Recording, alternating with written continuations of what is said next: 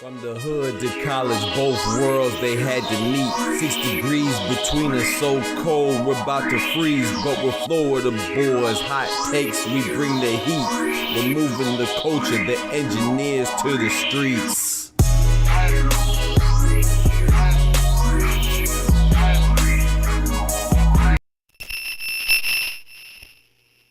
Hey, it's a good day. Hey, it's a good day. Yeah. My mic tripping? Oh, Lord, my mic tripping. Hold on, chat. Hold on, chat. My mic tripping. Oh, yeah, sorry. I'm on the water. Hold on. The doctor's in the house. Hold on now. Let me fix your mic. Hold on.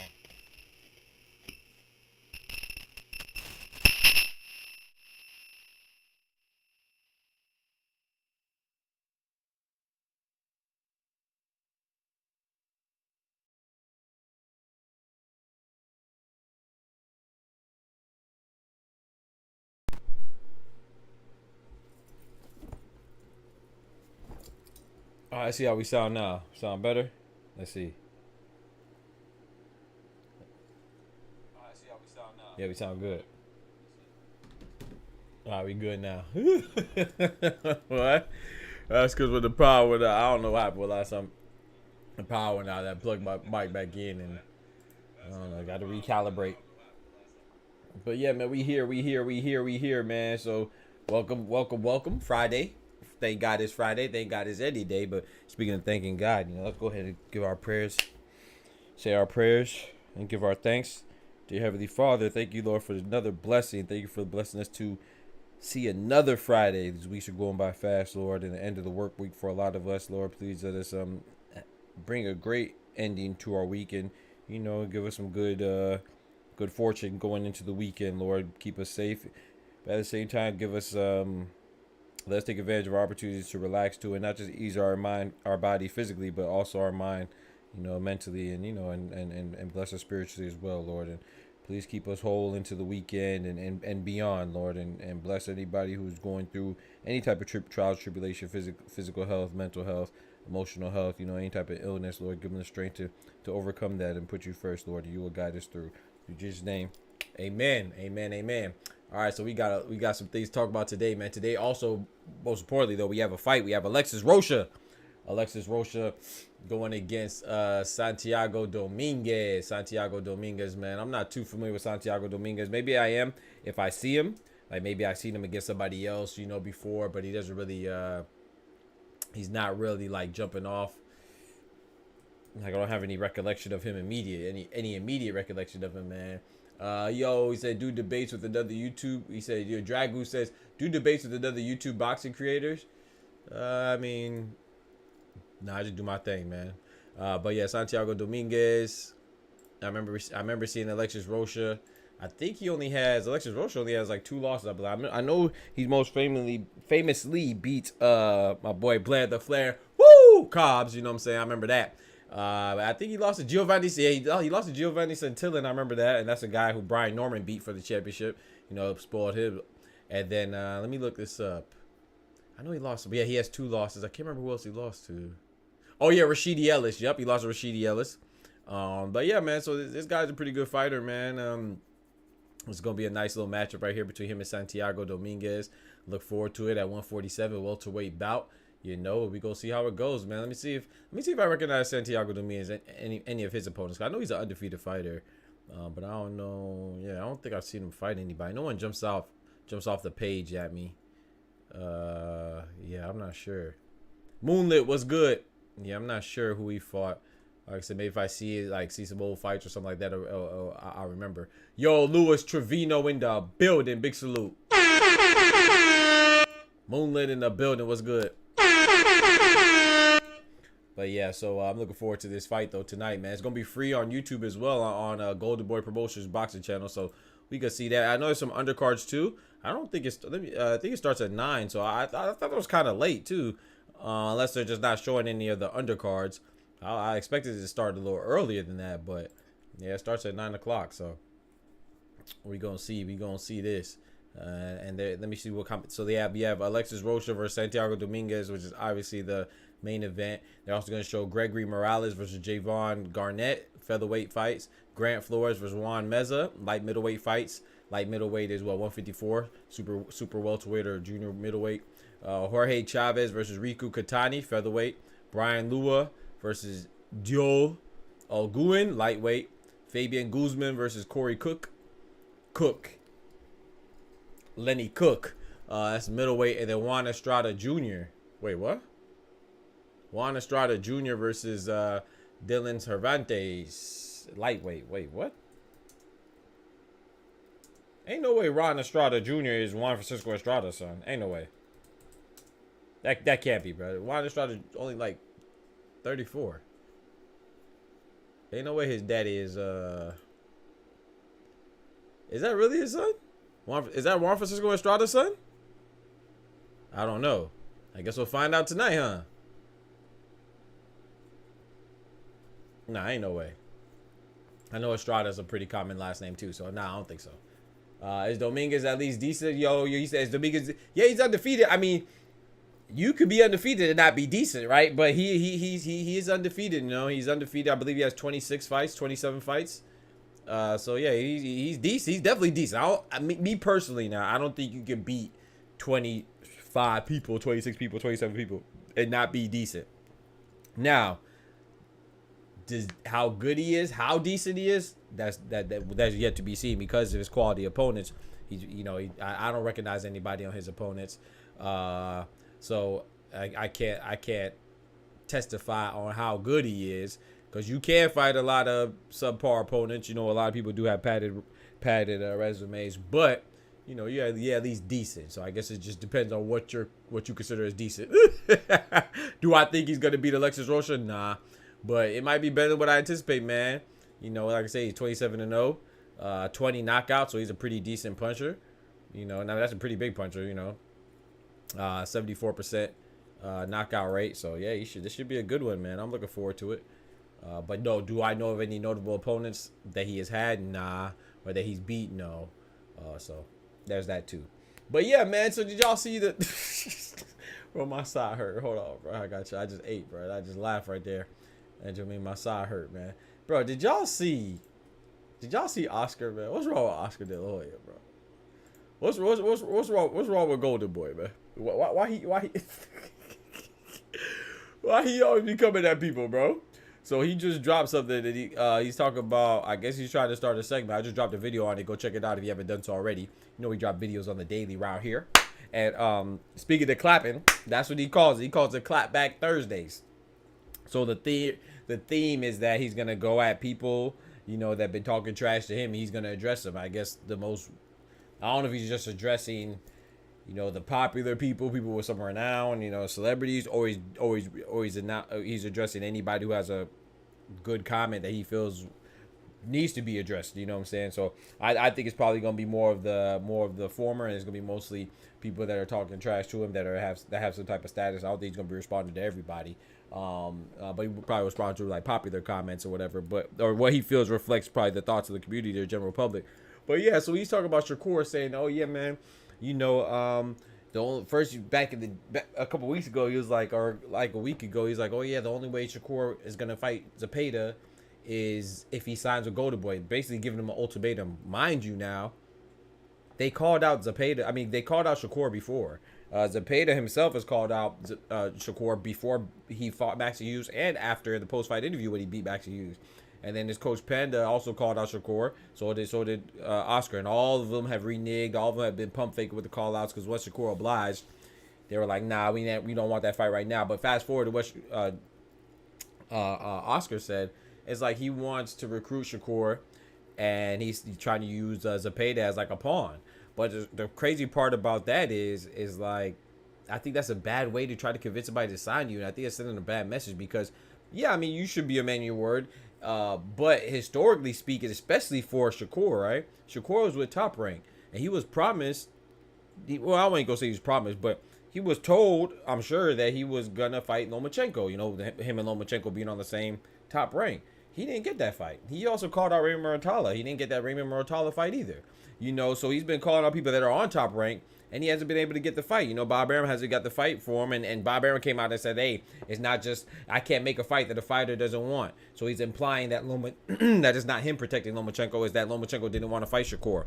I don't know, you know, but that's what Bob is saying. So my point is that you saying to Shakur that you got to sign with Golden Boy in order to get a fight, that's probably the wrong way to approach him, because he's currently he just got out of a deal or a contract or contractual situation to where that fight that he wanted against Lomachenko should have been the easiest to facilitate. He's been on Top Rank since 2017. Lomachenko has been at 135 on Top Rank since 2018. He was on Top Rank before that, but he's been at 135 since 2018 after he fought Jorge Linares. So I think that that's a terrible tactic to use. You know, you got to have some awareness, and maybe it's not a bad tactic to use overall, but it's a bad tactic to use for Shakur, in my personal. But yeah, Clapback Thursdays is crazy. I read that. I said Clapback Thursdays. This man is wilding. What? So I said on my video, I was like, Clapback Thursdays, what's next? What's going to be next? Throw it in the Circle Fridays? You know what I'm saying? Tasha Salad Saturdays? Or Golden Boy Shower Sundays? Like, what's going on, bro? So I just thought that he should have stayed at the drawing board a little longer before he came up with the title Clapback Thursdays, in my personal opinion. But anyway, yeah, so he's trying to get Shakur. And then in his Clapback Thursdays, he tried to say, "Oh, I don't want Shakur." This is all these are things that have been proven and documented. This man's been trying to get Shakur, trying to coerce Shakur to go with him, right? And he's trying to court Shakur, and then now today he comes out and says, "Oh yeah, I don't want Shakur because I don't want any fighter that says that he doesn't fight for the public," you know, which wasn't a good look by Shakur, but that's not why you're saying you don't want him, because obviously the public wants Zepeda versus Shakur. You're not giving them that fight either, so you don't care about the public all the way, number one. Number two is disingenuous, because you're the same person that just said that you wanted him, and you're only going to let him get fight Zepeda because you heard Eddie Hearn say that he wants to make the Zepeda fight with Shakur. You came out and said that because you're trying to convince him or persuade him to join Golden Boy, and now you come out and say that because you feel like he's not going to sign with you. Or so you're trying to get in front of it and make it seem like, oh, no, it's not that we can't get him. It's that we don't want him. No, you know you don't have no chance to get him. You know definitely you want a Shakur. You know, I will say, shout out to Oscar. Oscar did say, he did say that he's a great fighter, though, so I'll give him that. He did compliment Shakur, but he's trying to make it seem like he don't want Shakur. Yo, Evander in the building. So he talking about Clapback Thursday. It's Catback Thursday, because that's big cap. But also, he also said, you know, William Zepeda is like he's the number one fighter in all the sanctioned bodies. You know what I'm saying? He's the number one mandatory, if you will. You know, forget being the top champion. He's a top contender, right? So, you know, he does have options to who he wants to fight, which one he wants to exercise the mandatory with, I guess, and see who he wants to fight. You know, with the WBA, WBC, WBO, IBF.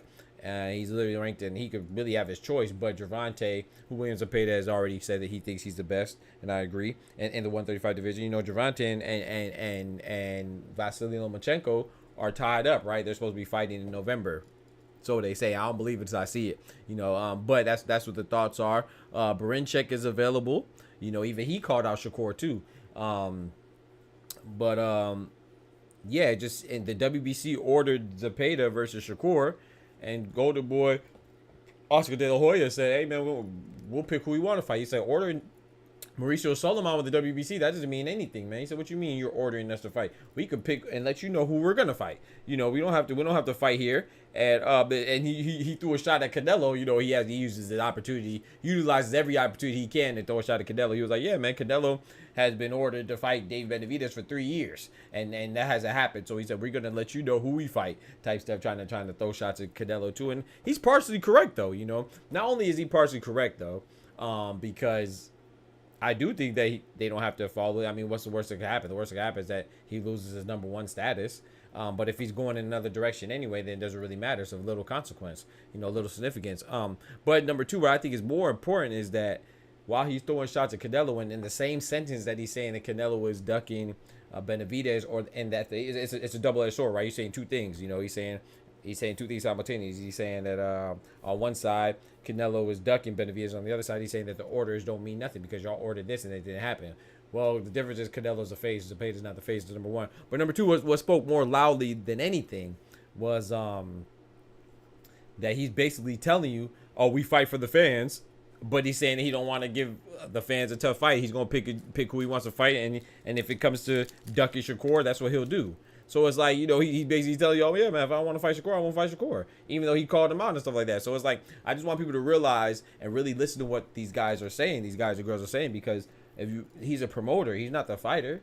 So basically, he's saying that, hey, I'm going to make the fights that I want to happen. So when people complain about the fighters not fighting the fights that we want to see, you got to realize, man, and Oscar just told you right there. He just told you right in your face. It's up to you. If you want to put your head in the sand and you don't want to acknowledge it, then that's on you. That's on you. But just because you don't acknowledge something doesn't mean that it doesn't exist. So he's literally telling you that, hey, it's not just the fighters. We make the fights. So when people get mad at fighters ducking, I tell people all the time, and I'm not quick to say somebody's ducking because that implies that they're scared. There's a lot of things that go into it besides, oh, fighter A wants to fight fighter B and fighter B wants to fight fighter A. No, you got the promotional companies involved. You got your families involved. You got your team involved. You got the contract, especially if they're on the same or different sides of the streets. You know what I'm saying? Everybody has their own agendas and stuff like that, especially if it's a promoter like Oscar who's going to let you fight somebody just to coerce them to sign with you or not let them fight. You know what I'm saying? Kind of use you as as bait, if you will, to get a fighter that he wants. So, yeah, there's a lot of people, when money's involved, man, it's not just black and white or simple this and that. You got to look at all the details, man. I think Oscar just showed people, but they don't want to see that, because I already came out and said that I don't think Zepeda is not that. I don't think it's that Zepeda doesn't want to fight Shakur. I think Zepeda will fight anybody. I give people the credit. I don't really say people are ducking until I see, substantial proof, like, showing that, providing evidence of that, But I will say this at the same time, we said people ducked for less. So if you're going to say Canelo's ducking Benavidez, then you have to say Zepeda's ducking Shakur. Especially when they called him out. If you're going to say Tank's ducking Shakur, you have to say Lomachenko's ducking Shakur. And you know what I'm saying? So if you're going to say these people are ducking, then you got to apply the same energy everywhere because everybody has promoters. Everybody has a team around them. You don't know why they're not fighting. But we like to say people are ducking and stuff like that, but it's just selective. Yo, mi hermano Arnaldo, what's good? But yeah, so I just think it's funny, man. I think that Oscar with this clapback Thursdays, man, he should have went to stayed at the drawing board because clapback Thursdays, I think that's it's just, again, it's the history, you know what I'm saying? It's like he has to have some more self-awareness, man. Like you can't have nothing even questionable, Oscar De La Hoya, when your nickname is Oscar De La Fishnets, compliments to Rolly Romero. You can't be having anything that's anything sexual, you know what I'm saying? Having any sexual hints. Because they gonna troll you. I'm gonna be one of them, because Oscar De La Hoya is funny. I like Oscar, but he got to go back to the drawing board with that clapback Thursdays because that's crazy. But yeah, man. So my boy Kendrick said that he should call it Fishnet Fridays because yeah, man. I think Oscar is just that clapback Thursdays wasn't a good idea, man. I mean, it's a good idea, but the name wasn't good. He got to go back and brainstorm a little more, man. Go holler at B-Hop or somebody, his family or somebody. He ain't holler at your family friend, your girlfriend, your wife, your cousin, your brother, your business partners, nothing. You ain't holler at nobody. You just came out with clapback Thursdays and thought it was okay. But yeah, man, that's all I want to talk about with that. But I thought that was funny, man. Shout out to Oscar De La Hoya, man. Golden Boy is funny as hell. And then next up, man, we got Ryan Garcia. He in the news again, for many things, but we just gonna focus on the boxing thing, man. And what about boxing have they been talking about in regards to Ryan Garcia? Well, allegations of PEDs, right? And the fact that he's a cheater, And guess who else came out to accuse Ryan Garcia of cheating? And no, it wasn't VADA. And no, it wasn't New York State Athletic Commission. No, it wasn't Devin Haney. No, it wasn't anybody around there. You know what I'm saying? Because those aren't accusations. Those are proven. There's proof that he cheated in that case. But this one is allegation because Oscar Duarte has came out and said, hey, man, he believes Ryan Garcia cheated against him too. He said, man, he saw Ryan Garcia a month before their fight. He said the dude was very heavy. And he said, hey, man, there's no way that he could have cut all that weight. By the time I saw him again for the fight, he was all slim. He's like, bro, how did he do that fast? That's what he said. So he said, man, he thinks that there's no doubt that he was on something when he fought Oscar Duarte. And I don't know how true that is, man. But I will say this though. I can't give him the benefit of the doubt, and I think that just because you got caught this time doesn't mean that you weren't doing it before. So I do lean towards agreeing with Oscar Duarte, but I'm a big proponent of evidence. He doesn't have any evidence, so but how can you blame him? I feel like all of his opponents, anybody that cheats, Margarito, Ryan Garcia, Conor Ben, anybody who's cheats, I don't blame any of their opponents. How can anybody blame any of their opponents in the past to think that they when they say they think that they cheated, man? I mean, that's a Pandora's box that you open. That's a box that you open up when you cheat. You have allegations like that, then it's not going. Everybody should be skeptical, and I think Oscar Duarte has a right to be skeptical. I don't know if Ryan Garcia did cheat or not, against him, but I just thought it was interesting that he believed so. And if I had to put my money on it, I would believe that he did. I think Oscar Duarte has a good point, but I mean, you can't do anything about it now. That's why you got to have a good team around you. That's why you got to try to make sure you and your opponent abide by the rules, so you could avoid things like that. Or you won't always avoid it, but you can at least mitigate it, and reduce it. And but yeah, it could still happen because the way that they release the results is a lot of times it's too late anyway. Look, and then also another news too, Robert Helenius just got banned from the sport, or suspended rather. He got suspended for 2 years because he was found with some banned substances in him. Robert Helenius is a guy who fought Deontay Wilder and Anthony Joshua. He fought both of them. He lost to both of them, of course, by KO to both of them, and that's the one where Deontay Wilder was like hurt. He was hurt, and I think he broke down crying. Because I guess that's his homie, that's his homie. He didn't want to hurt him like that, but it's a hurt game. But yeah, he lost to both of them, and some news just came out that from last year, right? Because remember, Anthony Joshua fought Helenius August of last year, so damn near a year, and it just came out that Robert Helenius, he failed one of his tests, his doping test after his loss to Joshua. I can't remember. Let me look it up and see what. Let me see what it was, what banned substance it was. Clomiphene. It was clomiphene. So he Robert Helenius says, and I quote, it says, "Oh man, he was unable to provide proof of his claims, and his claims are that he didn't cheat intentionally. He said that the eggs and chicken meat he had consumed in advance of the bout originated from hens that had been administered clomiphene. So he said he got it from the chicken, y'all. He got it from Chick-fil-A, y'all. He said man, some damn cows, man. Those cows said, don't eat meat, eat more chicken. So he went and took the advice, and now he got suspended for PEDs, man. He got performance enhancing drugs in the system now, man. He said, come on, man, it's not me, it's the chicken, man. I was eating too much Chick-fil-A, B. So warning to all the boxers out there, man. Don't eat Chick-fil-A. Nah, he didn't literally say Chick-fil-A, but he just said it was in the eggs and chicken meat that he ate, that he consumed before the fight. I done heard it all, man. I don't know. Shout out to Helenius. I like Robert Helenius, but I'm just not going for that one, man. Now things do happen though, because I do believe boxers when they say their intake of the PEDs wasn't unintentional. I believe some of them. I don't believe Ryan Garcia, but I do believe Canelo. Why do I believe Canelo? Because Canelo went to court. He went through the judicial system, and he proved that his the clenbuterol, I believe it was, that was in the system, was unintentional. I believe Alicia Bumgarner, because she similarly went to court and proved that, I can't remember what banned substance it was for her, but she proved that it was in her system unbeknownst to her. She didn't know. She didn't do it on purpose. And then, but Ryan Garcia, he didn't elect to go that route, that doesn't mean that he's guilty, but it definitely doesn't mean that he's innocent either. So, but what we do know is that it was present in his system, by an amount of at least six nanograms per milliliter.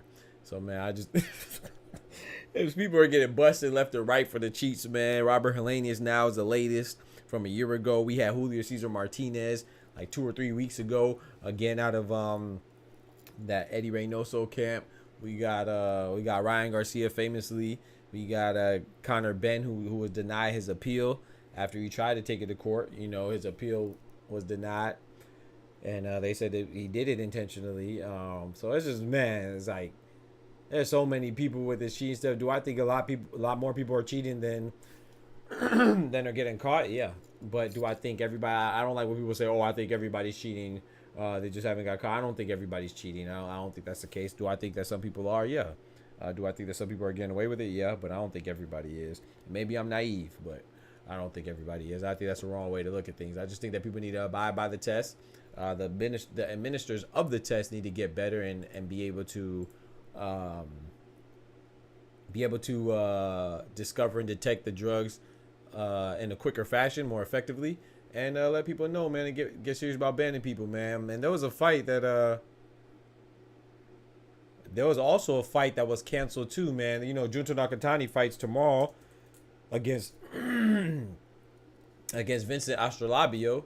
And that fight, well, yeah, it happens early this morning, right? 4:30 in the morning, 5 o'clock in the morning. We're gonna be up for that fight as well, covering that fight in Japan. That's why it's gonna be on so early. But one of the fights did get canceled because somebody came in, freaking 6 pounds overweight, bro. He came in a whole nother weight class. The man was tripping, bro. Like, that's what I'm saying. We just gotta crack down on this stuff. Shout out to them for not going forward with the fight. It was against Kosei Tanaka, and I was looking forward to looking to watching Kosei Tanaka, man. I was looking forward to watching him, man. So, but yeah, we won't get to see Kosei Tanaka back in the ring again. But the buddy who was his opponent, which was what's his name again? Let me look it up. Jonathan Rodriguez. Yeah, Jonathan Rodriguez came in 6 1/4 pounds heavier, bro. That's ridiculous, man. You can't come in that heavy, man. You come in, bro. They're fighting. They're fighting at flyweight, right? Which is who's that flyweight right now? Seigo Akui's at flyweight. Let me look at the champions right now at flyweight. Boxing rankings. Look at the champions at flyweight. Flyweight. Yeah, it's just Seigo Akui. You know, Seigo Akui is the only champion right now, and he's supposed to be at flyweight, right? So the dude, Jonathan Rodriguez, tried to come in 6 pounds and a quarter, 6 1/4 pounds overweight. So literally, if you fight at 112, which is what the fight was gonna be at, right? The fight was gonna be at, wasn't it at 112? Kosei Tanaka? I don't know. Was it gonna be at 112 though? That's what they're saying. I thought he was a little Hold on. Kosei Tanaka.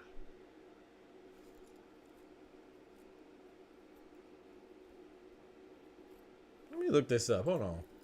I thought he was at super flyweight. Let me see. The article might be wrong. Or I'm wrong. I mean, I could be wrong. Yeah, he's at super flyweight. So why did it say flyweight? I knew I'm not tripping. He is at super flyweight, but the article says flyweight. I'm like, that's what I'm like, flyweight. I could have sworn he was at super flyweight. Yeah, so he's at 115. Which is junior bantamweight, even on his boxing rec. Unless this fight, yeah, both of them, yeah, Kosei Tanaka, yeah, this article is wrong. I'm like, bro, because Kosei Tanaka's a champion. Yeah, there you go. Okay, so yeah, it's a super flyweight. So anyway, he came in 6 pounds overweight. His opponent, Jonathan Rodriguez. So if you think about that, 6 pounds overweight is literally 2 weight classes above. So the man came in, well, not because featherweight. I mean, sorry, super bantamweight is 122.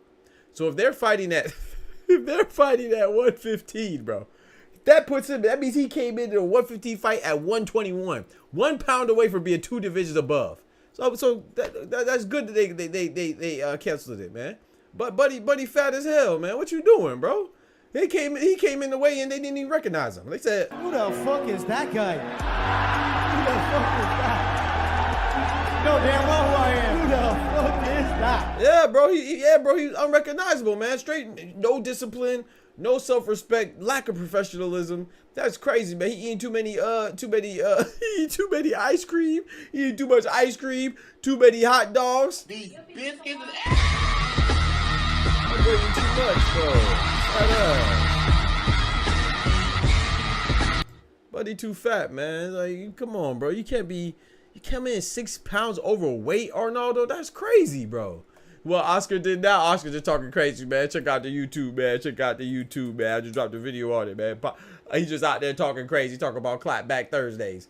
But yeah, man, I think that's That's ridiculous. Like Arnaldo, bro. Like 2 pounds, okay.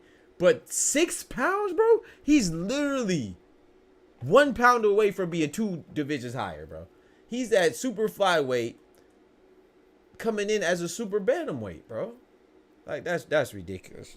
Like, come on, bro. I'm glad that they, you know, they learned their lessons from Devin Haney's misfortune and stuff like that. But I'm not saying that you can't, because, you know, missing weight is kind of part of boxing, you know. But you shouldn't. If you're coming in 6 pounds heavier, then you're doing that intentionally. You know what I'm saying? Like, if you come in like 1 pound, 2 pounds, at most 2 pounds. You know, if you come in 2 pounds, okay, maybe. If you come in half a pound, maybe. But 6 pounds, 6¼ pounds, nah, bro, nah, you wildin', bro. You wildin', bro. You know, that's just insane, dog. Like, come on, bro. Come on, bro. And so, yeah, so that fight got canceled. That was supposed to be a world title fight, too, and that's unfortunate. But I think they did the right thing for Kosei Tanaka, man. They got to protect your fighters. Got to put your got to be in the best interest of the fighters. You know what I'm saying? And I think that that dude, Jonathan Rodriguez has a lack of respect for the sport, and he's just wilding with it. You know, that's crazy, bro. Man. That's ridiculous, bro. I in my personal opinion, when you miss weight like that, I don't know what the reprimand will be, what the punishment will be. Obviously, he won't get paid for the fight, you know, unless he has guarantee, which I don't think he has any guarantee because he's not known like that. But I don't know, you know. I'm gonna assume that he doesn't have guarantee, but I don't know for sure. But if he doesn't have a guarantee, of course he's gonna lose his purse. But I also think that you should be suspended, man. If you miss weight like that, in my personal opinion, maybe that's a little bit too harsh, but I think that he just hurt the card. You know what I'm saying? This card was supposed to have 2 championship fights. You know, now it has the main event still, Junto Nakatani and Astrolabio. But say worst case scenario, that what if two more fighters miss weight, and then now, you know, a card that has supposed to have 5 fights now only has 3 fights. You know what I'm saying? Because 2 other people miss weight. Matter of fact, sorry. And if you count his weight, you can say 3. Because if 3 people miss weight, I guess their fight canceled, and they're all in 3 different fights, bro. You just canceled 3 different fights. So yeah, this is supposed to be a title fight. You know, it's supposed to be 3 title fights. We do have 2 title fights. We still have 2 title fights now. We have Junto Nakatani versus Vincent Astrolabio at the bantamweight title, and then we also have Rico Cano versus Anthony Alasquaga at the flyweight title. So we still have 2 more, but yeah, this is supposed to be I think this is a co-main event too. So I personally believe that they should be suspended. How long, I don't know. But I do think that there should be some type of reprimand, man, to kind of discourage this behavior. Because that shows a lack of professionalism. And like Arnaldo said, it shows that you don't have a respect for the sport. Or the people that spend money to go to the event, you know. I'm sure there's some people that wanted to see Kosei Tanaka fight. You know, hell, probably want to see you fight too, Fernando Rodriguez. So, yeah, I think that was I think that's just a bad look. I think that's a bad look, and I do think that there should be some type of punishment involved, me personally. But yeah, Jonathan Rodriguez, yeah, man. So the man came in 6½ pounds, 6¼ pounds heavier, bro. That's ridiculous. That's straight ridiculous, utterly ridiculous, man.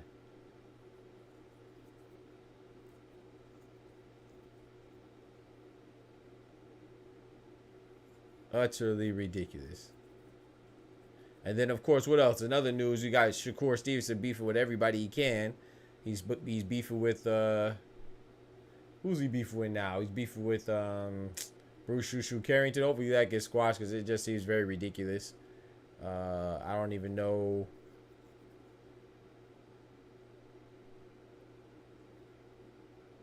Like I said, and affects the paying fans looking for, yeah, facts, man. That's what I'm saying. So I think that they should be like, either maybe got to give up a part of their purse if the fight happens again, or, you know what I'm saying, even if it's like a warning, like maybe if you don't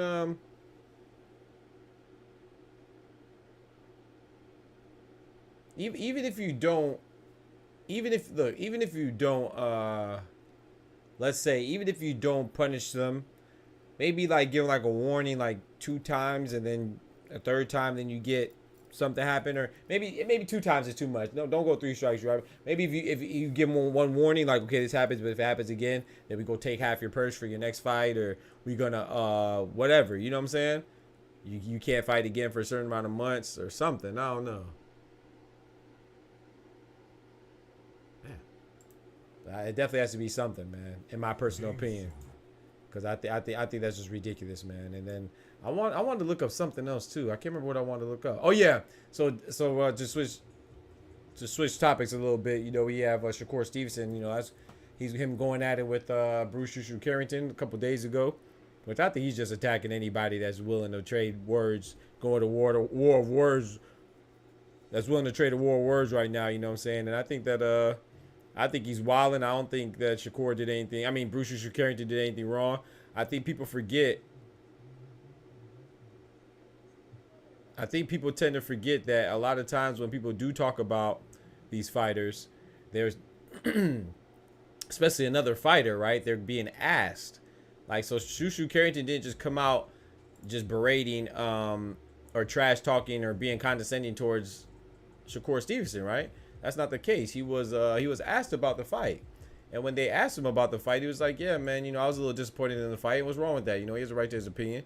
He's like, yeah, man, I'm a little disappointed in the fight. I thought that he could have gave a little more effort, and that's how he felt. And that sentiment was echoed by a lot of people. A lot of people thought that he could have did more in the fight, you know, and a lot of people thought he could have did more in the fight. A lot of people thought that, you know, it was boring. That's the stigma with Shakur, is that he's boring. I thought the fight was good. I thought he did well against Artem Hunter-Union. I thought he looked impressive. But I will say that, you know, of course, it's a little less fun than most fights. And Bruce Shushu Carrington, he was asked about by the interviewer. He was the interviewee. He didn't just come out and just talk trash. He wasn't even talking trash. He just said, yeah, man, I wish that, you know, I was expecting a little more for Shakur. You know, even bring him up. He said he's a great fighter, but he just felt like that he could have did a little more, took a little more risk, and got him out of there. And then because they even asked him about how he performs or how he takes risks. He's like, yeah, man, you see, when I fight, that I take risks and I usually get the job done or whatever. So I don't think it was much. So I don't think it was really knocking Shakur. Can I see how Shakur got offended? Yeah, I can see it, but sometimes you got to recognize when you're trying to be offended too, and you're being sensitive, than when it's really something that's really was intended to be offensive. The dude was literally asked about why he takes risks. You know, they asked Shushu Carrington about himself taking risks, and that's what he was commenting on. And you know, and it just happened to be after his fight that he attended with for Shakur Stevenson. That's all that was, man. But you know, like I said, I think all publicity is good publicity, and I think Shakur is a beneficiary of that right now. You know, him beefing with people, I think it looks corny. I think it looks like he's sensitive, but at the same time, it gets people like me and everybody else talking about it. So, you know, in these days, as long as people are talking, then it's good. You know, which I don't necessarily agree with that stance, but that's what it is. You blow up, you're getting talked about for a reason. Shakur stood there in the pocket. He wasn't running much. Nah, he didn't run at all.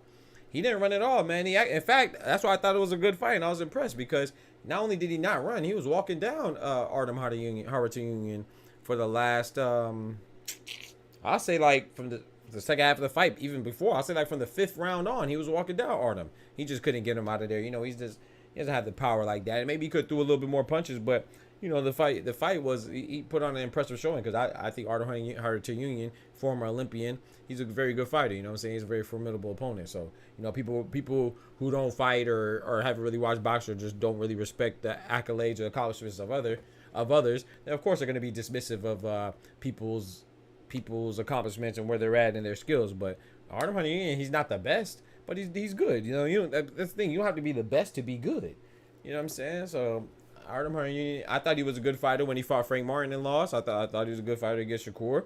You know, he definitely tried to fight. He just was losing. So I thought it was a good fight. But is it as exciting? But I think both of these things, they're not mutually exclusive, right? It could be a good fight, and it could not also be boring to some people. I feel like if you're not a boxing purist, then you're not really, or a huge pugilist enthusiast at least, if you're a casual, you're not going to like Shakur fights. You're just not. And that's okay, too. I don't think there's anything wrong with saying that it was a good fight and Shakur dominated and won impressively. And at the same time saying it's a boring or it's not as exciting as other fights. You know, he's not as exciting as watching a Tank fight or or a Canelo fight or, you know, or a Jaime Munguia fight or a Pitbull Cruz fight or, you know, it's just not. It just is what it is.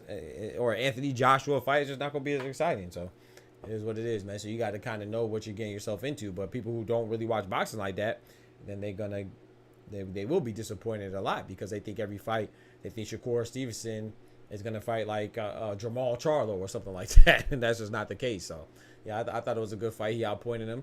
he made him he hit and don't get hit, and that's what he does, man. He's a very defensive fighter, so you know that's his methodology when it comes to winning and boxing, period. So it is what it is, man. It is what it is, man.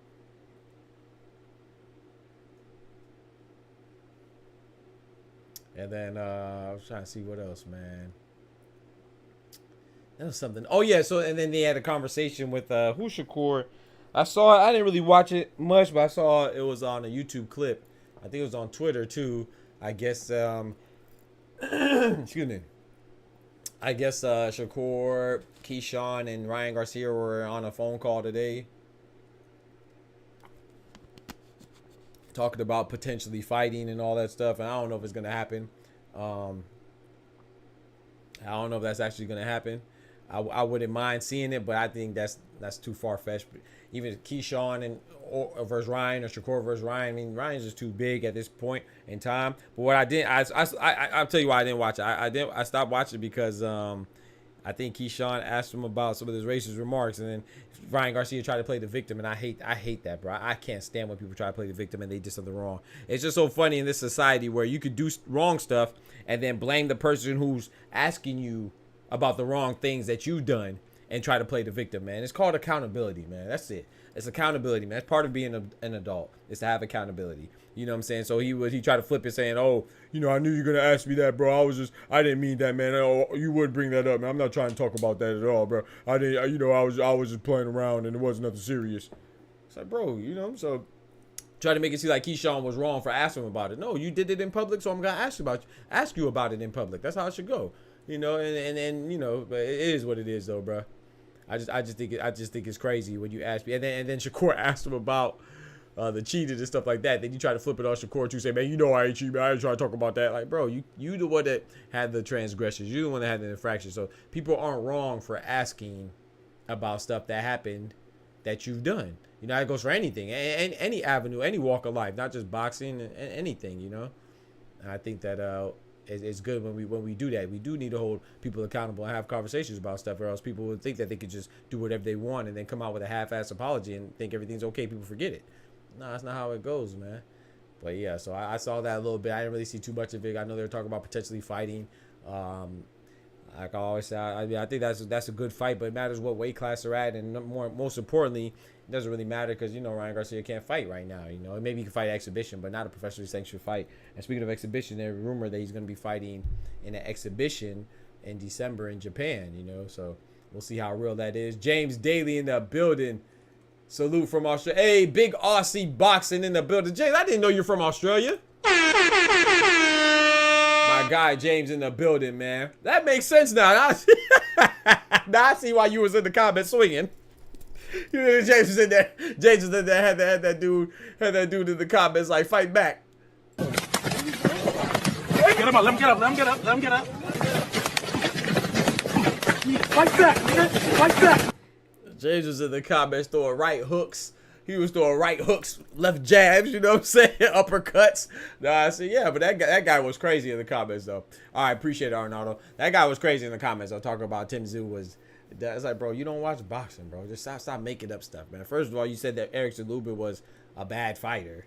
Eric Saluba's a good fighter. Well, he only has 2 losses to Jermell Charlo, who's undisputed at the weight class, and then Sebastian Fedor, who's a champion right now, regardless of how he obtained it, you know. And then, so how is he a bad fighter? And then you know, try to say Tim Tszyu doesn't fight anybody or want to fight anybody. Tim Tszyu was calling out Jermell Charlo.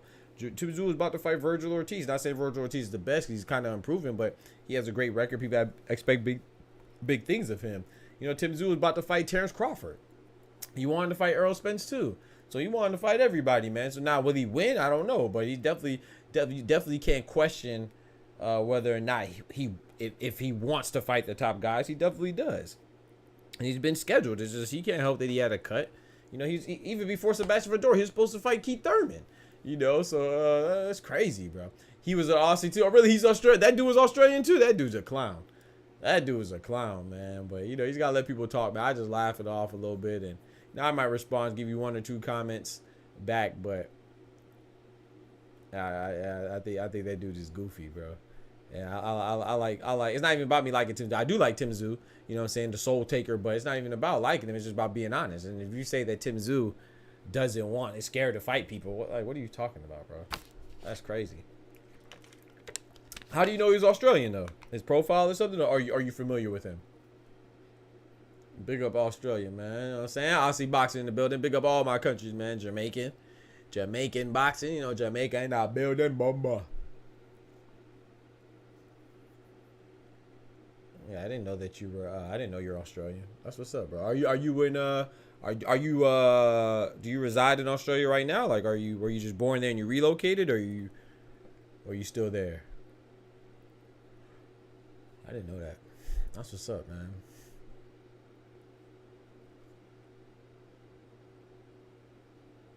Waiting for these fights to come on, man. We got some.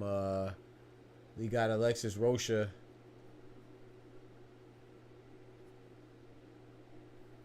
We got ALEXIS ROCHA going against. What the hell, bro? What the, bro? Yo, we got ALEXIS ROCHA versus Santiago Dominguez, man. We gonna see that fight today. Familiar? Okay. So yeah, we gonna see that fight today, man. It's supposed to be coming on very shortly. So in about 20 minutes, 14 minutes actually is upcoming. Yeah, go to Boy Fight Night. So it's on YouTube. We're gonna provide some commentary for that. We're gonna see. There's supposed to be like 4 fights, so it's like I said, it's coming on later than I anticipated. I'm kind of surprised that it's coming on at 9 o'clock. I thought it would came on like 7 or 8, but let's see, man. Hopefully it's not something that takes all night. I definitely ain't trying to be on all night, especially for mediocre fights. But like I said, ALEXIS ROCHA, he beat most famously Blair Cobbs, and then he also lost to in a good fight. He lost to what's his name? Who did he lose to? Damn, I don't remember right now off the top of my head. I just saw it too. I can't remember who he lost to, man. He lost to shoot, who was it, man? Giovanni Santillan. Yeah, he lost to Santillan. That was a good fight, actually. Yeah, he lost to Giovanni Santillan in a good fight. Santillan is a guy who just lost to Brian Norman in an upset, you know, in his hometown. So this guy ALEXIS ROCHA should be pretty good. He lost to the pretty well. Let me say that it was a good fight while it lasted, because it didn't last the whole time. He got ALEXIS ROCHA was stopped, but it was an exciting fight, and I appreciate that. Whenever it's an exciting fight, I'm good. I am good, man. And that was an exciting fight.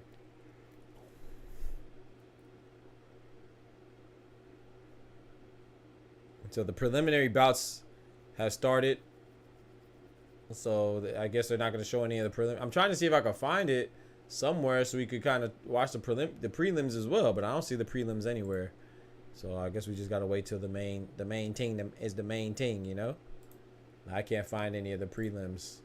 But according to this report that I'm reading, the prelims started 20 minutes ago. So let's see. I'm still looking, though. That's why I've been looking at the other screen so much. I'm trying to find the prelims if they exist. But I don't see it. Yeah, I don't see it anywhere. I guess they're not going to broadcast or televise the prelims. It's all good. We just wait till the other one starts. To the main event starts. The main broadcast. I got ALEXIS ROCHA winning. I don't know. I didn't put any money on it though, but we'll see, man. This is gonna be actually, where are they fighting at? Are they fighting in Cali?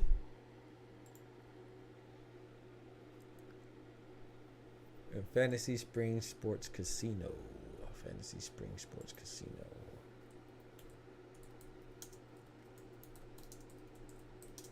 Let's see where that's at. Fantasy Springs Sports Casino. In California, yeah. So they're fighting in California. That casino open 24 hours, boy. They say they take your money all types of morning. They'll take your money all time. As long as you bring your money in, we gonna take it out. You know what I'm talking about? You bring the money in your pockets, we gonna take the money out your pockets.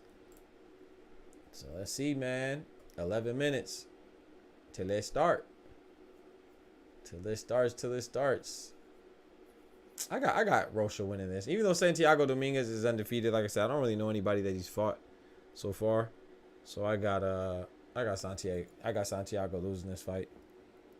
But we'll see, man. I'm really want to see the undercards. I don't even know who the undercards are. I don't even know who's on the undercard. And I can't find it anywhere, so let's see if I can pull it up. Alexis Rocha versus Santiago Dominguez.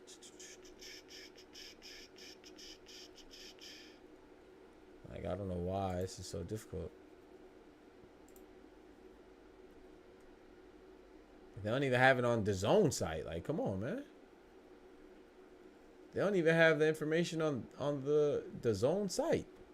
They just have that it starts at 9 o'clock. They don't have like the undercards. Okay, here you go. I found it. Okay, so we have Alexis Rocha versus Santiago Dominguez. Yeah, I read it early. Okay, yeah, this is one I read earlier. Bet. I don't know why it was like truncated. It was cut off. I see it now though. So I'm not really familiar with anybody. I want to see this Juan Estrada Jr. kid. I don't want to see him. That's a lightweight, middleweight. So we have two lightweight bouts, a middleweight bout, a junior middleweight bout, a featherweight bout, and a welterweight bout, which is the main event, is the welter. So should be some good fights tonight, man. Should be some good fights. Let's see how it goes. We shall see how it goes.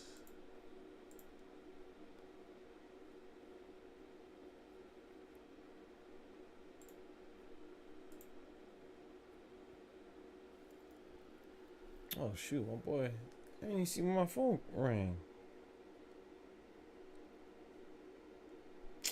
I did not even see that my boy hit me up.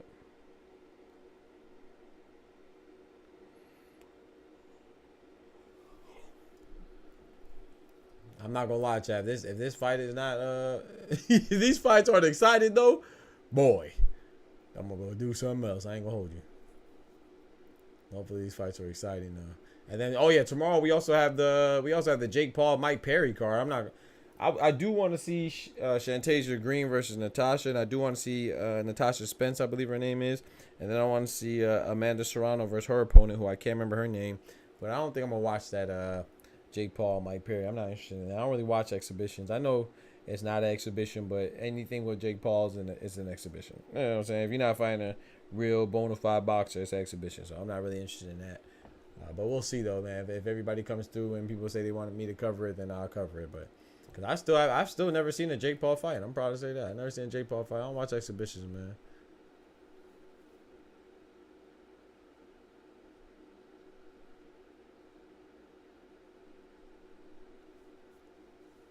That should be illegal, bro. Just wanted to, yo, what's up, Brian? Brian in the building. Just wanted to ask, what did you get your doctorate in? I'm in a master's program for applied. Oh yeah, that's what's up, Brian. Congratulations. That's fire, man. I said fire. There you go. That's dope, man. Seeing a brother like yourself is, man. I appreciate that, bro. God bless you, man. So Doc, what's good? Justin in the building. So when I get my doctorate in, it's on my profile, you can check it out. But I have it in mechanical engineering / sustainable energy engineering. So like renewable energy technologies, anything that generates power from an alternative energy device, you know, utilizing renewable resources, abundant resources, natural resources, clean resources. That's basically what I know about, man. That's my expertise. That gets me going. That's my passion. But my expertise, technical expertise, is in heat transfer and thermodynamics. But my overall degrees, my doctorate is in mechanical engineering / sustainable energy engineering. Yeah, man. So it's kind of close to you. You know, engineering is heavy in math. So yeah. I actually have a minor in math because just strictly off of engineering courses. So that's how heavy we are in math. So you're applied mathematics, man. Hey, you're a beast. Oh man, like I'm good at math, of course, being an engineer, but a lot of people think that I love math because I'm an engineer. Now I'm just good at it, and I don't hate it, but I don't love it. So I had to take linear algebra 2, engineering mathematics, applied mathematics. Oh my gosh, statistics. Oh my gosh, 1 and 2. Oh my gosh. Not even talk about the calculus courses. Calculus 1, 2, 3. Oh my lord, don't even remind me, man. I know I'm missing some other math courses too. Oh yeah, advanced mathematics, advanced engineering mathematics. That was, I hated that class. You had to take advanced engineering math 1 and 2. That was a grad course. I had to take that during my master's. Oh my gosh, Dr. Van Domlin. Oh my lord, Dr. Van Domlin, man. But shout, I do have the pleasure, man. Shout out to Dr. Van Domlin. He was a. I don't think he was a good professor, but he was definitely a very intelligent person, man. He had his own theory. He, man, literally has books on his own theory. He has a Van Domlin theory, literally. So if you know about the Van Domlin theory, Brian, I was actually taught by that guy who was named after Dr. Van Domlin. Bro, that course, oh my gosh.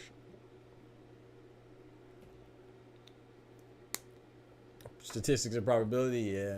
Like I said, I'm good at that stuff, but yeah. Permutations and all that. Oh no, don't remind me, man. All those permutations and all that stuff. Tell me about it. I'm so tired of writing. I'm telling you, bro. Oh my gosh. Oh my gosh. Don't even tell me about no permutations. Bro, that was too funny. But like I said, I do enjoy it because you know what, when I was playing Call of Duty, oh man, what was it, Call of Duty? Yeah, it was Call of Duty because I used to do stream gaming, you know what I'm saying, like that. I used to stream my gaming. I kind of stopped to focus on the boxing stuff now, which I enjoy, I enjoy. But I always loved boxing. I just never had a bright idea to make boxing content. But I was always doing gaming stuff like that, and I actually apply some permutations and combinations to a Call of Duty video, and I broke down how many different guns and combinations of guns, when you talk about accessories and different loadouts of the same gun, let's say you have the M4, then you could put on it a different scope, you could put a different underbarrel, different whatever, and I did a permutation like that, and that thing blew up, man, on TikTok. It got like, even on the video too on YouTube, but on TikTok it got like something that was like I think that's like my first and only multi-thousand viewed video. So hey, I use math for me, that math worked for me, and I apply, that's why math is so dope, it's so powerful, because you could apply mathematics to anything, like sports, physics is just science and math, a combination, so sports, anything, man, driving, vehicles, weight, power, anything, bro. Laura Crawford was on WWE tonight. Like Terrence Crawford, Justin? Oh no. Hey man, shoot, I wasn't Jalen Brunson and Tyrese Halliburton on WWE not too long ago as well, so I saw a clip of that. Yes sir, yes sir, yes sir.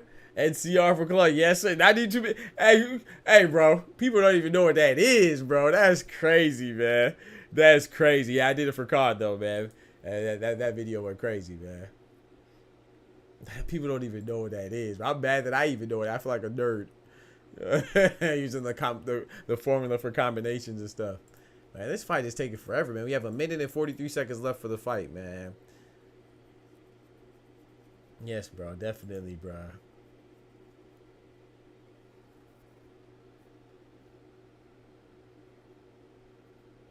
The combination formula. Oh, my gosh.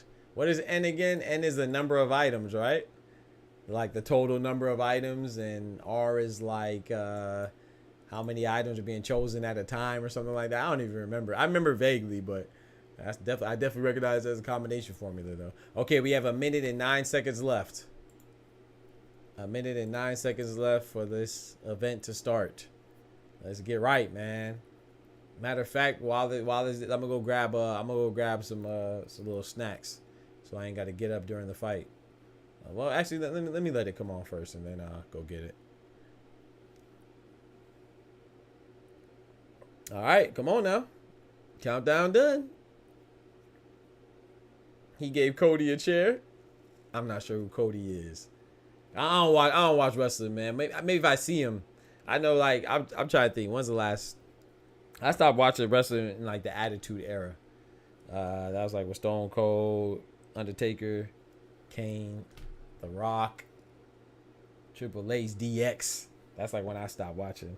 So who they have? I'm trying to think. The last I stopped watching boxing. I stopped watching wrestling before John Cena even was really big. I stopped watching wrestling by then. So like I know Roman Reigns, of course. I know like some of the ladies. What's like and like the Usos or something like that, but I'm not too familiar with everybody else.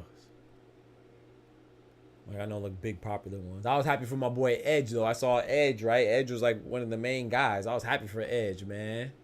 Cause Edge and Christian were my favorite tag team duo, man. I remember when it was Edge and Christian versus the Hardy Boys versus the Dudley Boys, the TLC matches, tables, ladders, and chairs. Oh man, Edge had the original spear. I used to rock with Edge and his spear, man. Pause. That sounded crazy. I'm talking about the move spear. What? Hey yo.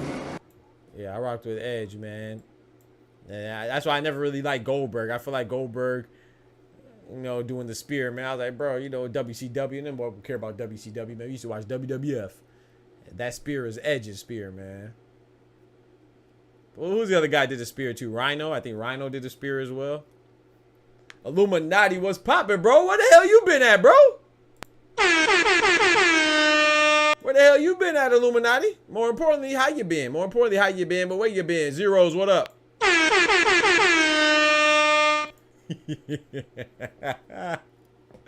where Illuminati been? Where you been? Where both of y'all been? Gosh dang split personality ass. Oh boy, like Illuminati be 18 different people, bro. Y'all better be careful, Illuminati. Illuminati gonna pull up on you like glass.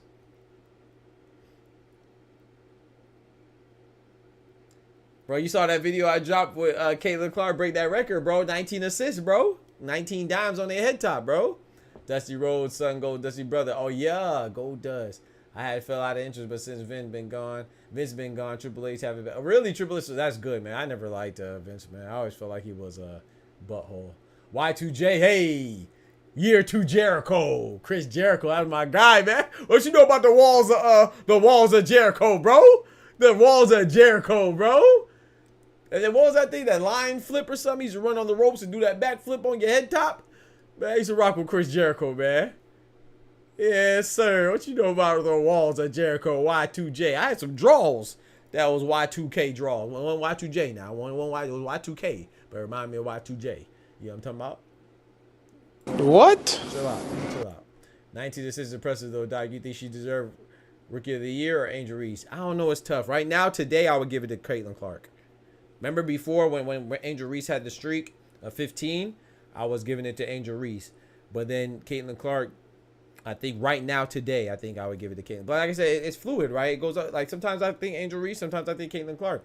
But people got to understand too when they're saying she's breaking these records. Yeah, but she's breaking single game records. You know, to me, Angel Reese's record of breaking a long standing record for the entire WNBA, not just the rookies, not just the vets, not just the current players, but all the players, the former players too. I think that's more impressive as one feat alone. But Caitlin Clark, her quantity of records that she's breaking is impressive too. So, you know, and those 19 assists that she had, she did have a crucial turnover in the last 30 seconds that cost them the game against Arike Ogunbowale and the Dallas Wings, you know, who have the worst record in the league.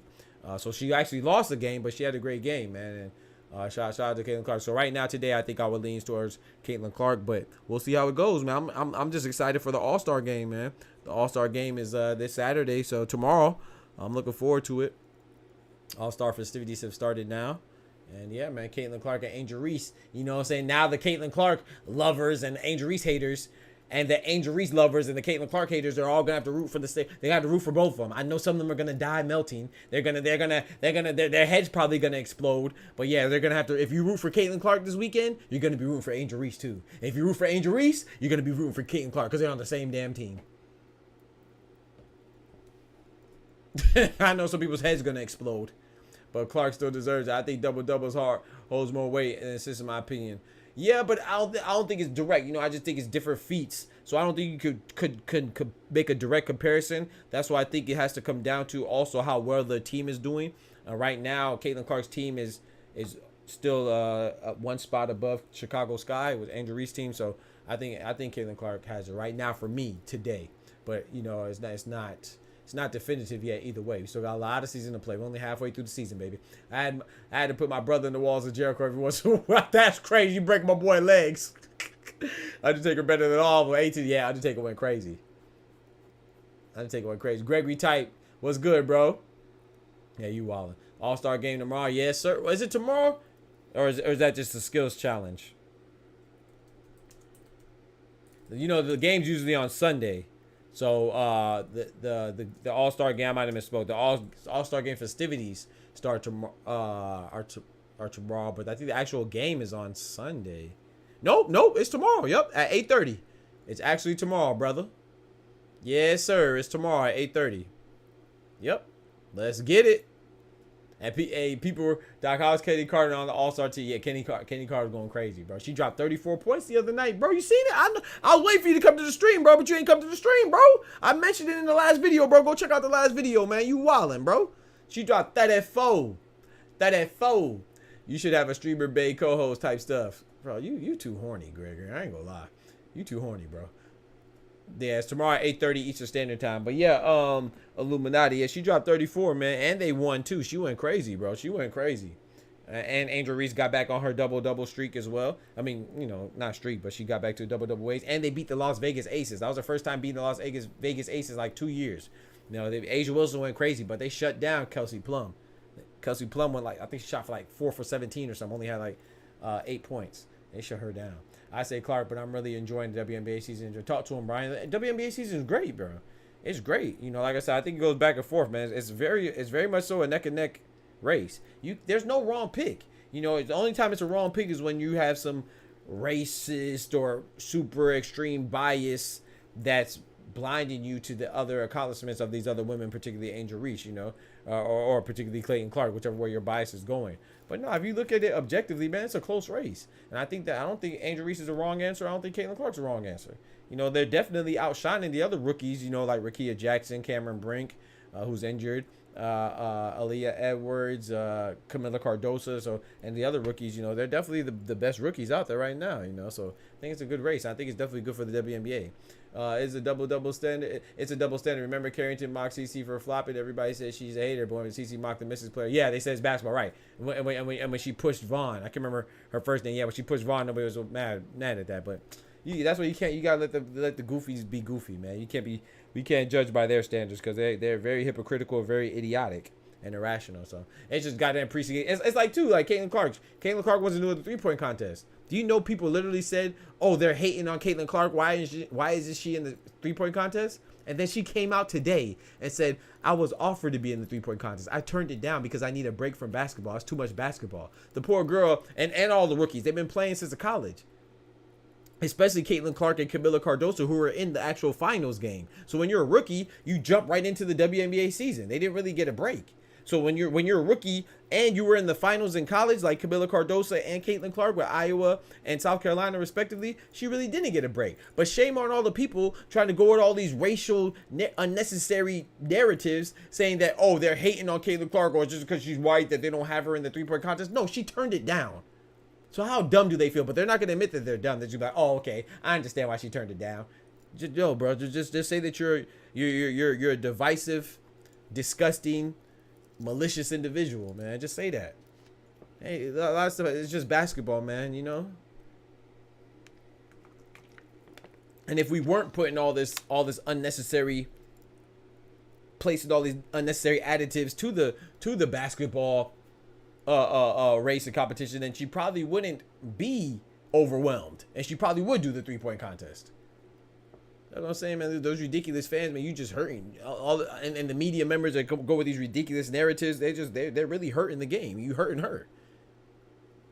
Because I like Caitlin Clark, but then when you talk about, if I make a video about another, like I made a video about Breanna Stewart and Nafisha Collier, and I made a video about Asia Wilson, and people ask me, oh, why aren't you talking about Caitlin Clark? Oh, you don't like Caitlin Clark? You don't want to give her no credit, no love? What? I make videos about her all the time. And Angel Reese. I can't make videos like, you know, there's other people playing, right? You can't even compliment somebody else without being seen as hating on Caitlin Clark. That's crazy, bro. No kizzy, Caitlin Clark cleans up well type. Exactly, not speaking fast because he knows what he's talking about. Thank you, Illuminati. It's crazy, bro. That's right. I don't think she's overrated, but definitely overhyped. Where Ty? Ty in the building? I ain't even see my boy Ty. Where Ty?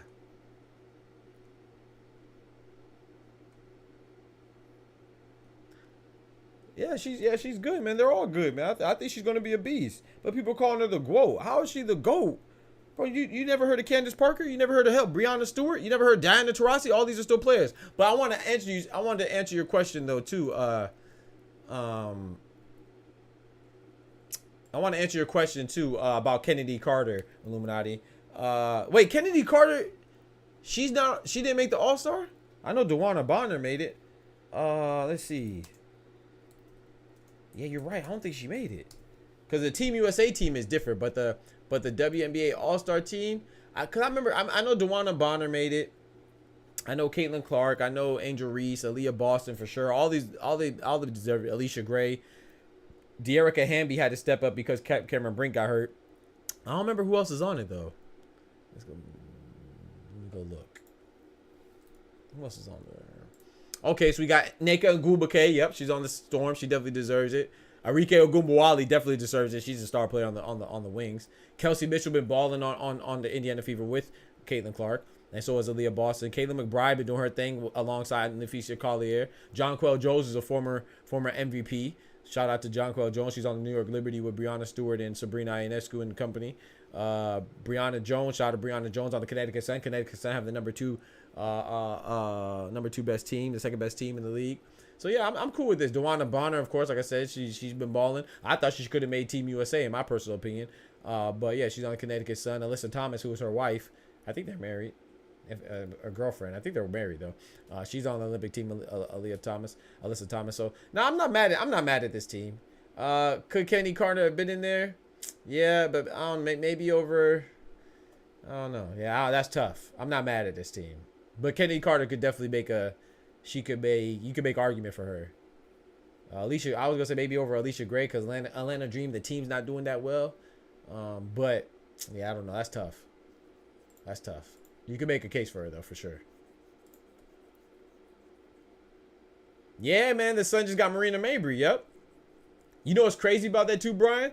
They traded another player. I can't remember her name right now. She traded Mariah Jefferson and then the other player that Rambam or something like that.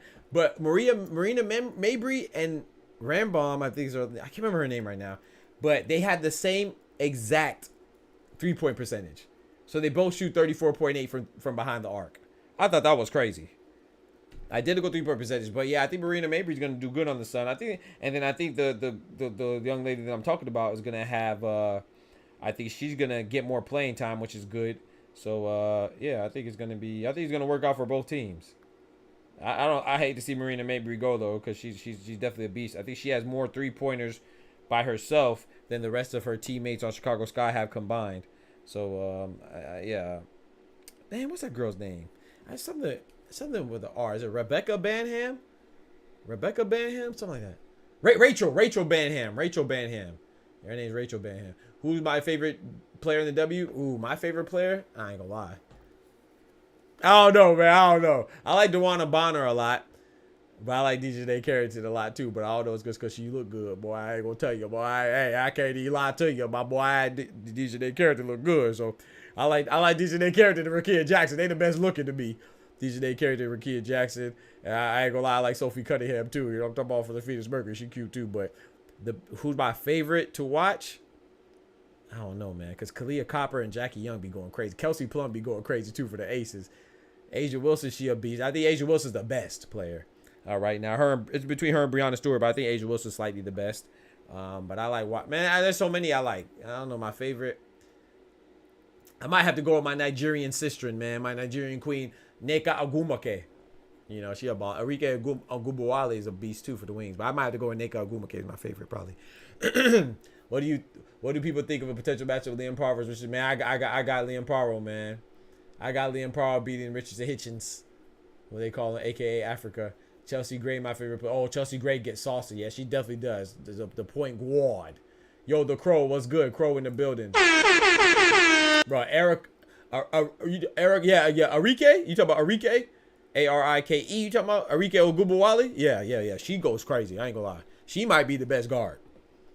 I mean, Chelsea Gray go crazy too. Kelsey Plum go crazy too, but Jewel Lloyd go crazy too, and Jackie Young go crazy too. But you know, Arike be balling. Liam Paul versus Gary Antoine Russell. I might lean towards Gary Antoine Russell, even though I know he just lost recently. But I might lean towards Gary Antoine Russell against Liam Paul. But I think Liam Paul beats Richardson Hitchens, though. My favorite player is Lauren Jackson. I ain't mad at that. Hey, yo, man. Shoot, I'm trying to think if there's some Australian players, though, man. What's the name look good, too? My boy James Daly love all the Australian players. But what's the name from Australia? Dang, she plays for the Mercury, bro. Rebecca Allen. I believe, if I'm not mistaken, right, James? Rebecca Allen's Australian. I believe she's Australian. If I'm not mistaken.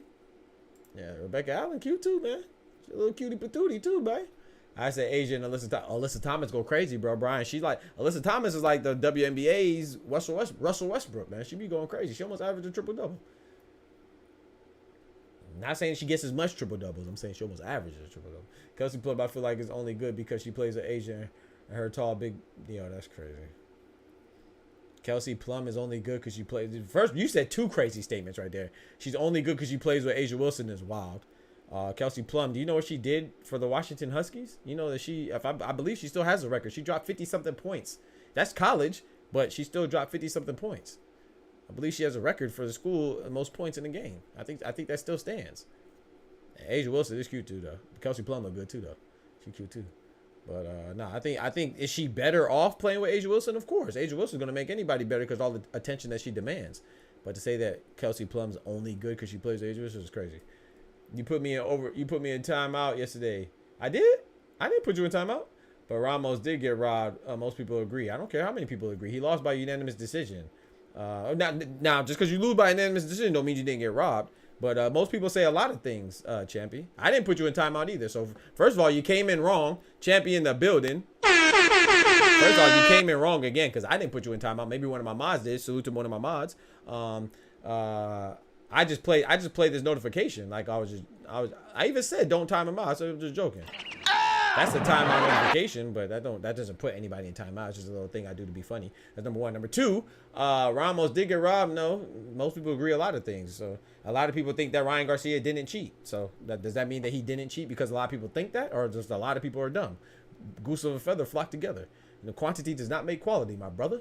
Lubin fought as bad as Shakur did against De Los Santos. Ramos actually did work, unlike De Los Santos. I mean, I don't know, man. I watched the fight. I thought it was a good fight and a good decision. I thought it was a close fight, but I thought the right person won. What's up with it, Savage? Savage in the building.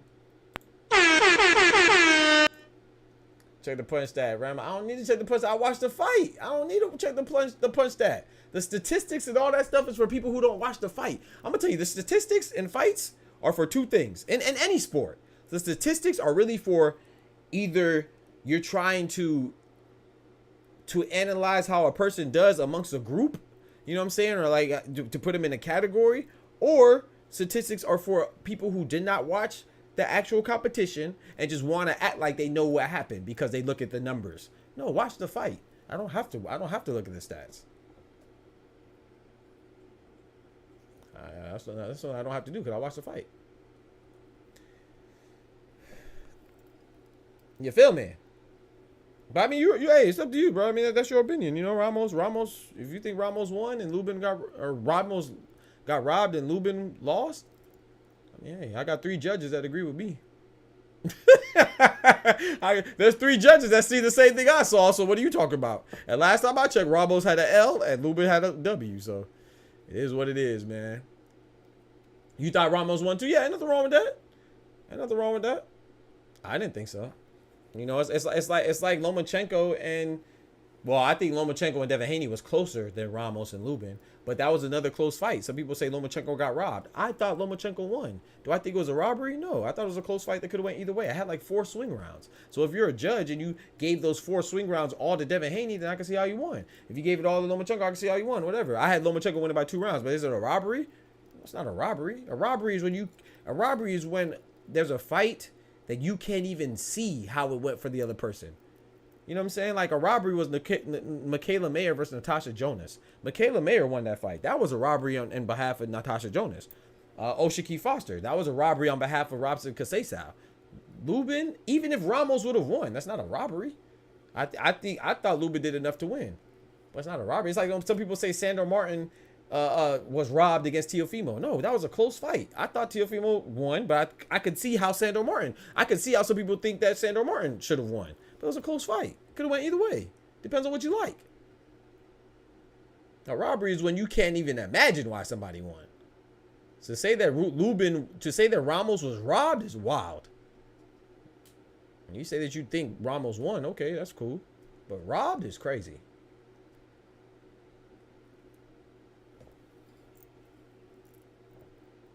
But hey, to each his own though, man, you know.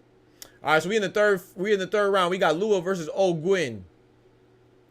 You tend to watch UFC more? Yeah, I ain't gonna say I need to, but I should start watching UFC more, but I just can't get into it, man. I like the gentleman aspect of boxing.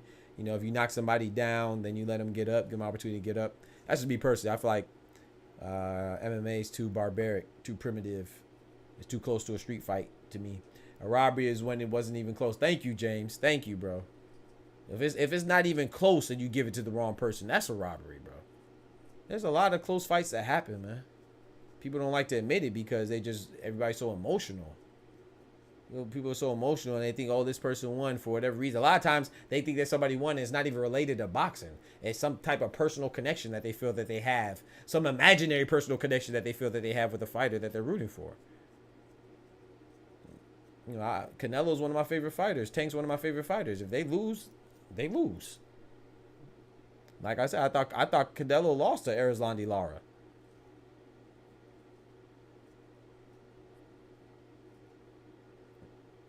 But I still like Canelo, and I'm okay with Canelo winning. I thought it was a close fight, but I thought Lara. I ain't gonna lie. I thought Lara clearly won that fight. I ain't gonna lie to you, but it is what it is. Terrence Crawford's pretty good. I will watch that. Yeah, August 3rd. Yeah, he's pretty good. That's a hell of an understatement, but yeah, he's pretty good. Number 1 pound for pound fighter is pretty good. Number 1, 2, or 3 pound for pound fighter is pretty good. You need to be a movie critic. Siskel and Ebert.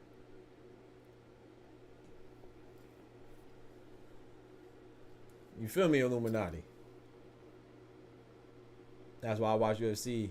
Don't you think MMA is closer to street fighting, so it's more of a gladiator type of sport? Yeah, I agree with that. I agree with that. But I agree that it's more gladiator-esque. I don't think that the people that are participating are any more of a gladiator or warrior than the other people. No. So if that's what you're saying, if you're asking me what's closer to like gladiator type sport, like back in the day, like in Roman Coliseum, then yeah, MMA is closer. I mean, it's the same thing, just take out the weapons. But as far as who's more of a warrior, more of a gladiator, I don't think either one is more or less of a warrior because they don't have different things. So yeah, it's closer to a street fight, but that's the thing. A lot of people say that, but street fights are like, I don't know how many street fights you've been in or how many you've seen up close, but a street fight is like 4 punches and then they're hugging. There's no submissions unless you're fighting somebody who's well versed in a particular martial arts. There's no like submissions like that. There's no stand up, even to be fair, there's no stand up boxing like that for that long. You know, but if you're a good boxer though, you don't need to worry about going to the ground too much because yeah, somebody could tackle you, but a lot of times you go bing bing bing, piece somebody up, give them a 2-piece and a biscuit before they even get close. It's August 3rd about to be yeah, champion. I'm looking forward to it, man. I'm looking forward to it, man. I'm looking forward to August 3rd card, man. Who you have winning? Israel Madrimov or Terrence Crawford? He said, I didn't even have it close. I had it 9-3 at worst, 8-4. I'm not mad at you. I'm not mad at that. I disagree, but I'm not mad. I haven't watched it recently, but I remember the uproar and I don't remember being mad about it. So maybe I got to watch it again, but I don't think I'm going to watch that fight again, to be honest. It's more gentlemanly, but it's also what makes boxing more deadly sport than MMA. Because in MMA, you get dropped. You normally get finished, but in boxing, people tell you, yeah, facts. I agree. That's what, but Justin, what you just said, what you just articulated is what I was trying to communicate, right? That's why I said that I don't think either one of them are more warriors than the other one because, you know, I've seen people exhibit and demonstrate phenomenal, sensational feats of warriorism, if you will, or fighting spirit. You know what I'm saying? So yeah, I'm not. That's why I made that clarification between what Gregory said and what I was saying. I think it's more closer to a warrior type style, but if you talk about who's a bigger warrior, I think they're both warriors. Anybody who gets in a square circle or a cage, mano y mano or one mano y one mano, you're a warrior to me. I know what that takes, and I only know what it takes at the amateur level, not even at the professional level. So yeah. So I got Terrence Crawford beating Israel Madrimov in a very good fight. I think people are underestimating Israel Madrimov. He's a strong guy, accustomed to being at 154. He's very athletic. The man could do backflips just like Tank Davis and Teofimo. You know what I'm saying, from standing. And yeah, he looks huge, and he sparred with Bivol and all that stuff. I think it's a good fight, man. Plus Terrence Crawford, first time. This is his debut at 154 officially, so I think it'll be a tough fight. But I got Terrence Crawford. Pitbull versus Rayo Valenzuela. I got Pitbull by stoppage. I got Bud by late stoppage as well, like 10th round. I got Pitbull by 7th round stoppage for Rayo. I'm thinking off the top of my head. I have Andy Ruiz versus, who's he fighting again? Jarrell Big Baby Miller. I got Andy Ruiz. That's a heavyweight, so of course I think that's going to be a stoppage. Not always, but I think it's going to be a stoppage. Jarrell Big Baby Miller was just stopped by Dubois last time we saw him. Dubois is an underrated fighter too. We got Martin Bacoli versus Jared Big Baby Anderson. I'm going with Martin Bacoli on that one for the upset. Yo, this dude is fighting. Yo, Lua is fighting, boy. Oguin might be in trouble. And then who else we have? We have David Morrell making his light heavyweight debut against Hot Rod. I got David Morrell by stoppage. Late stoppage, though. It's his first time being at light heavyweight, so I think it's going to be like 11th round stoppage. Who else? Andy Cruz versus Antonio Moran. I also have that being a stoppage. Not a knockout, not a KO, but a TKO stoppage. Probably by a corner throwing in the towel from him being overwhelmed. I say like an 8th round. Fight I'm looking forward to most is Andy versus Big Baby. Really? The fight I'm looking forward to most of that card is I like Pitbull's one of my favorite fighters to watch. So I'm looking forward to Pitbull versus Valenzuela. But of course, I'm looking forward to seeing Terrence Crawford, how he acts and how he handles 154. So that's the person I'm most excited for. But the fight I'm most excited for is Rayo Valenzuela and Pitbull. I think they're both going to fight. Pitbull's going to fight. I think Rayo's going to fight too. Yeah, when we watch, it's a must to give both fighters utmost respect. They are truly putting their lives on the line. Facts for our entertainment. Facts. And a lot of them are undercompensated and underappreciated. Hey, Champy, I have a question for you, Champy. Do you call in on the boxing voice? Who you have winning that? Andrew Ruiz or Big Baby? I'm assuming you have Andrew Ruiz. 154 is a very solid division, one of the best. You think 154 is one of the best? Really? I think it's good. I would say though, I agree. I think it's like probably top 4, top 3 maybe, but I think the best. I think the top 2 is. I think 135 is still better. I think 140 is still better. Hell no, I don't think it's top 3. I think featherweight is still. I think 126 is better. I feel like I could argue super middleweight's better too. 154 is good though. 154 is definitely good. I'll say it's top 5. But I could argue the top guys at 168 is Canelo. I'm still going to count David Benavidez. I'm still going to count David Morrell. Caleb Sweet Hands Plant, who's fighting August 17th. Diego Pacheco, Christian and Billy, Jaime Munguia, Edgar Berlanga, who I think he's clearly behind the rest, but he's still good. I don't know. Super middleweight's still good too. I think it's underappreciated. It's just that Canelo is unfortunately bottlenecking the belts right now, being undisputed and not fighting his mandatories, but super middleweight is also very good. At 154, you got Israel Madrimov. Of course, you got Terrence Crawford. We don't know what Errol Spence is going to look like. So, and we got Sebastian Fundora. A lot of people think that he was very fortunate that Tim Tszyu was cut. Then you got Tim Tszyu still. You got Virgil Ortiz. Who else? What's that guy? Bakram Mortalaniov, I think, isn't it? Forgive me if I'm butchering his name. Yeah, they got some good people too. Yeah, 140 goes crazy. 140, you have Liam Prora. I know people are sleeping on Subriel Matias now, but he's still a good fighter. 140, you still have Gary Antoine Russell. You still got, I'm still going to count Devin Haney there. You still got, who else? You still got Isa Pitbull Cruz, of course. You still got Teofimo Lopez. You still got Jack Catterall. You got Regis Prograis. You still got Josh Taylor. So, nah, I think 140 is still a beast. I know I didn't name everybody, but you know what I'm saying. What's the guy named he's supposed to be fighting Arnold Barbosa? I was never a big fan of Arnold Barbosa. I think he's kind of overrated. But yeah, you got Richardson Hitchens. What's the guy that's Jose Carlos Ramirez? Excuse me. His only loss is to Josh Taylor. Back when Josh Taylor was more formidable, you still have Sandor Martin, Alberto Puello. Nah, 140 deep. 140 is deep as hell. You got Ramos and Lubin. You just told me Lubin wasn't good. Hey, Chappie, bro. Hey, shut up, Chappie. You just told me. Shut up, bitch. You just told me Chappie's not good. Yeah, I said Bud and Spence already, but Spence, we don't know what he's going to look like. Same with Sebastian Fedora, we're not sure about him. You just told me that Lubin's not good. I can't with you, Chappie. I can't with you. But I do think Spence is good for 155. We just don't know how he's going to look. The fight has been stopped, man. Oguin has stopped Lua. Excuse me, Lua has stopped Oguin.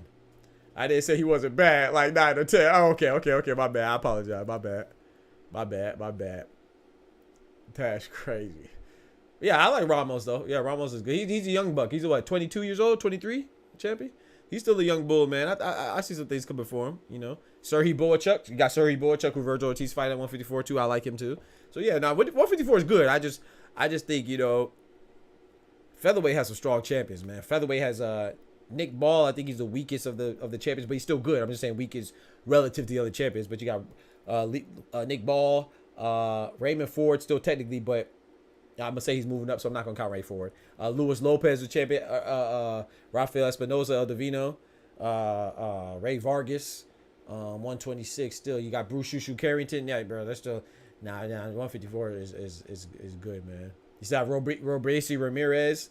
154. 126 is very good. Yeah, I would put 154 is good though. I would still, me personally, if you ask me what the best division right now, I would say 140, 135. I'll probably say 140 number one still. 135. I'll probably say 168. 126. And then I'd say 154 probably. Yeah, then I'd probably say 154. Hell, bantamweight coming up too now. You got Junto Nakatani, Takuma Inoue, who's Naoya Inoue's younger brother. So that's some hitters, man. I already said him, champion. You don't listen, bro. I said him already. You just be ready to fight me, bro. I said him. He was like the first person I said at 120, 126. You see what I'm talking about, bro? See, that's why I can't. That's why you asked me getting timed out right there. You see what I'm talking about? You don't give me no chance, bro. That's crazy. It's all good, brother. Hey, but I asked you though, you be calling in the Boxing Voice, champion, or is it somebody else I'm thinking of? Cause I was watching the Boxing Voice, which I like them, man. They're good. The next guy is good. Did you call in there before? I could have sworn I heard somebody say someone called in. They said Champy. I said, bro, is that my Champy? Pause. What? Hey yo, nah, that ain't me. I'm not a member. Okay, bet.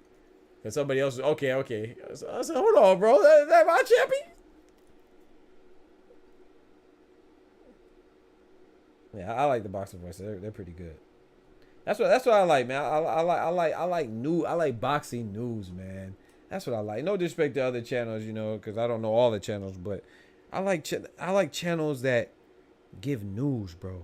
Give boxing updates, bro. Boxing news, boxing perspectives, boxing information. I do not like channels that are just pro Devin Haney and anti Gervonta Davis, or pro Canelo and anti David Benavidez, or pro Tyson Fury, anti Deontay Wilder.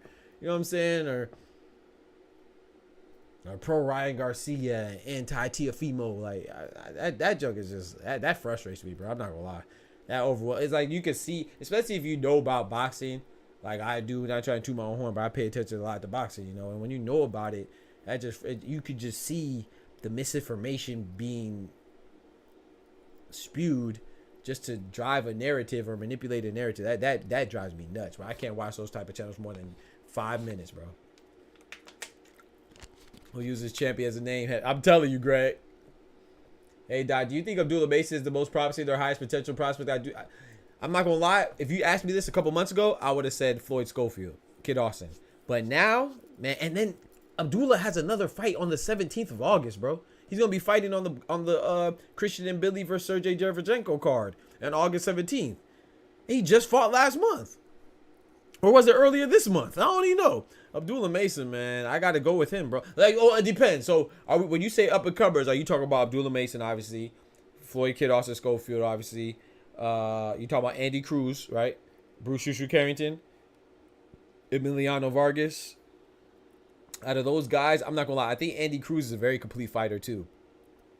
Are you counting Keyshawn Davis in that mix? I don't think so, right? Keyshawn Davis is considered... Even though he has less fights than Abdullah Mason, he seemed as he's viewed as a more seasoned fighter, right? So we're not gonna count Keyshawn. But out of those 5 I named, Emiliano Vargas, Floyd Kid, Austin Schofield, Abdullah Mason, Andy Cruz, and Bruce Shushu Carrington, I think Abdullah Mason has the most promise, bro. That dude he just looks so refined. Every time you see him, he just looks so calm, collected, refined. He looks sharp, man. He just looks sharp. I think that's a perfect adjective to describe his game. It's sharp. He just looks sharp, bro. You might put Keyshawn in there. Even if you put Keyshawn, I still go Abdullah Mason.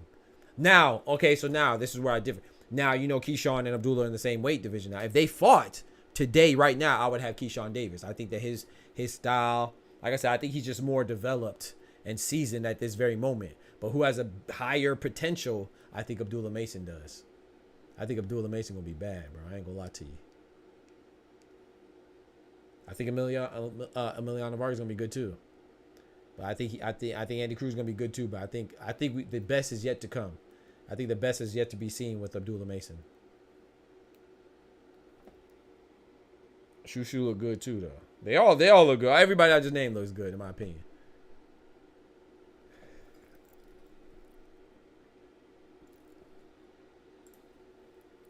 But yeah, man, if anybody wants to call in here, man, y'all know what it is, man. The Discord's right there.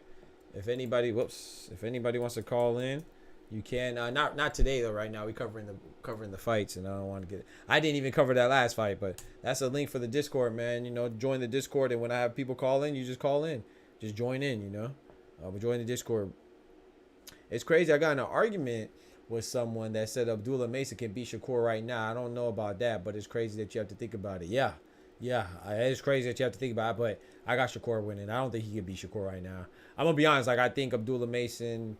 I don't know, so I'm not saying it definitively now, but I don't know who he really beats that's a big contender or champion level fighter right now.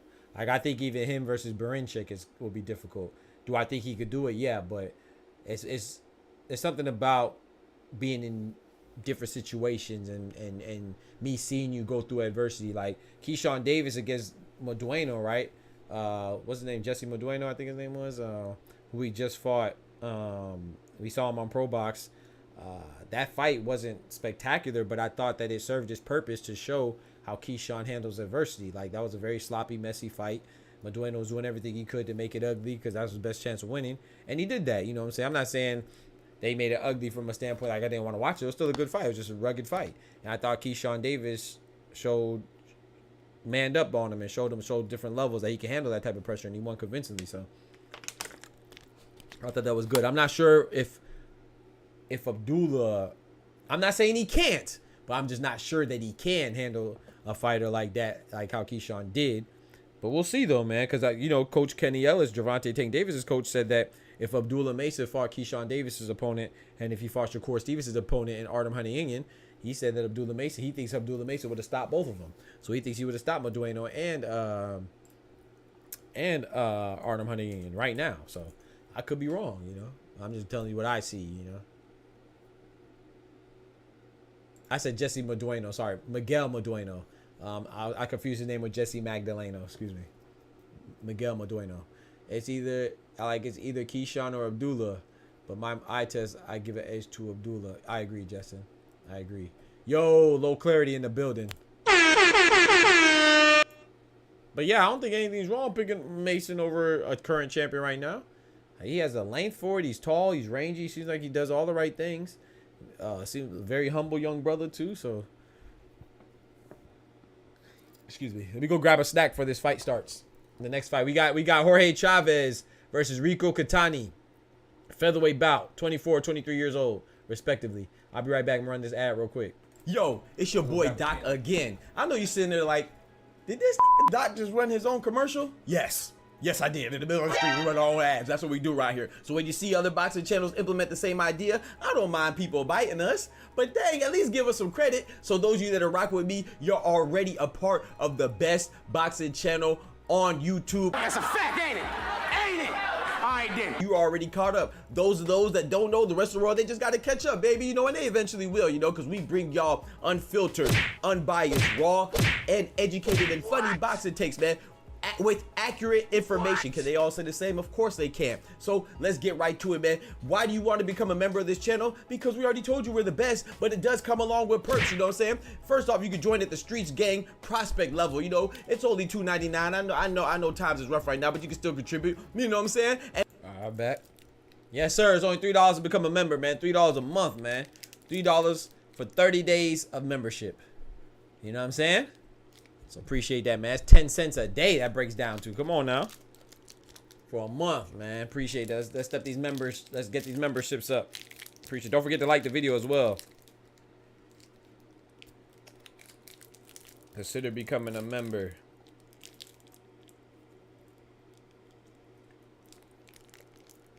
Who's fighting tomorrow, Greg?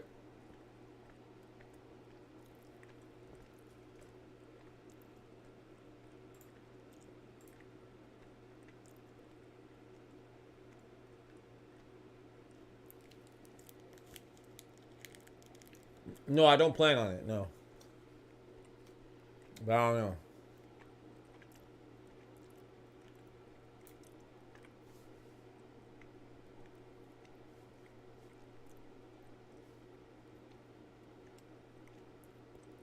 I know what's the name. I know Jake Paul and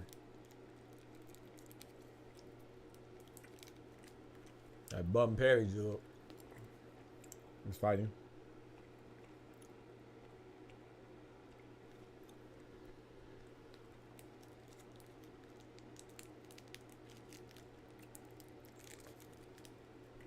I'm about to do it like he's a top part of the power of very good defense. And the main finish and the active hands.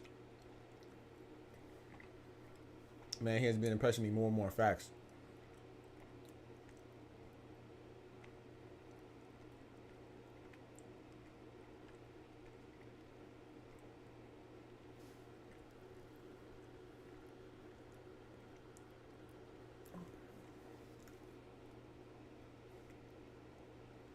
Let's get it, man. Golden Boy card on a Friday. Got the club going up on a Tuesday.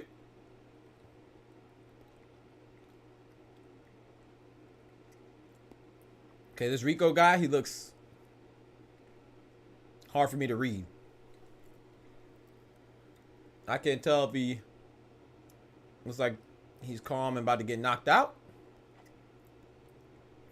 or he looks like he's calm because he about to put that Hajime no Ippo on his head top, on his opponent's head top. I don't know.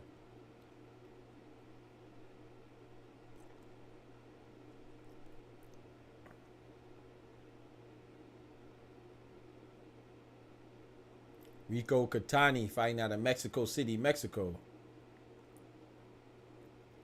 Almighty in the building. What's good? Big member in the building. Smoochie in the building.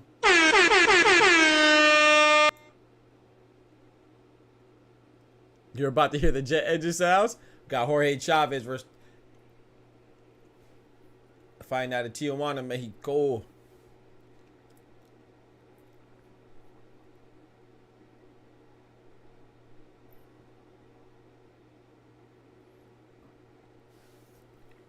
All right, let's get it, man. Featherweight division. Let's go. Round one. Almost underway.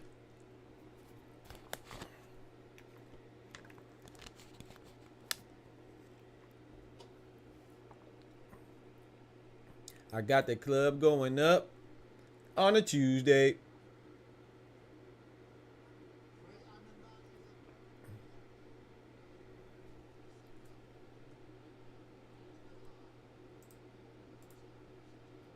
Anuman. Yes, sir. It's on right now. Featherweight fight. Rico Nakatani versus Jorge Chavez. featherweight was Ipo's weight. I think so too, if I'm not mistaken. I think it was Ipo's weight.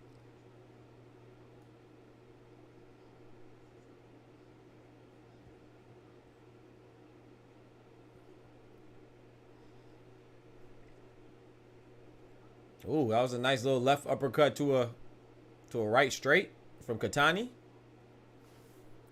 Didn't really hit much, but I like the way it looked. Looked sharp. Looked sharp. I ate some wings today, bro. I don't think they were good, man. My stomach kind of hurting. I probably shouldn't. Last thing I should probably eat is ice cream. But freak that. I want some ice cream.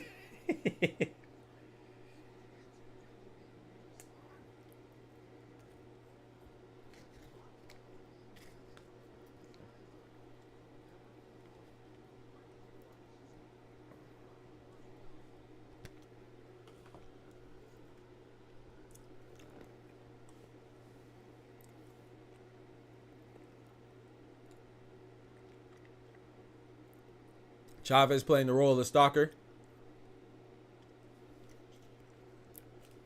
Walking down Katani. Katani is moving around. Katani has 2 losses. Chavez is a undefeated fighter. Nice left hook from Chavez. Knocking Katani to the side.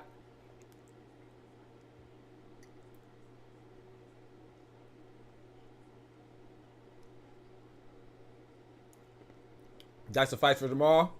Okay, I might check it out then.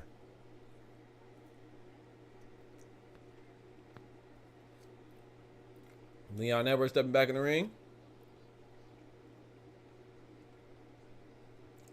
Facts.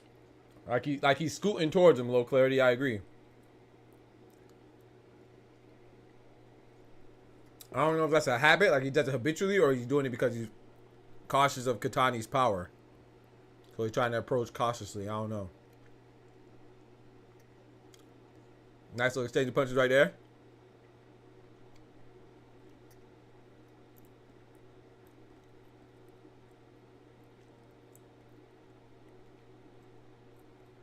That's good that you noticed that too, Clarity.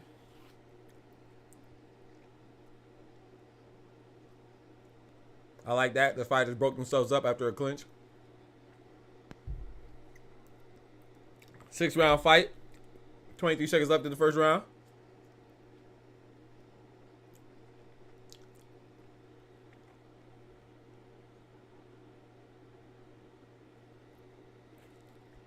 Yeah, you got to use that movement, man.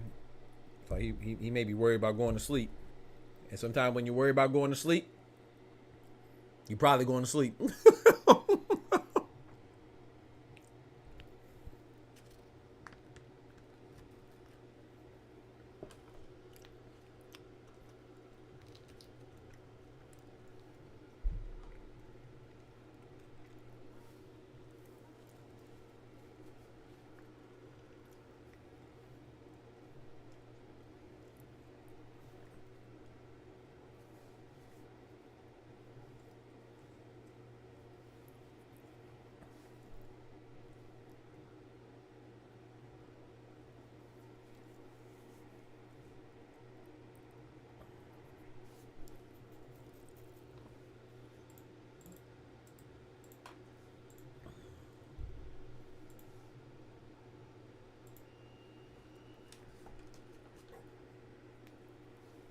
Well, yeah, that was a nice left hook. I saw that hook exchange. Chavez hit with a left hook. They both hit each other with left hooks. But I didn't know that Chavez got the better of that exchange. It wasn't even. It was an exchange, wasn't an even one. Chavez definitely got the better of that one. But there's right and wrong ways to do it. I just can't be jumpy, yeah. Ooh, Chavez caught reaching a little bit. He connected with the first overhand right, though. Tried to double up on it and missed the second one. Did a 1-2, 1-2.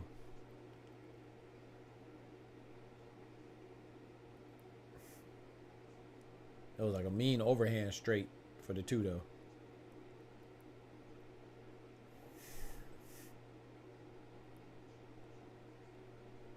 I gave the first round to Chavez. Pressing the issue and stuff like that. He's getting pressing the issue and he's getting off first, like that jab right there.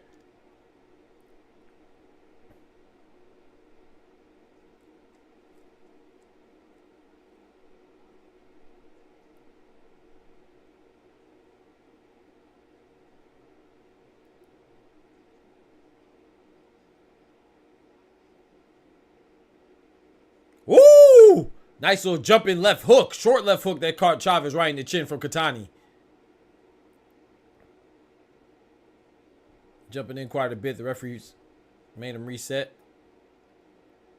That might have been the best punch of the fight so far in two rounds from Katani. Chavez jumping in with the left hook. About the second or third time he did that. He's got some success with it, but a lot of times he's just missing. If Chavez could time that, if Katani could time that, make a miss and counter, you'll be in trouble. Ooh, nice little short left hand from Katani. As Chavez coming in again. Now Katani's coming forward. Getting a little more confidence. Chavez jumping in with a left hook this time. Didn't really connect. Katani's looking to counter, though. I like that. He's looking to counter a little bit and time Chavez as he comes in recklessly, but he just got to get off some cleaner punches. Nice jab from Chavez. I like that jab. Then he went right hook to the body. Right hook to the body didn't connect, but I like the intent there. I like the idea. Right uppercut from Chavez. Touched him on the chin. Ooh, nice stiff little jab. Chavez jumping in, man. I like it when it works, but I don't like it if it doesn't. I say you can get a mean check hook jumping in like that, but he just jumped in with a nice jab. Nice right hand from Chavez to end the round. I don't know, man. I give that. That's a tough round to score right there. So I could go either way. That's a close round, but I'm gonna give it to Katani. I gave the first round to Chavez. That second round, I think Katani did enough.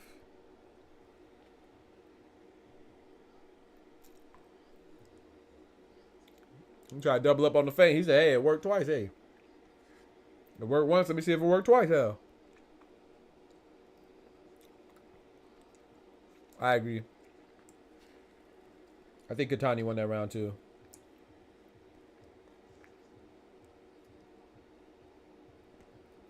My boy Joel Diaz, man. My boy Joel Diaz turning everybody, boy.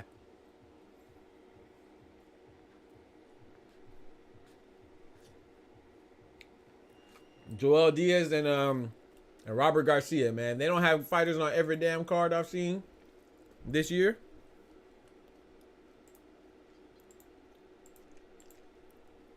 Round 3.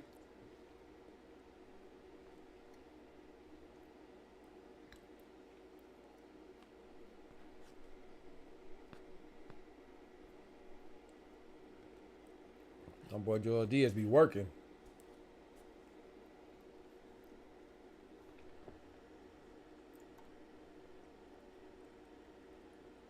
I like that right hook to the body that Chavez is throwing. I just wish he would commit to it more, so we get more power, more pop behind it. He's throwing that right hook to the body as like an arm punch.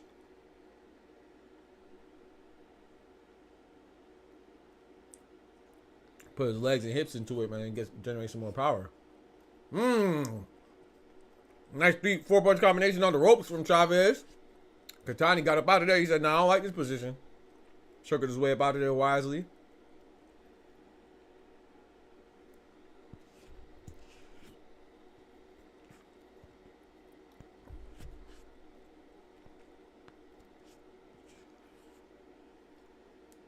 Gregory, I feel like you ask me that every time you're on the stream. I give you the same answer every time. Yes, I would. Am I looking to do it? Nah. But would I? Yeah. Why not?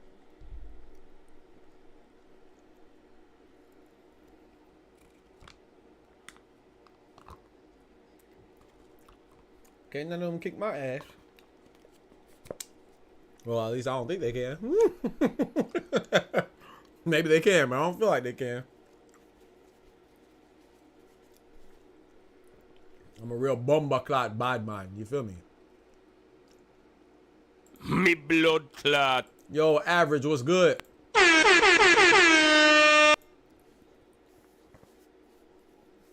Nice left hook to the body from Chavez, and Chavez backed up to him. Made his retaliatory hook miss from the Katani. Ooh, nice right hand. Right straight that caught. Ooh, shit. Oh! Nice right straight that caught Katani coming in. That joke made Katani open his mouth wide open. Damn.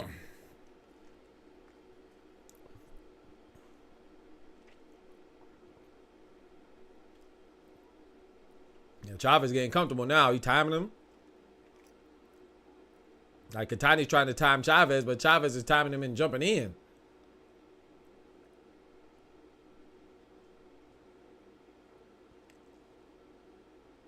Referee warned Chavez to keep it up. Like he may have warned both of them to keep it up. I don't know why. I don't know. Oh, they rumbling now. Yeah. Katani said, nah, I got to fight. That was another round of Chavez, in my personal opinion. Good stuff from both gentlemen. Haven't heard much of a Rocha since his loss. Yeah, could you update me on he's fighting Santiago Dominguez. I'm not too familiar with Dominguez. I know he's undefeated. I don't from what I've seen, I didn't recognize anybody. Nobody jumped out to me on the page from the page when I was looking at his record and stuff. So I'm not too familiar with him. He's an undefeated fighter, but I expect ALEXIS ROCHA to win. Because like you said, ALEXIS ROCHA, he did lose to who did he lose to again? Giovanni Santillan, right? But I think he won. Yeah, he lost to Giovanni Santillan, but I believe he won 2 fights since then. Correct me if I'm wrong, but yeah, he lost to Giovanni Santillan. Last time we see Giovanni Santillan, he lost to Brian Norman in an upset, right? So, but ALEXIS ROCHA, you know, I think his best win is his most notable win is against what's his name? Blair the Flair. Woo! Cobbs. What up? Who that? So yeah, I think ALEXIS ROCHA should win. Like I said, the guy he's fighting is undefeated, but I don't recognize anybody on his record.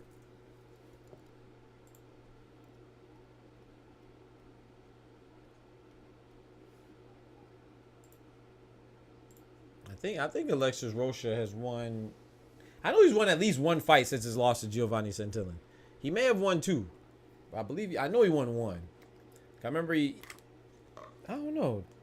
I remember he beat Frederick Lawson, who we saw lose to Virgil Ortiz. A lot of people thought it was a premature stoppage, but the ref Tony Weeks said the fight shouldn't even be happening.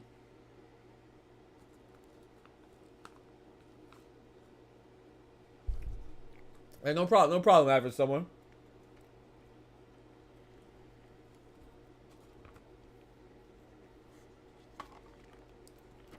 Yeah, if I'm not mistaken, I believe Santiago Dominguez, who's ALEXIS ROCHA's opponent, has 27 wins.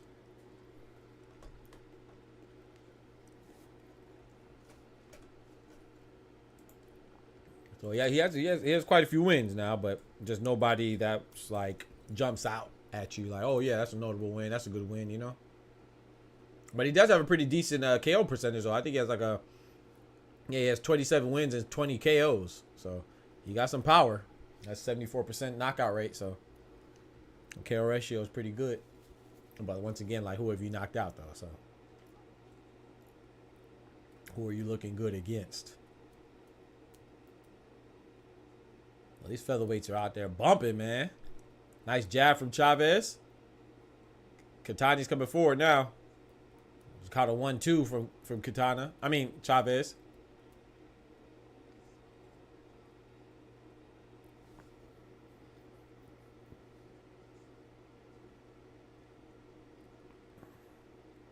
Yes, sir. Who that? Yes, sir.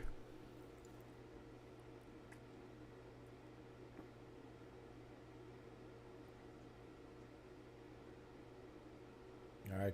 Chavez is back to stalking Katani, applying that pressure, walking him down. They both kind of jumping in and jumping out, both aware of each other's power. Chavez jumps in again with an overhand left. That's like a signature move right there, just jumping in. Not mad at it, though, because Katani is backing up. Woo! Big 1-2 from Chavez. That 2 hit him straight. While Katani was throwing a left hook, knocked him off balance. I think that was another round for Chavez. Chavez should be winning this one pretty convincing. Let me go put the rest of my ice cream in the fridge real quick. I'll be back for the round start. Yeah, man.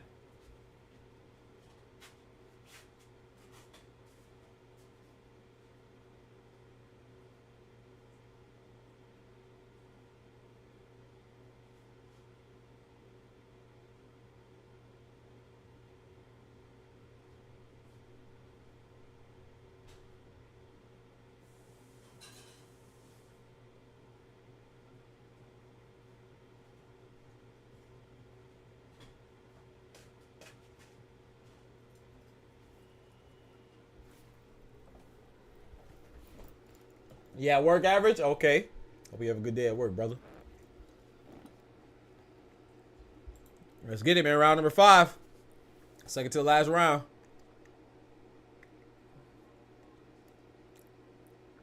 Being in the center of the ring, Chavez trying to control the space with his jab again. Nice jab from Chavez. Katani tried to retaliate, but he didn't really connect anything. Looked like he was out there shadow boxing. He ain't number air. Big left hook again. Chavez is getting that timing down. Like I say, he's getting off first. That's tough too, because when you're the pressure fighter and you're getting off first, Katani's in a tough spot. He's fighting though. Trying to employ some movement, but not too effective, not too successful. Chavez is definitely wary of Katani's power too, because he comes in cautiously. But then he just jumps in recklessly too out the blue. Makes it a harder time. Katani coming forward with a 1-2. Referee breaks him up. Back in the center of the ring.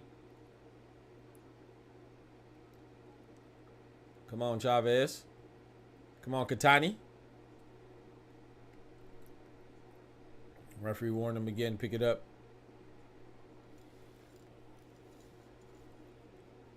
Nice left hook from Chavez. But it caught Katani while his hands were up. So it hit mostly glove. But enough to move him backward. Ooh!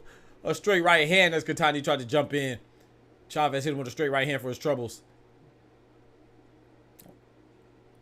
Look at that. Look at that. Katani just got in. Oh, man. Oh, look at that Chavez. Chavez hit him with a 1 and a 3.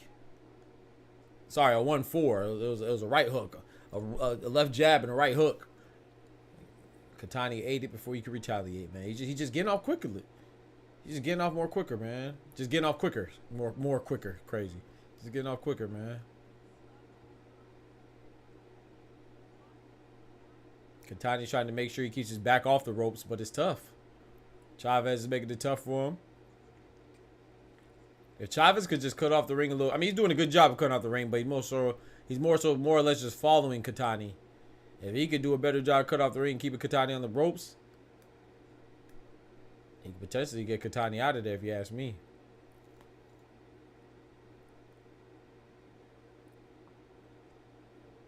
Both men in the center of the ring. Throwing fates. Chavez getting him a fake step like he's coming in, and he backs out with another feint. Katani threw a big right hook that misses. Chavez slips under it. 3-punch combination for Chavez. 1-2, then the big left hook. 1-2-3 for Chavez. The hook doesn't hit, but the 1-2 connects.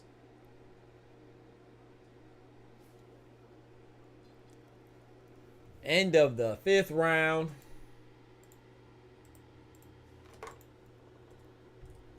Sixth and final round incoming, man.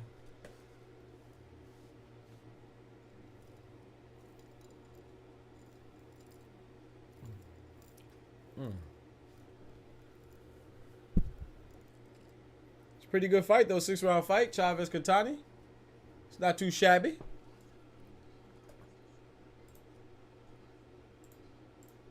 Not too shabby, Cappy.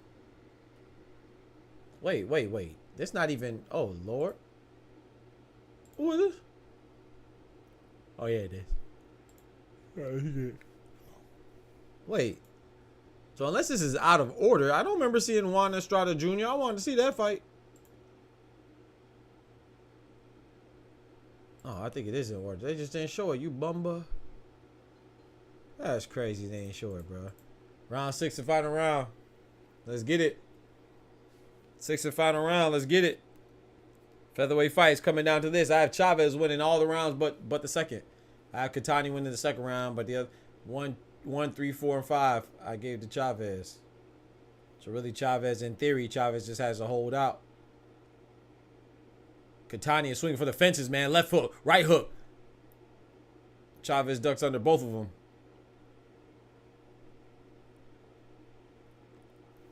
Right straight for Katani, jumping in, caught him. Wait, that's Chavez Jr. Nah.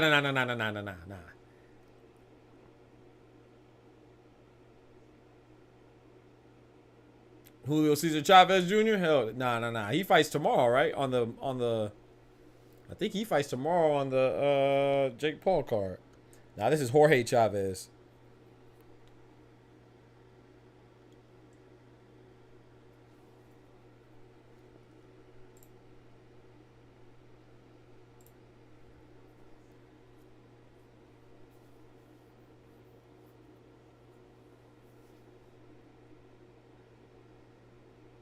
Katani is stepping on the gas. That's what he had to do. I think he's just too late, man.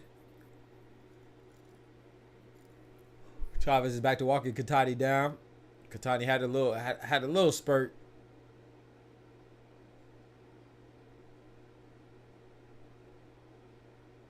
Chavez looking for the big shot. Oh my gosh, a looping big shot, and he found it. Big left hook. Right on Katani's jaw, knocking him momentarily off balance. Nice right hand uppercut on the inside. From Chavez.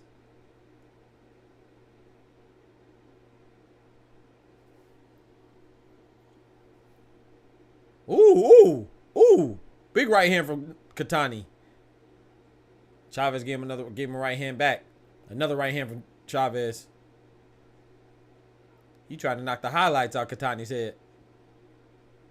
The hell is that? Like a yellow streak in his head. Look like pollen. Don't even look solid. Like he got chalk in his head.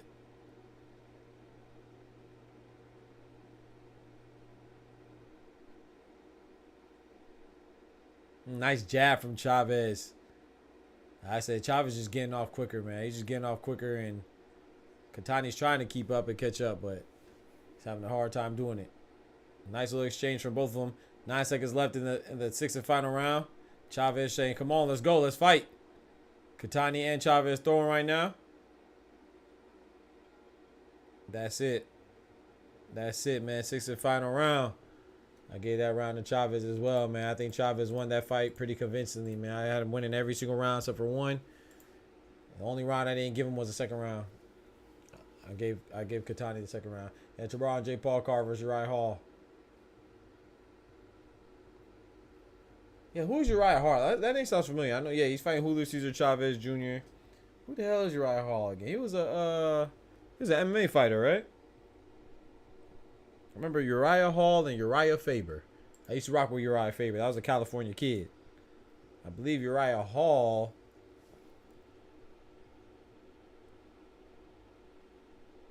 Yeah, I remember him. Yeah, he's a MMA fighter. Yeah, UFC fighter. Yeah, I remember him. Okay, I remember him. Yeah. Yeah, Julio Cesar Chavez. I'm gonna whoop him. What weight class they fighting at? Light heavyweight? Cruiserweight?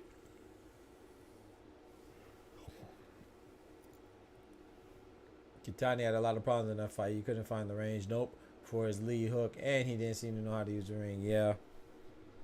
I think Chavez is kind of jump in, jump out style.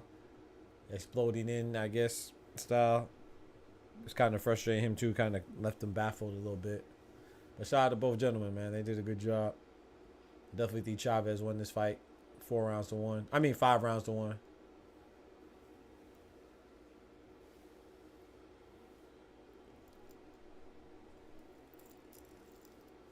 Next fight should be Grant Flores versus Juan Meza at the light middleweight division, 154 junior middleweight.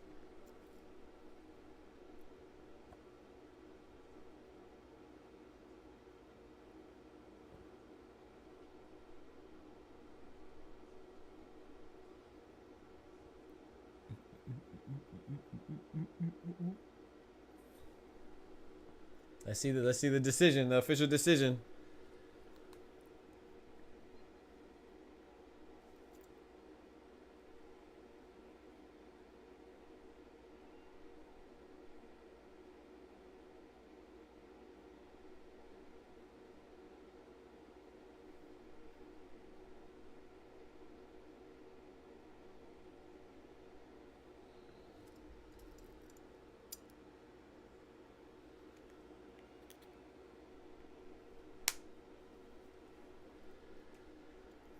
All right, looks like Chavez won. Yep, Chavez won. Like I said, I'm watching, but I can't hear it because I have the volume down. Because they be trying to copyright me for everything and anything. It's crazy. UFC fighter who had one of the nastiest spinning back kick KOs ever. Okay, yeah. I feel like I know him. I definitely recognize the name. So if I see him, I'll probably be like, oh yeah, I know that dude. What weight class are they fighting at?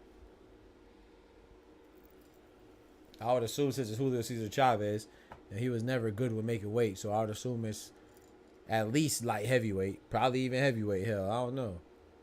I think at least light heavyweight, maybe cruiserweight. Historically, Julio Cesar Chavez Jr. could never make weight, so.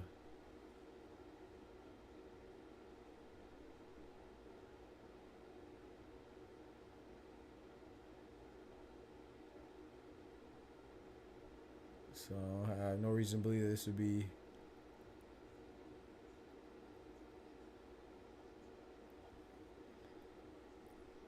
Yeah, they didn't show their Estrada Jr. Okay, we didn't miss any fights. I'm about to say we missed a fight. We didn't miss any fight. They just didn't broadcast that one. It's all good.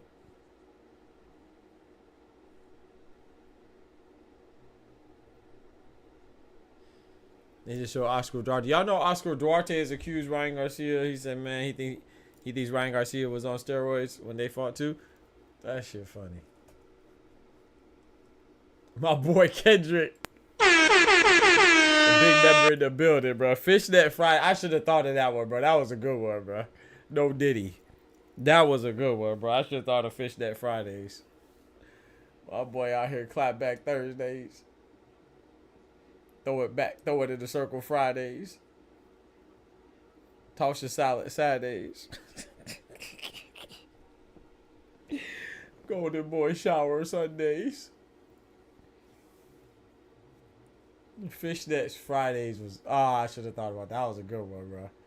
Yeah, bro. Catch it. That was a good one, bro. Fishnet Fridays was a good one, bro. Oh, man. Fishnet Fridays was funny as hell. That was the best one, dog. Oh, man. I wish I would have thought of that. Because I ain't going to lie. Because when I be freestyling a lot of the videos, man, I don't really be premeditating the stuff. Like sometimes something comes to me that I might like try to, you know, go and do the video and then try to remember it. But well, I'm just freestyling. Man. I wish I would have sat and thought about that one though. That was a good one. Fishnet Fridays was dope. Definitely Fishnet Fridays. Hall hit dude on the Ultimate Fighter broke his jaw, has him snoring. Dang. He said you can hear it out loud. And then don't forget, y'all, we're going to be up early in the morning for Junto Nakatani. This one's going to be on... Wait, what is it on? Because every time it's on ESPN, they be selling. But this one's on ESPN, so... It should start on time, hopefully. It says 4 a.m. Chavez came in at 197. See what I'm talking about? I know these fighters, bro. I already know. That's why you need some New York City banter every now and then. Be quick with it. That was the first thing I thought about. Facts. What time is that, Doc? Oh, yeah, it's 4. Yep. I'm going to be up, bro. Good Lord willing. That's why I'm hoping this one don't last too long, so I go take me a nice little nap. Take me a little nappy nap. You know, I haven't really heard much about that Pacheco-Sulecki fight.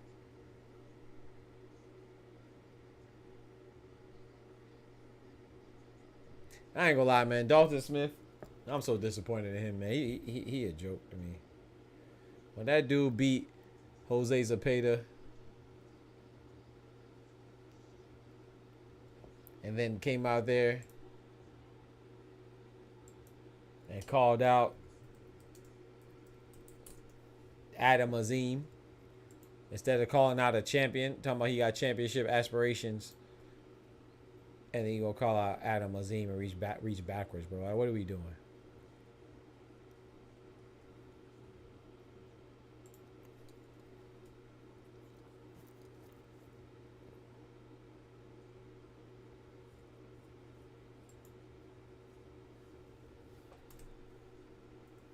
I'm about to make the thumbnail right now, actually.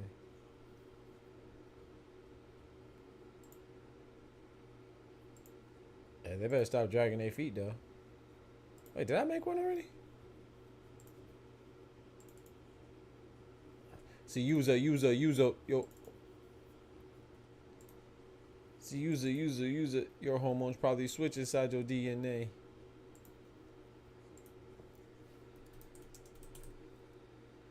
Junto Nakatani. Vincent Astrolabio.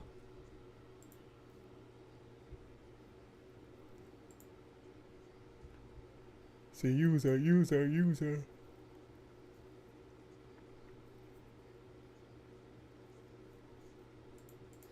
Yeah, Vincent Astrolabio versus Junto Nakatani is supposed to be a triple header. Not a triple header anymore. Because the dude didn't make it. It's supposed to be a world title triple header, excuse me. Not anymore, because Rodriguez didn't make the weight. You bum. Eating all them gosh dang biscuits. These biscuits, eating all them biscuits, man.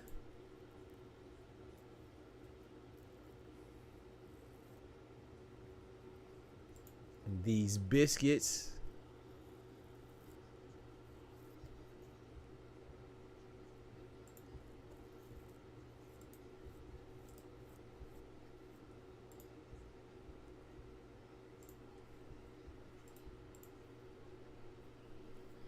Are they showing Virgil Ortiz versus Frederick Lawson right now? That first round stoppage.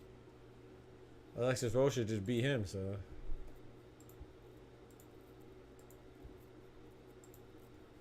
All right. All right.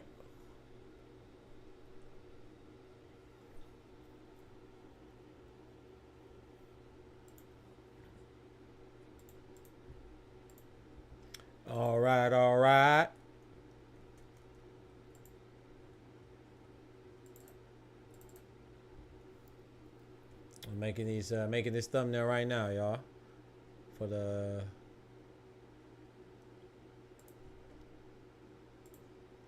Junto Nakatani.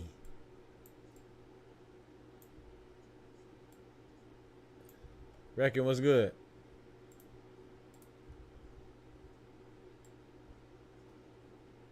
Ortiz and Boots. If it happened today, right now, I got to go with Boots.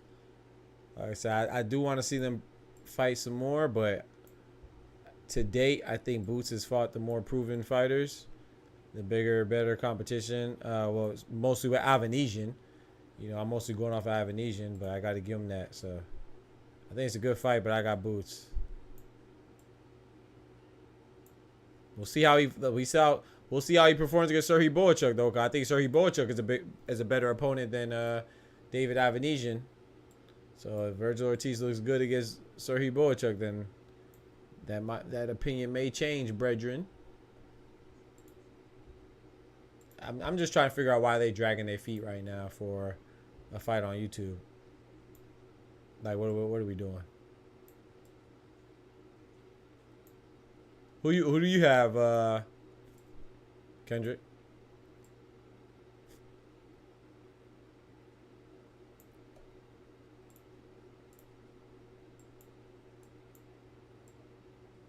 See, user. Oh, Lord.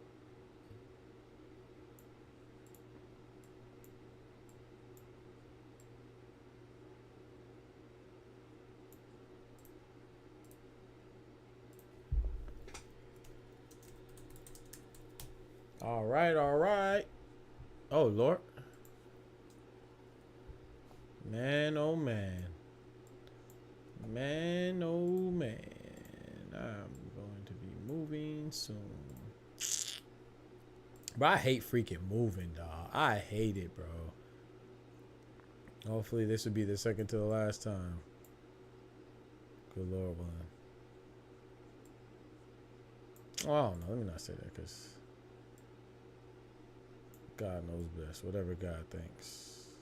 Not thinks, but whatever God decides.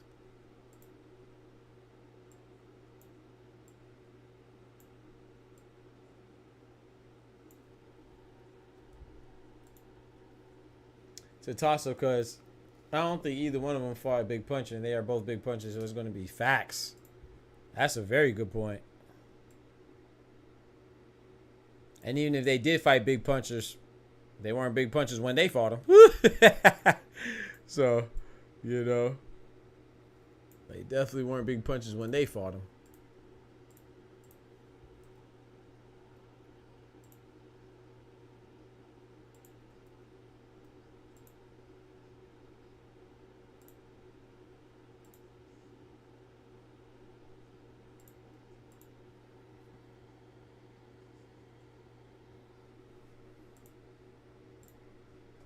Like, I don't what's the holdup right now, bro? This is not pay-per-view. This is not none of that, bro. Put on the Bumba fight, man.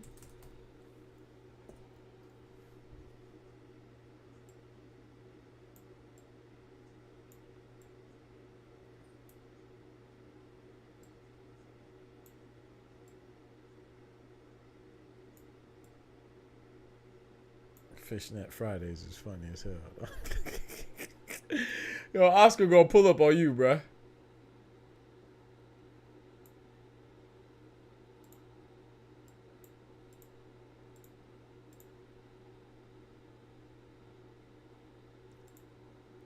Who's 19 and who's 34? I didn't even see. I'm over here making this thumbnail. Oh, they're finally coming out? Let's go. If they fight at 154, get slighted, I think that's appropriate. I definitely think that's appropriate.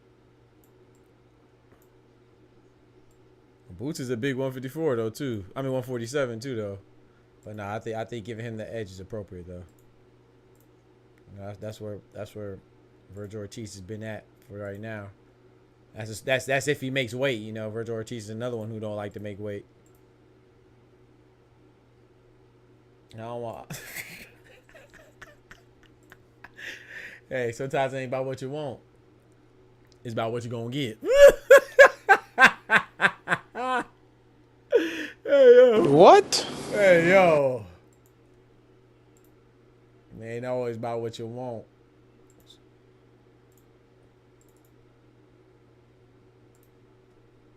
Hey, yo. Okay, Grant Flores. I see it now. I'm watching now.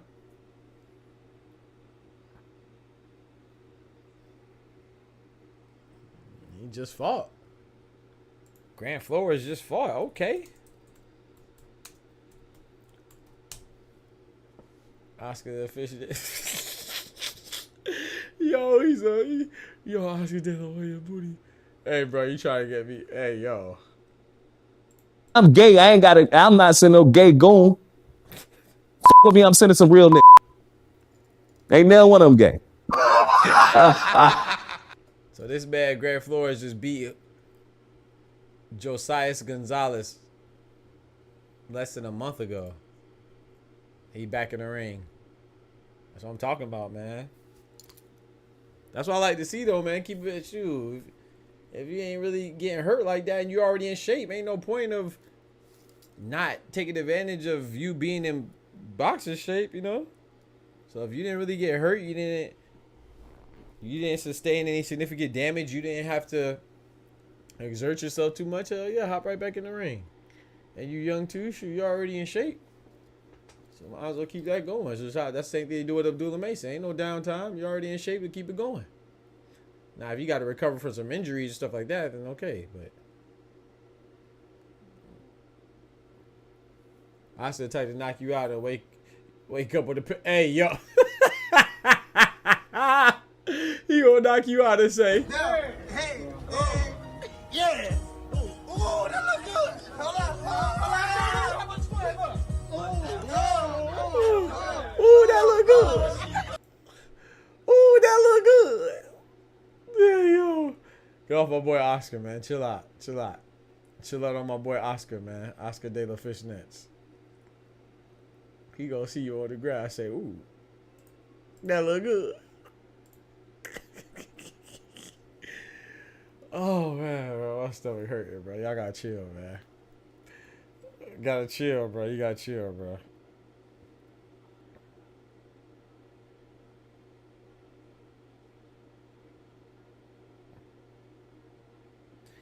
Don't take it personal. Take note. Take it seriously.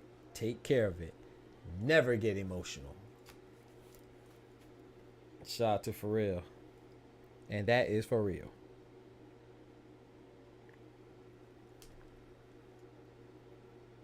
He said he too suspect. Bro. All right, let's get it, man.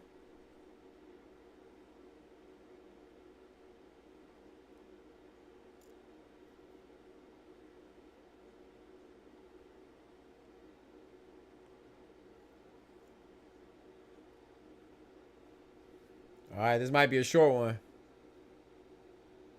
This might be a short one, Clarity. This might be a short one, bro. All right. Floor. Ooh. Meza swinging for the fences. I seen this Grant Flores guy fight before. I just peeped. Yeah, I seen him fight before. I don't remember where. Might have been his last fight. I don't know what card that was on, but he rips a left hook to the body. Ooh, Meza is throwing, but Meza is throwing with his hands down. Oh, he about to get caught. Oh my gosh, Meza be throwing lupus shots. Wide shots. Oh my, out of range shots. Yeah. 4-round fight. Flores might get this dude up out of here.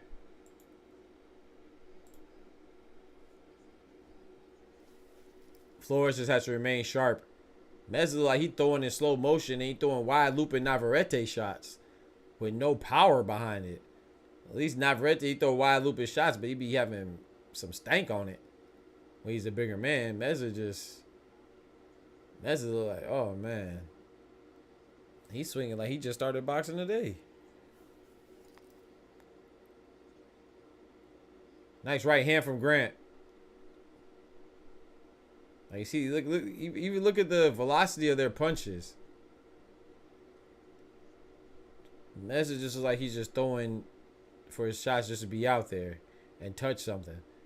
Flores is throwing with intention and being deliberate. That's a nice left hook to the body from Flores.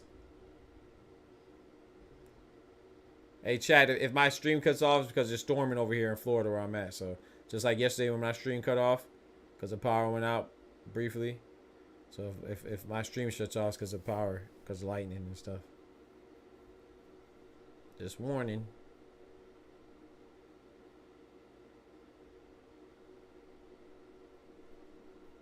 Now, this man threw a looping left hook to the body from the other side of the ring.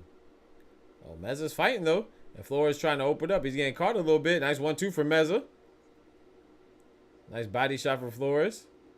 Ooh, Meza just threw a left hook to the body, but it was kind of on the thigh meat.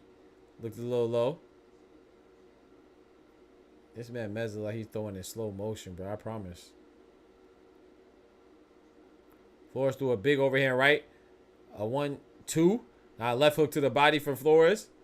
Ooh. Meza threw a 1. Ooh. He's just throwing in slow motion, bro. Oh, boy. Big right hand from Flores. Caught Meza as he was swinging, throwing a left. I don't even know if you want to call it a hook. Just like a left punch to the body. Didn't even like a hook. Doesn't look like he has any type of technique. Like, oh, they talking trash, too. Meza just like he a body mind just like that likes to fight. That's all. Meza just like he just somebody that likes to fight. That overhand was very wild. Yeah, Meza just seems like a dude that just likes to fight, so he boxes because he likes to fight. But I could imagine him. He probably runs and hops right in the. He probably runs before he gets to the gym and then hops in there and spars all day. Don't do no type of footwork. No type of jab drills, combination drills. He just gets his shape and just hops in the ring and just fights. Bow! Ugh! Off the bow! Off the retraction and bow! That was nice from Flores. Flores throws kind of wide shots too. If he tightens up his punches, he'll be much better as well. But I think he's doing good enough to win this fight. That's for sure.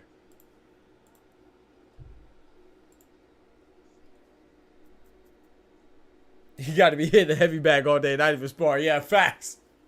Facts.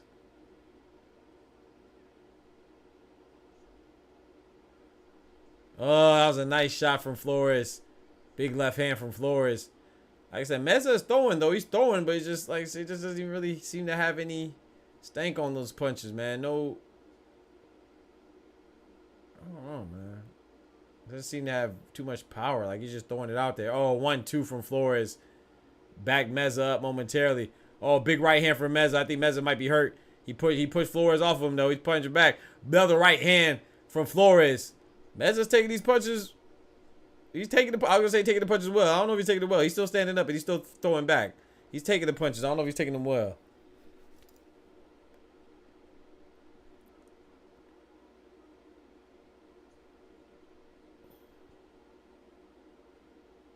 Nice left hook to the body from Flores. Left hook to the body and left hook to the head from Flores. Oh boy, that just stood. Oh, Meza's hurt. Meza's hurt. That was the punch exchange and the right hand connected straight on the Meza. It kind of froze him. But he was leaning up against Flores, so he kind of... That boy was a suspended animation right there. For a hot second. Like I said, this dude's a fighter, though. Meza's definitely a fighter. Oh, big right hand. Meza almost got knocked out the ring, bro. He hit the ropes and bounced back off into another right hand. Flores is going crazy on him right now. Meza is not fighting back. You got to fight back, Meza. The fight about to get stopped. You got to fight back. You got to fight back. You got to fight back. Hey, get up. Get him up. Let him get up. Let him get up. Let him get up. And the fight is stopped, bro. Fight back. I told him he had to fight back. He wasn't listening.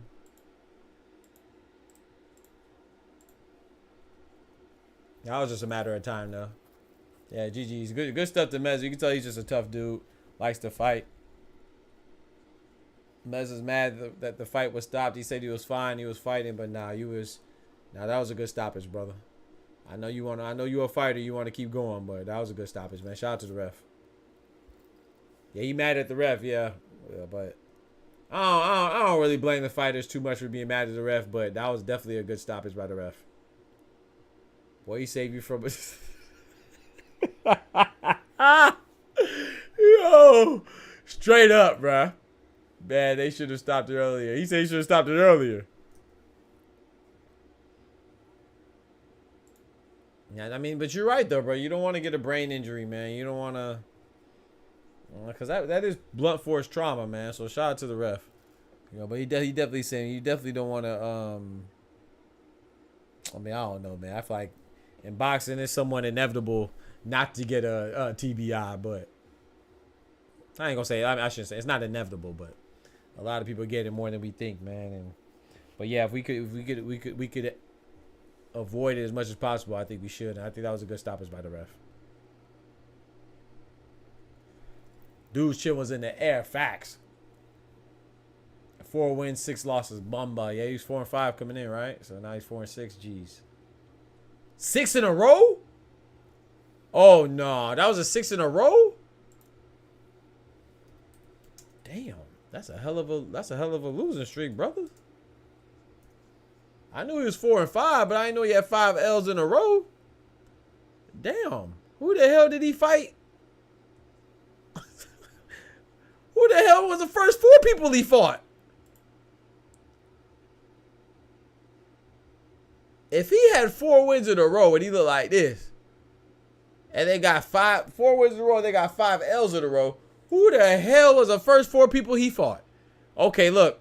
So the first person he fought when he was on his pro debut, he fought a guy that was 0-6, Francisco Machado. Then in his second fight, when he was 1-0, he went and fought Joel Beltran, who was 1-9. Damn. And his third fight,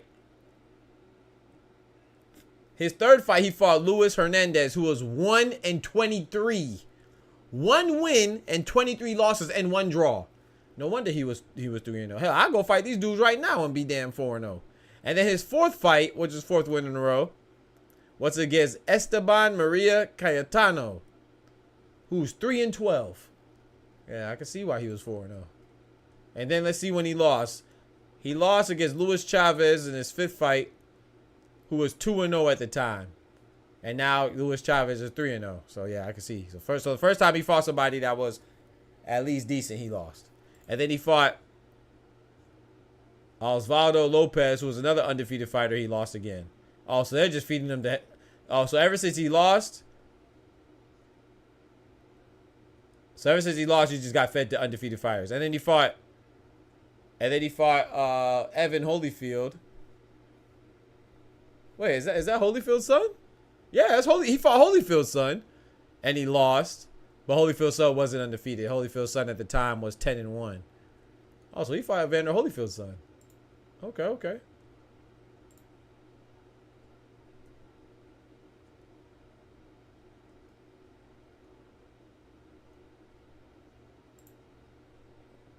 Boxing is a very brutal sport. That's a fact. 1 in 23 is just a bear. Yeah, I don't even know. I'd be wondering, like, how much like a guy like that that's 1 in 23. Yeah, I'm on his boxing rec too. I wonder, like, when you're 1 in 23, like, how much are you getting paid? Like, what do you think they're getting paid, chat? If you're 1 in 23 and you get a fight, or how much you probably can't be getting more than $500. Like, how much do you think this Juan Meza guy just got? He probably got, like, since he's on TV, he probably got like $1,500. B Dog in the building. What's good? Probably got like $1,500, 2K. Getting beat up for maybe $1,000, 24 times. I said, yeah, facts. You say you don't get paid nothing. Nah, bro, you got to get a little check, bro. What you mean, probably a few thousand? Yeah, tonight he probably got a few thousand, bro. If the other guy was 1 in 23, who wasn't even on a platform, nah, you probably get like 500. He gets paid specifically the facts, B-Dog, facts.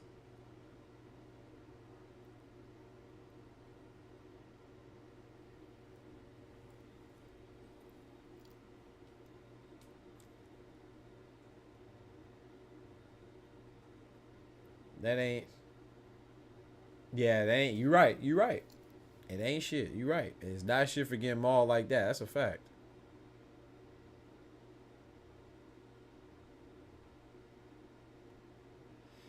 Bro, I don't be mad at Jake Paul, bro. Like, I'm not mad at Jake Paul. I'm not mad at anybody making money, man. Shout out to him, man. Anybody who can make money and he can make a lot of money while taking minimal risk, I gotta take my hats off to that, you know, so I respect, but I can't watch it. I can't take it seriously or watch it or because I don't feel like he's doing anything special. And the way he knocks an ex-basketball player out, he knocks a former UFC guy out, retired older guys, and then he stands over him and taunts him and stuff like that. Like, come on, bro. I just can't watch that, bro.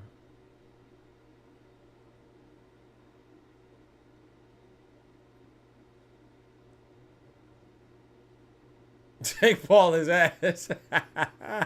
They gotta recoup their medical bills. That's why they keep fighting. Yeah, I ain't gonna lie. I think so, Kendrick. For real though, I feel like their medical bills cost more than they make. Man, God bless them, man. That's tough though. I mean, that's their choice, but man, that's tough. Hopefully, when they get like say that Meza guy. Hopefully, when they get in fights like this, right? I hope that they at least pay them, and then they also pay their medical bills. You know what I'm saying? Like, at least their immediate doctor visits. Maybe not the follow-ups and stuff like that, but hopefully they're smart enough to get that in their contract too, and not just the money. You know what I'm saying? Hopefully they get the $1,500, you know what I'm saying, 2K, 3K, plus your doctor visit is on the house type. Like, you know what I'm saying? They're gonna cover that. I don't think so. I mean, I know that's wishful thinking, but hopefully it's something like that. And not just come get your butt kicked. And you get this amount of money, and then you don't even get no money because the money that you made only supplements the total figure that's actually needed. You know what I'm saying? In the long run, from all the times you got to go visit. I heard if you don't make it out the first round, you don't get your full check for the fighters. Oh yeah, you might be right. How would you consider boxing? You only fought one boxer. Facts. And that boxer wasn't even a real. He was a semi-boxer, right? You talk about Tommy Fury or whatever his name was or is. Hey, he's like a semi-pro. I would think there's different kinds of contracts. Yeah, it got to be different kinds of contracts. I mean, hopefully they have an agent, or at least maybe they provide self-representation, and hopefully they're smart enough to negotiate something like that. Because even if you don't get that much money, at least, hell, if you're only going to give me $1,500, shit, at least pay for my doctor visit.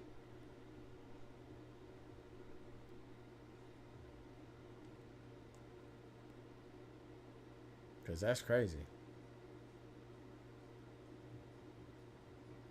All right, let's get it, man. What's the next fight? The next fight is the co-main event. Gregory Morales versus Javon Garnett. I wonder how much that fight is. I mean, I don't know the rounds. I wonder how many rounds is that fight.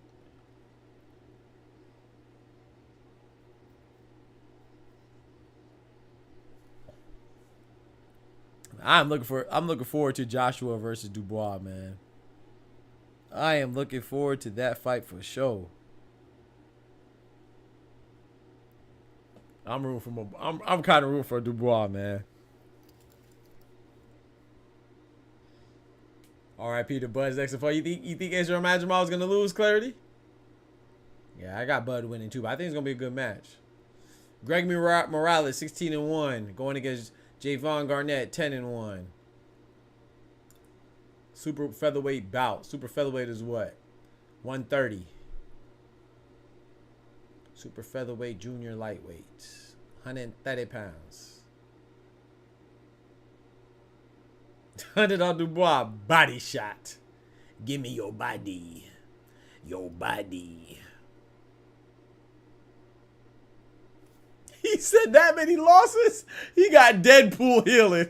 Ain't no doctor needed. That's crazy, bruh. Man, y'all about to watch that Deadpool versus Wolverine? Or not versus Wolverine, but Deadpool Wolverine. Was that Deadpool 3, I think? Is this the third one or the fourth one? I think the third one. I seen the first two.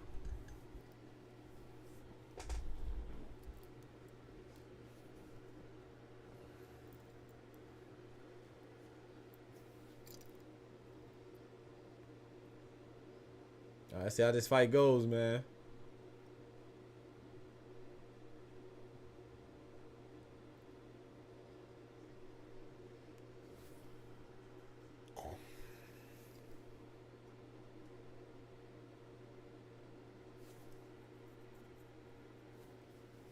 I just watched Last of Us today. Well, not today, but I just finished watching it. Finished watching it today.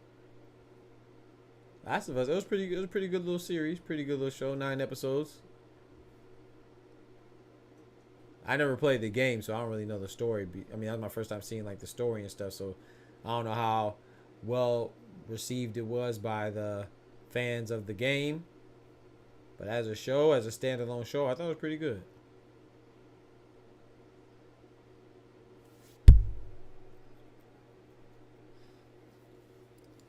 Gregory Morales, first 10-round fight. Gregory Morales.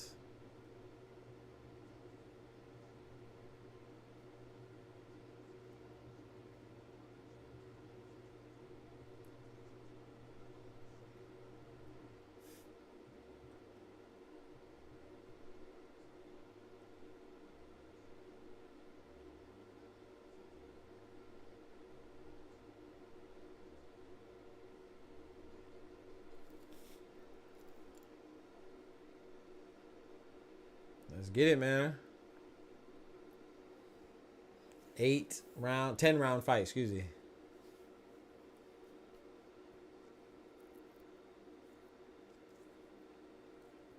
He said he looked amped.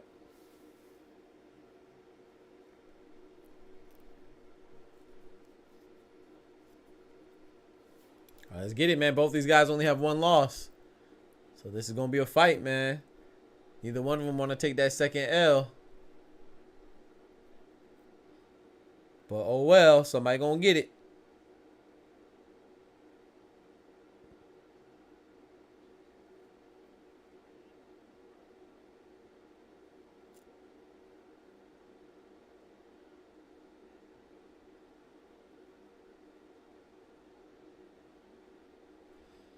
All right, Javon Garnett, 10-1. Cincinnati, Ohio.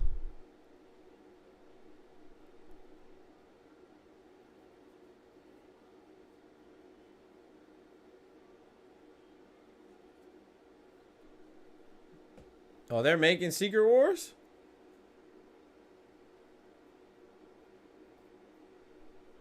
I didn't know they were making a movie for Secret Wars. I'm kind of done with the MCU though, man. MCU last few movies, in my personal opinion, been terrible. They've been trash. Greg Morales out of San Antonio, Texas. Like, Thor is my favorite Avenger, but that last Thor was terrible.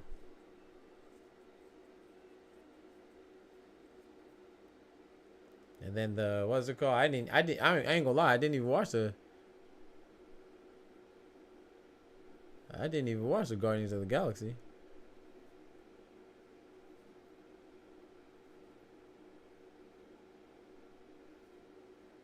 A lot of people didn't like Black Widow though. I like the Black Widow movie. That was pretty good. Multiverse of Madness was okay. I wasn't too mad at that. I thought it was decent. Eternals was ass to me. That was terrible.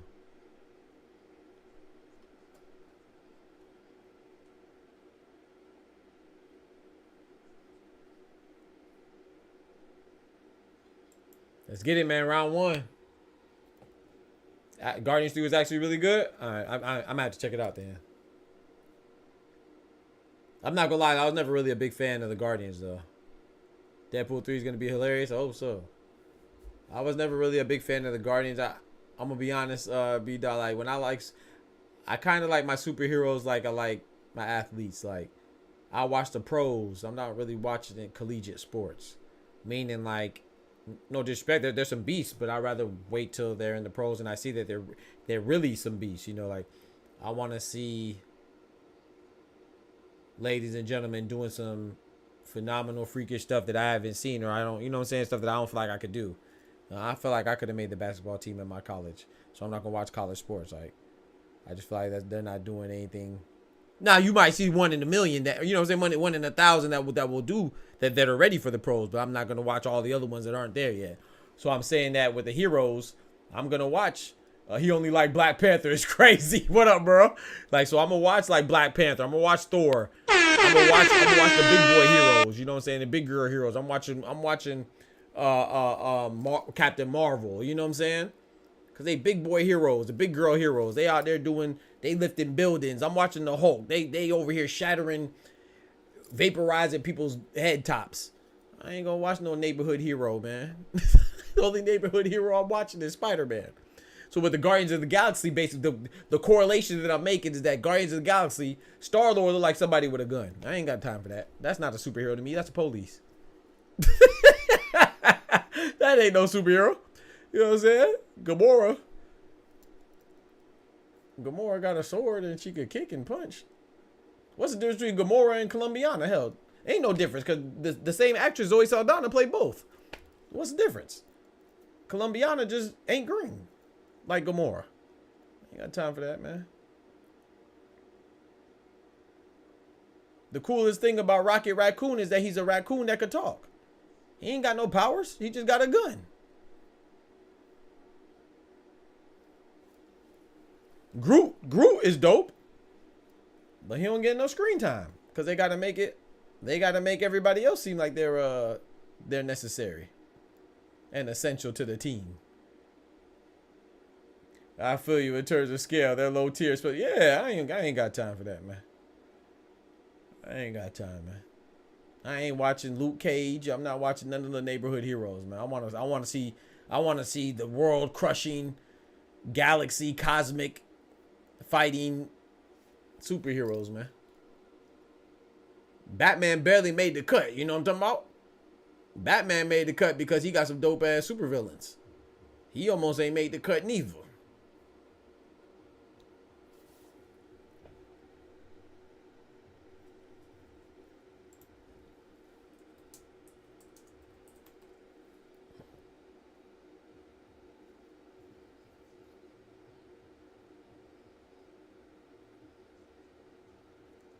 So you don't like Moomin Rider, bro? Who is that? Who the hell is Moomin Rider?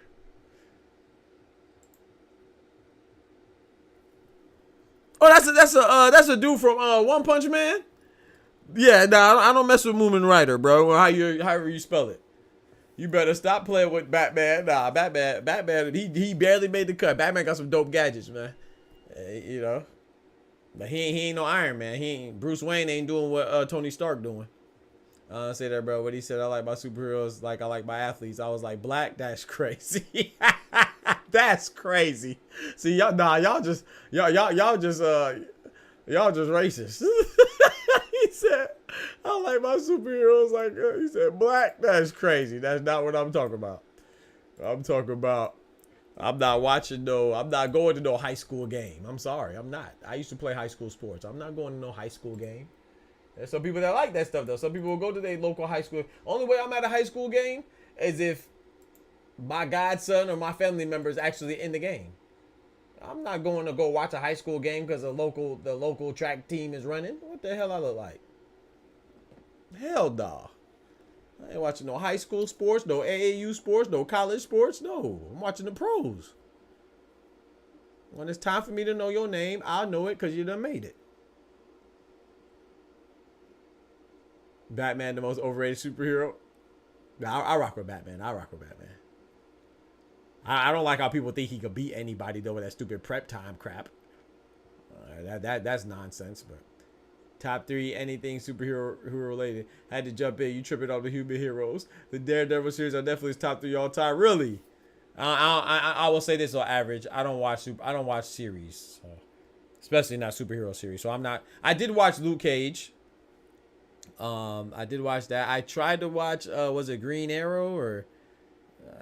I watched Luke Cage. The only reason why I watched Luke Cage is because my girl at the time. Like I said, I'm not good at watching shows, so I'm not saying that they're not good. Like, but I would never watch.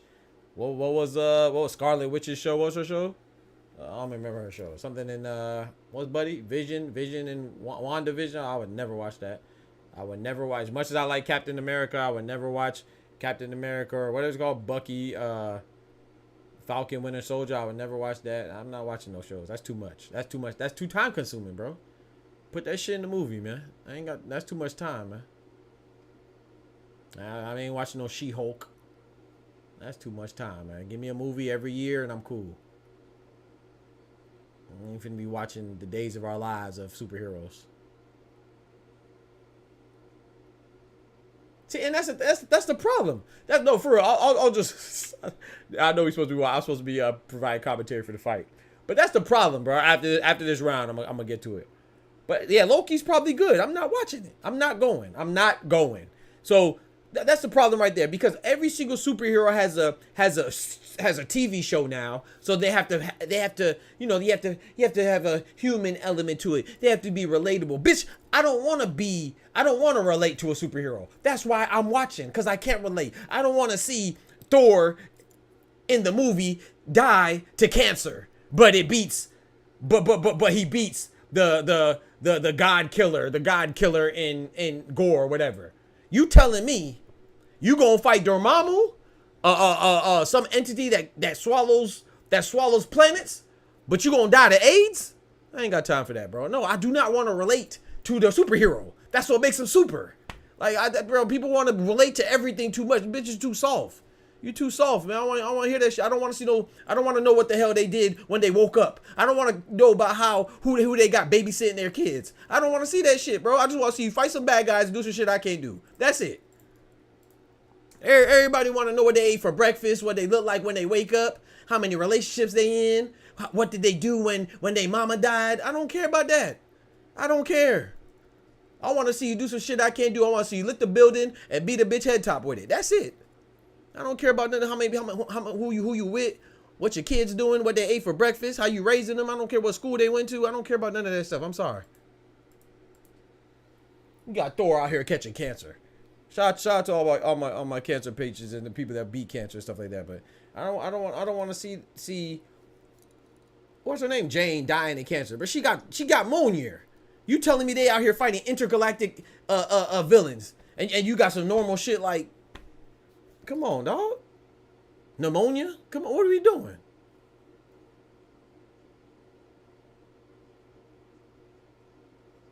I'm watching Spider-Man. Next thing you know, he done lost his best friend. His auntie died. His uncle died. Damn. And his girlfriend left him. She don't even remember his name. Like, what are we doing, dog? Extra sad shit, man. Everything got to be a drama, bro. Everything, I don't want to see a drama, bro. I want to see some shit that make me happy. You know, I think you still like Invincible, though. I feel like the show does, but all right, but I got to check that out. That's the animated joint, right? From superhero, from neighborhood level. I feel that more character development, more depth. I feel that. He's not even a superhero. He's a vigilante. He a rich kick-ass. Right. You talk about Batman. Facts. Now, 98% of them are mid or best. Daredevil, you won't regret. All right, bet. Take it from a new subscriber. Trust your Migo on it. All right, bet. I might check that out. But yeah. Thor is one of my favorite superheroes, man. You know what I'm saying? Come on, dog. That's facts. Regular humans can beat cancer, but someone worthy of ammonia. You're right, B. You feel me? Thank you, bro. That joke was so... That almost got up and left the theater, bro. That joke made me mad. I ain't gonna lie. I know that sounds like something to be... I should be mad at when that shit, but that just annoyed. Like, bro, I watch the news, bro. There's enough sad stuff. I don't go to see Thor to be sad, bro. I'm sorry, I don't. I watch superhero movies to see the superhero kick ass, and that's it. And if they gonna lose, then they got to be some type of part 2 or part 3, like in Infinity War. Infinity War was great because Thanos won, he snapped everybody, and then in the other one, what? Everybody came back and they found a way to beat Thanos. That's good, bro. Yes, I want a corny superhero ending. Yes, I do. Because the world is sad, bro. I could see sad stuff by reading the local news. I don't want to see sad stuff when I'm watching Thor. I'm sorry, I don't. I don't, bro. I don't. Call me, you know, naive or something. I don't know.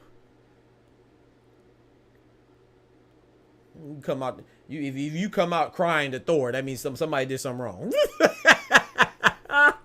I come out Thor, bitches crying. What are we doing, man?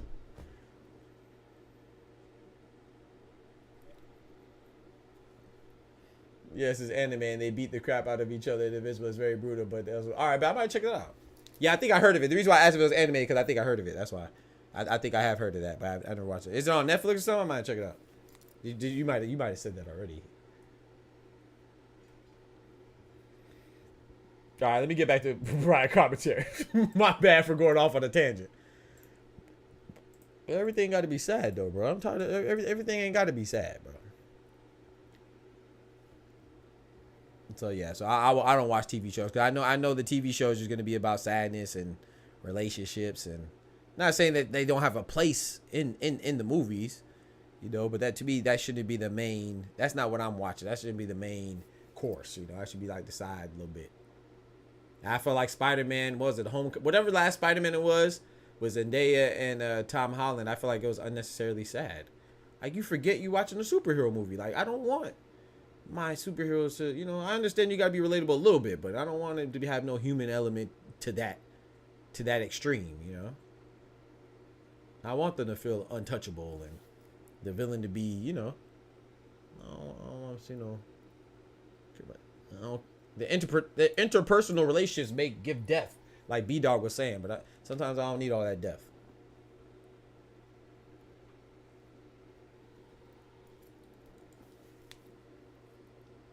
We got Morales, Garnett, Amazon Prime. Okay, bet. I'll check it out. I have Amazon Prime, so appreciate it.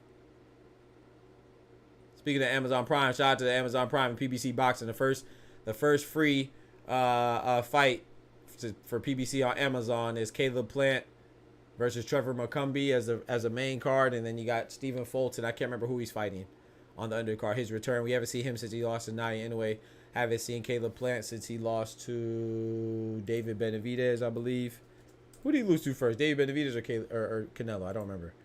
He lost to Canelo first, right? Yeah. So his last fight was against David Benavidez. That's gonna be free on Amazon. I'm looking forward to that, man. Caleb Sweet Hands Plant, one of my favorite fighters. Cool boy comeback. Yeah, he's coming back. I think their fight is on August 17th. Yeah, Stephen Cool Boy Fulton. Yeah, I can't remember who he's fighting though. They announced it, but I don't remember. That's gonna be a good card, man. Caleb Plant and Stephen Fulton on the. Yeah. You a big fan of you rock with Stephen Fulton? I was never really sold on Fulton, man. I'll be honest. I know a lot of people were shocked when he lost to Naya anyway. I wasn't really shocked. I wasn't like, I didn't think he was gonna lose like that. But I wasn't like, I was never big on him. I thought he was good, but I was never like, when I say I wasn't big on him, I'm saying like I didn't really have too high expectations for him. And no knock on him, I just wasn't. I always thought he was good, but I guess I was never really like convinced, I guess. I always got some good fights, facts. But I am excited to see his return though. But I know a lot of people are big on him. His return's also at I believe it's at featherweight too. Don't quote me, but I think he's going to featherweight, so 126.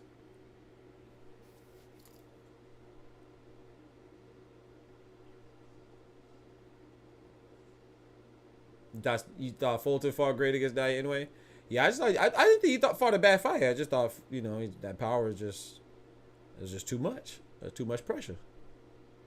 But now Fulton's good though. I was just never like.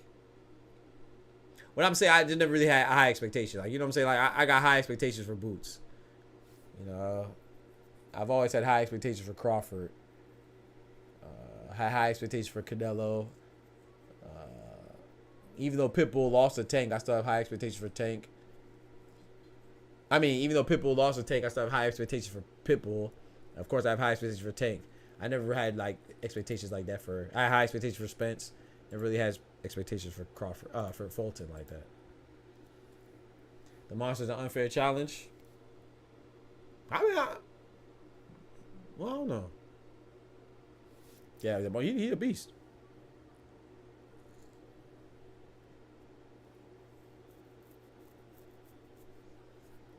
Definitely a beast. I don't know if it's unfair though. I just think Fulton didn't know the monster hit like a monster. You know, I didn't think he expected all that power. You know, and I don't think you care really until you get in there with him, because like, you know, he's not wrong for that. You know, like he's supposed to pack that much of a punch.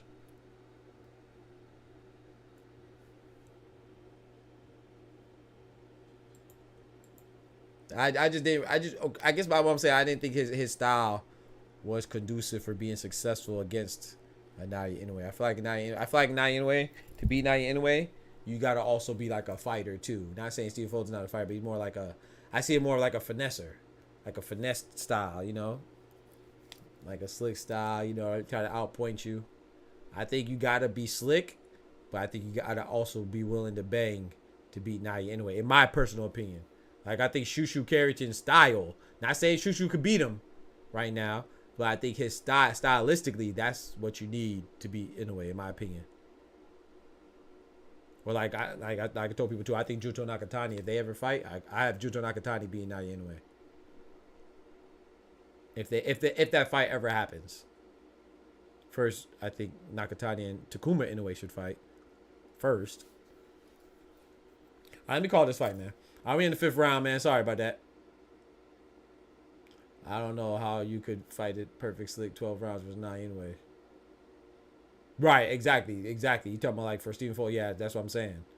Yeah, that's why I guess I wasn't really, like I said, I was surprised on how it happened when Inoue beat Fulton, but I wasn't really surprised that it happened.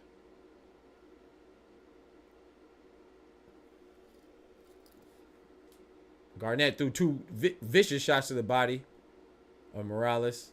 Morales is a long fighter, trying to reach down and go to the basement. I like that. I like when even the taller fighter doesn't, you know, forget about investing in the basement, going downstairs. I like that. You don't want to forget about hitting that body, even if you're a tall fighter. Garnett's a little slick right now, man. Morales trying to utilize that jab at that range. Garnett is, you know what I'm saying, using that evasiveness and counter hitting too. He's getting down low. Got some quick hands too, Garnett. Nice jab to the body from Garnett. Morales is playing the role of the stalker, trying to walk down Garnett. Garnett's being slick about it, trying to outbox him. He's reacting to all the feints from, not even really a feint, just Morales. Yeah, I guess it's a mini feint. After he's about to come in, and Garnett is definitely worried about his power. Oh, like Garnett talking to him. Though. Oh, he talking to him. He said, "What's up? What's up?" Oh, hold on now. He said, "What's up?" Be talking to him. I like that. You got to back it up now. You know, don't be talking and getting rocked now. Oh, Morales hit him with a jab as Garnett was trying to come into the body, and then Morales smiled at him too. Don't let Morales turn into Miles Morales on your ass. You doing all that talking.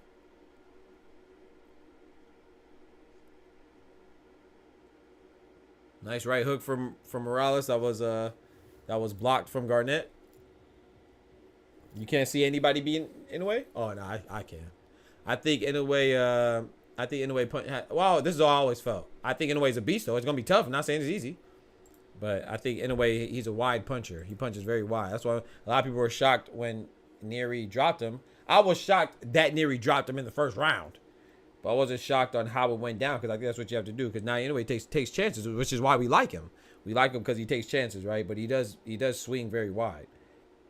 And he has a tendency to do so. And he got caught by Louis Neary. So I think it's going to be a sharp. It's going to be you got to be very disciplined, and you have to be a very sharp puncher with power. Like I said, I think that's what Shushu had. But Shushu's at 126 too. You know what I'm saying? I don't even think that fight should happen. To be honest, I don't really care if that fight happens or not because now anyways at 122. I don't know why people anybody that wins a fight at 126 or below, they ask about Naoya Inoue. Like I said, they asked Espinosa about Naoya Inoue. He's at 126. They asked Shushu about Inoue. He's at 126. Then Bam Rodriguez won a fight at 115 against Juan Francisco Estrada. They asked him about Naoya Inoue. So that's 2 weight classes below him. So everybody they asked about Naoya Inoue. So it's annoying. But I don't think everybody should fight him. I would like to see Inoue versus MJ Akhmadaliev. I think Inoue beats Akhmadaliev, but I think that's a good fight. I think right now at bantamweight, I think Inoue beats everybody at bantamweight. Sorry, super bantamweight. Excuse me. I think he beats Sam Goodman. I think he beats Casamayor. I think he beats Casamero. Excuse me, Casamero. I think he beats what's it? John Rael Casamero. I think he beats Elijah Pierce. I think he beats MJ Akhmadaliev. I think he's gonna beat the hell out of TJ Doheny. I think that's a terrible fight. I'm kind of disappointed in that fight, to be honest. But like I said, I like to see him and Junto. Junto's at 118. I would like to see that fight. If Junto could unify against Takuma Inoue, I think that builds a dope ass storyline of a revenge arc. Like Junto beats Takuma Inoue, then Naoya Inoue has to come and avenge his brother. But I just think that he's not successful with his revenge. I think he's unsuccessful, and I think he loses to Junto. That's a fight we need to be hyping up because that's 118. That's closer. That's bantamweight and super bantamweight. You're not wrong. He'd be caught. I was flabbergasted he got knocked down by Neary. Yeah, me too. The first round, I was shocked. Neary is a cheater. 3 times they took him to guess what? Yeah, PEDs. That's a fact, Rico. Yeah. Neary did get caught with PEDs. That's a fact. Rico in the building. The more you keep saying it, the more I see it. He has power and anyway, get a little reckless to get caught. I'm telling you, Justin. I'm telling you. My boy Ty in the building. I'm telling you, Justin. I'm not, like I said, I'm not. Inoue is good though, so it's nothing for sure. So and like I said, I'm not knocking Inoue because to me he's number 2 pound for pound right now. Number 1 is Usyk for me. Number 2 is Inoue. Number 3 is Terrence Crawford. You know, based off of sheer inactivity. But Inoue is definitely a beast. So don't get it twisted. But I don't think. I mean, same with Usyk. I think Usyk is beatable too. I think Tyson Fury could have beat him. It's just that Tyson Fury got reckless. But that's why I like Tyson Fury, right? Because Tyson Fury, he plays around. He's braggadocious. You know what I'm saying? He gets a little playful, a little reckless in there. Yeah, but that's why I like him. So, I mean, it bit him in the ass against Usyk, but Usyk made him pay for it. Shout out to Usyk for being good enough to make him pay for it. But, yeah, I think Usyk could be beaten. Until he got caught in the 9th round, I had Tyson Fury beat him. By the way, Loma has officially ducked Tank. I don't know if you broke this news, but there's an official statement out for no. Oh my, bro, shut up, Ty. Shut up, Ty. What the hell ain't he got popped for? Dang, I just read it earlier too. I can't remember off the top of my head, bro. I can't remember what PED it was, but he said he got it from eggs. He said it was a chicken and the eggs. He said it was an eggs and chicken meat. Yo, he said it was an eggs and chicken meat, bro. He said he blamed it on Chick-fil-A, bro.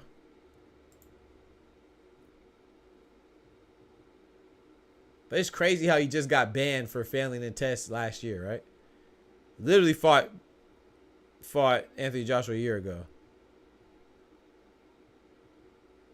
Clomiphene. It was clomiphene.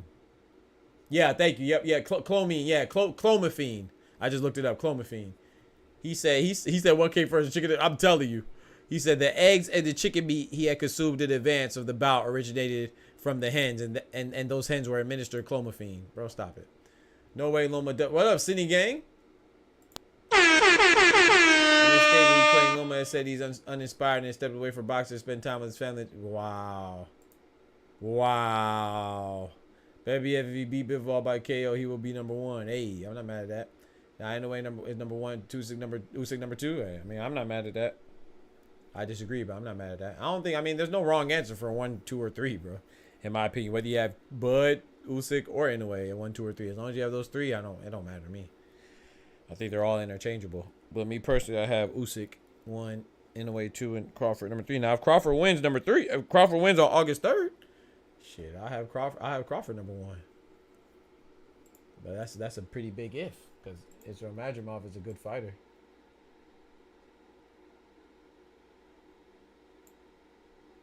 Will they pause the time? No way Loma dunk Tank or Loma can't beat Tank anyway.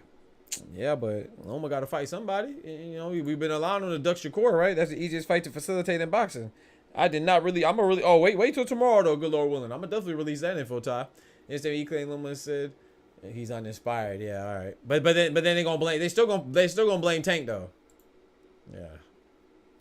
It's everybody's fault. And, you know, when Loma doesn't fight Tank, it's Tank's fault for these years because Tank's been ducking. And now they want to fight. Oh, it's because they're gonna say something else. Well, Tank took too long to fight him. Well, what about Shakur? Shakur's been on top rank for how long? Shakur's been on top rank since 2017. What's up with that? Lomachenko's been on top rank forever, and he's been at 135 since 2018. Why that fight didn't happen? They gonna blame Shakur. Shakur wasn't in position.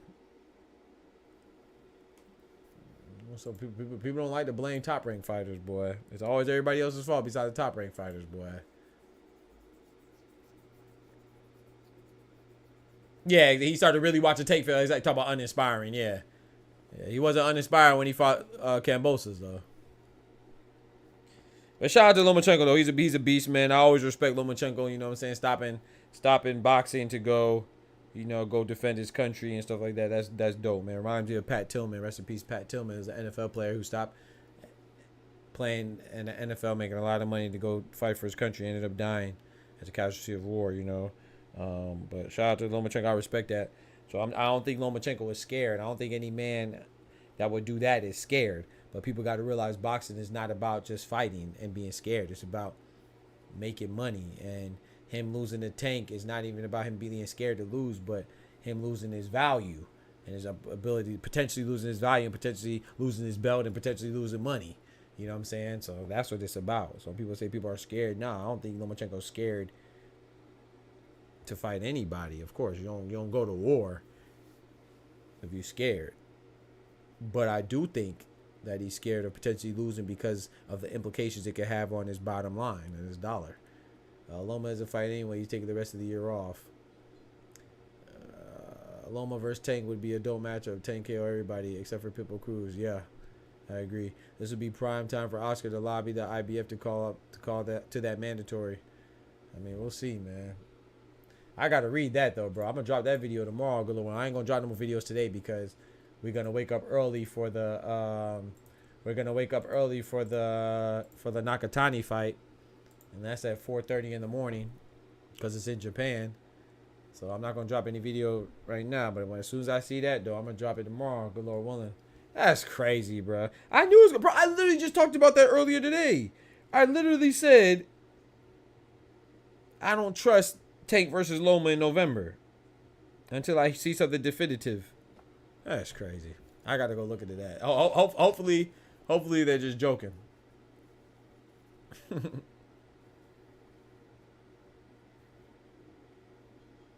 Let's get it, man. Round number 8, excuse me. That sucks. Oh, well. Hopefully they're going to be like, gotcha. Just like when Kenny Ellis was like, Just like when Kenny Ellis was like, Loma doesn't want to fight Tank. He's going to let Tank and Shakur fight. He was like, gotcha. I don't think it's a gotcha moment, though, but I don't think he's capping, unfortunately, but.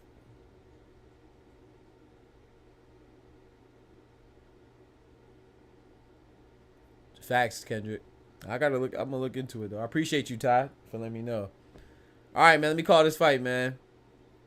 I'm selling. Nothing too crazy has been going on though.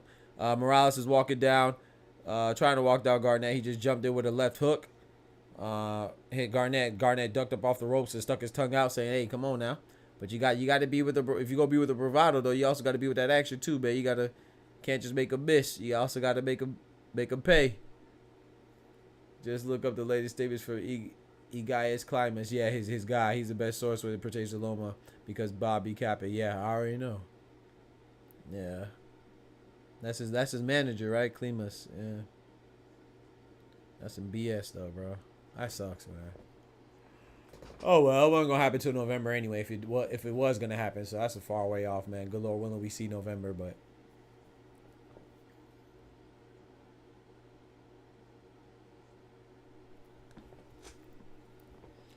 It feels like Garnett's kind of winning this, but I'm not sure. Like I said, I haven't been scoring it. Alicia Gray, what skills? Hey, let's go! Shout out to Alicia Gray, man. She won the skills and the 3-point contest. Yeah, I knew she was in both.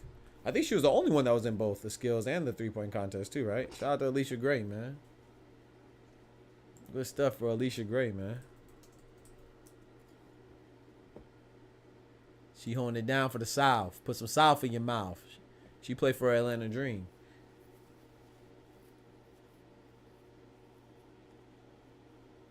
He said Kenny Ellis wasn't even capping. Facts. That's what he got when him and Calvin met with Papachenko. Yup. You see? I knew Kenny Ellis wasn't capping, bro. He just said that to save face. Took down that Instagram message, say he was just joking. He wasn't joking. You could sense people's energy very well, man. Especially when you're in physical contact with them, like in the same room or in a similar or a close proximity of them, in the same vicinity. You could feel people's energy, man. That should be real. He probably felt it. He probably felt for their body language or what they were saying. And I never want to fight Tank, man. But of course, people still gonna blame Tank.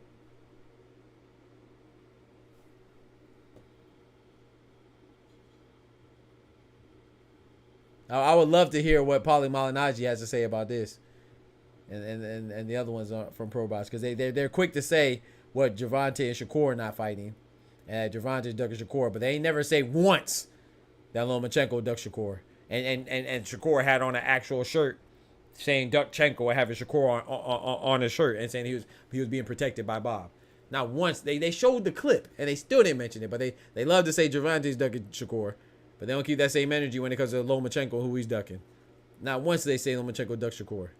Not once do they say Zepeda duck Shakur. Not once do they say, you know what I'm saying, other fighters. The Lomachenko duck Tank. Let's see if they say it. I guarantee they're going to say, oh, the fight should have happened a long time ago. That's what they're going to say. You got to keep the same energy. That's what we were boxing channels, man. Got to keep the same energy for everybody and tell the truth, man. Tell the whole truth, man. You can say Gervonta's ducking Shakur, but if Gervonta's ducking Shakur, then Lomachenko's definitely ducking Shakur because they're on the same promotional company. That's the easiest fight to facilitate. That fight's easy to make if they both wanted it. And we know Shakur wanted it. He said he had to take it down. And Bob sent over that cease and desist. Hey, I'm telling you. I'm telling you, bruh. Nah. Not cease and desist. That's C and D's for Ooh, nice 1-2. That's C and D's for Chad and Damien, his two goons.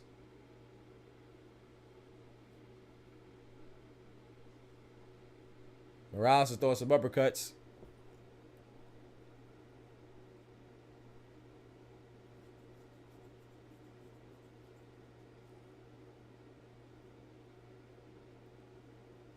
Hey, oh, ooh, and that's the truth, ain't it? I damn near lose my mind in this booth, ain't it?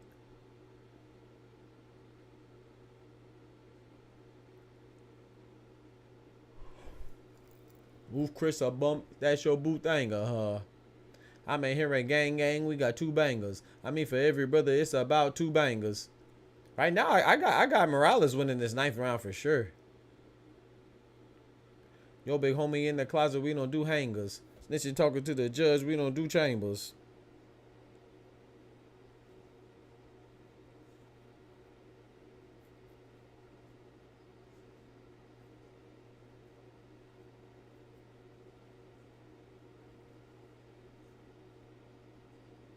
Ooh, nice 1-2 from Garnett.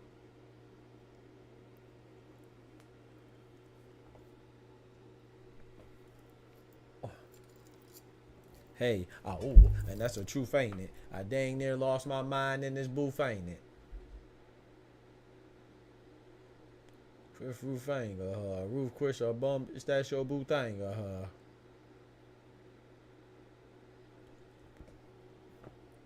I'm in here at Gang Gang, we got 2 bangers. Nice body shots from Garnett. He got to commit a little more, man. Throwing a lot of arm punches, man. Ooh! Nice exchange right there. It looked like Garnett got the better of the exchange, but he went back further. That recoil. I'm in here with Gang Gang, we got 2 bangers. I mean, for every brother, it's about 2 bangers. Yo, big homie in the closet, we don't do hangers. Snitching talking to the judge, we don't do chambers.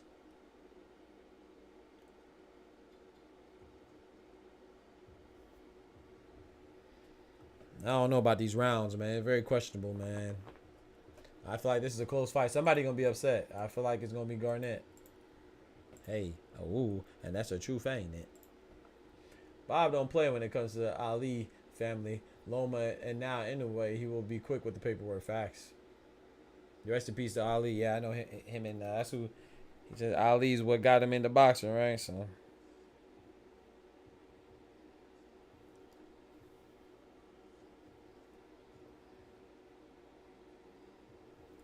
This man out here, bro. You think Lomachenko fights Berinchek? Talking about he ain't gonna fight for the rest of the year. That's cap. If the opportunity presents itself, I bet you he'll fight. Now, I don't think he's gonna fight Berinchek because they both Ukrainian. You know, that's his Ukrainian brethren. So I don't think that fight's on the table. But if it was, I bet you'll fight that.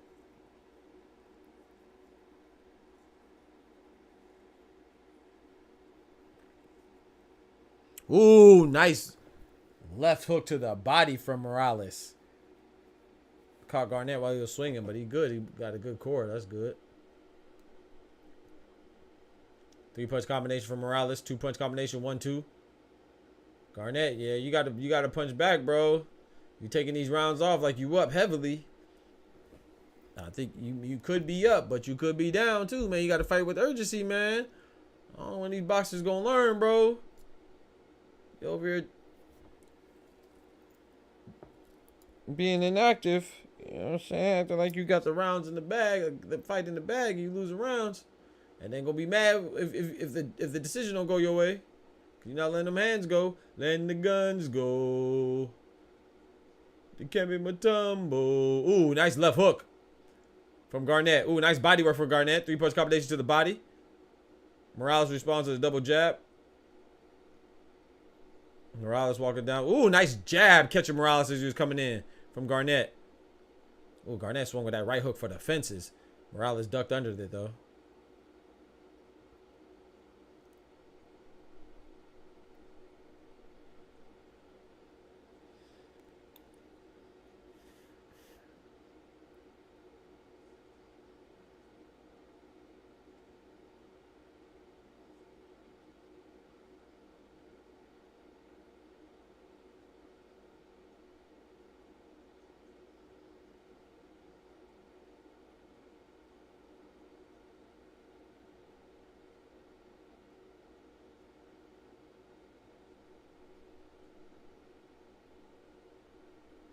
.59 seconds left in the 10th and final round.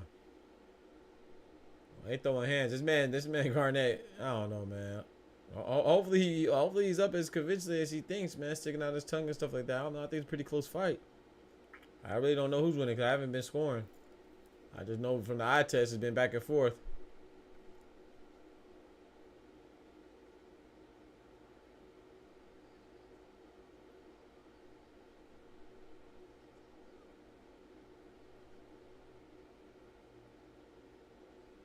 He owns his catalog. And his lightness, I believe it. Morales throwing his hands in the air now. 10 seconds left of the 10th and final round. Fit is strong. Not gonna lie, Loma does tank, bro. He said he needs some time. It's not about money, it's about legacy. Talk to him. It's about not getting in there and getting smoked. He know what's up. Cause you know Loma ain't never been stopped before. You know that.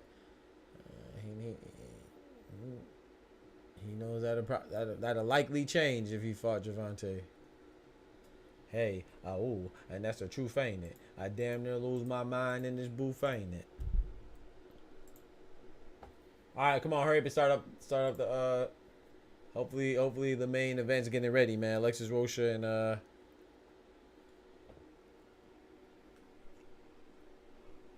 Santiago Dominguez. Don't drag your feet.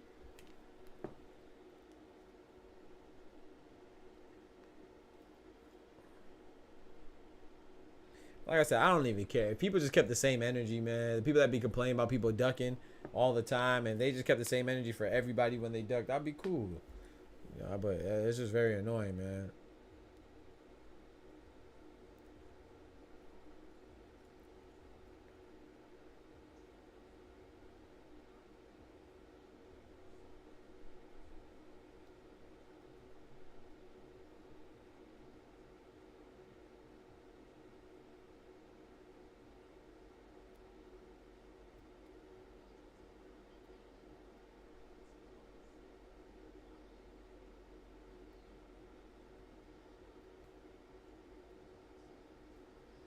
Let's see who wins this fight, y'all.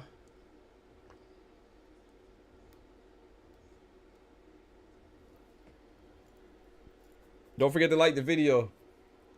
Please don't forget to like the video.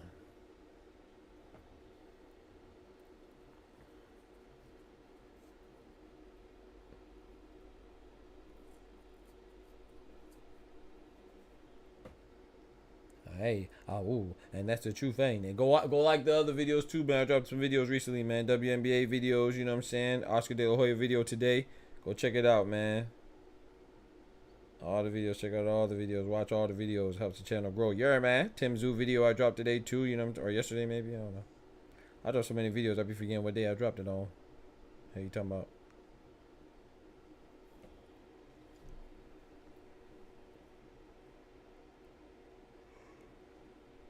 Let's see who wins this. Somebody, one of them gonna be upset.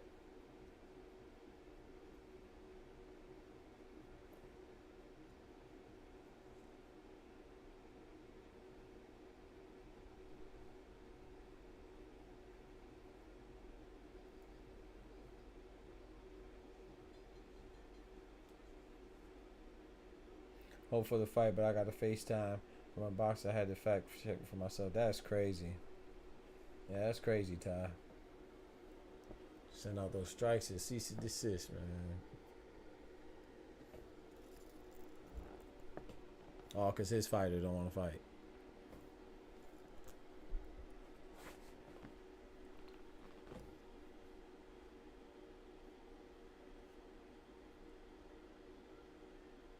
Let's see what happens. Let's see who wins this, man. Oh, Morales won.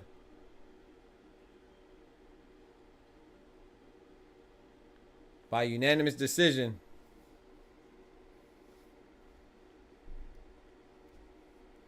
It was a close fight.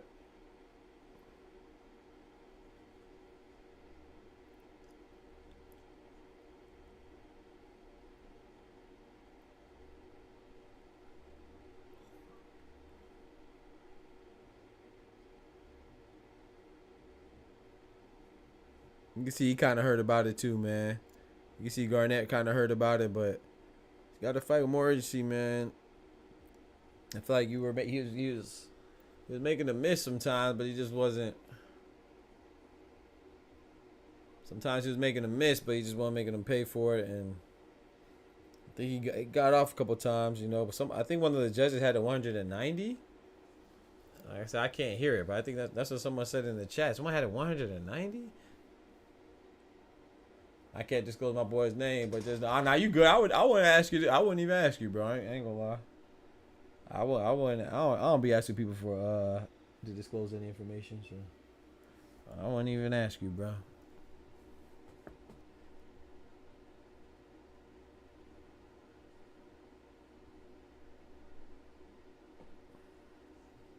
Hey, oh, and that's the truth, ain't it? I damn near lose my mind in this roof, ain't it?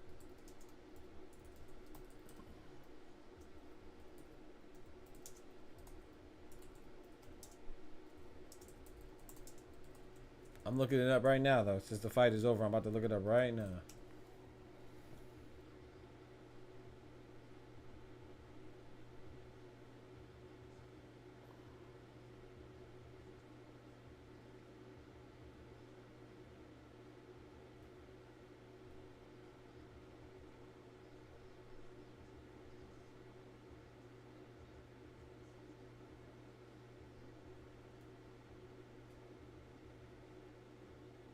Man, if they don't fight, that sucks.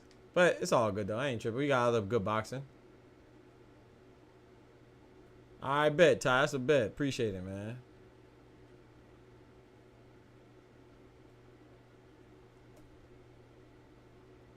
My Discord don't be popping like it used to.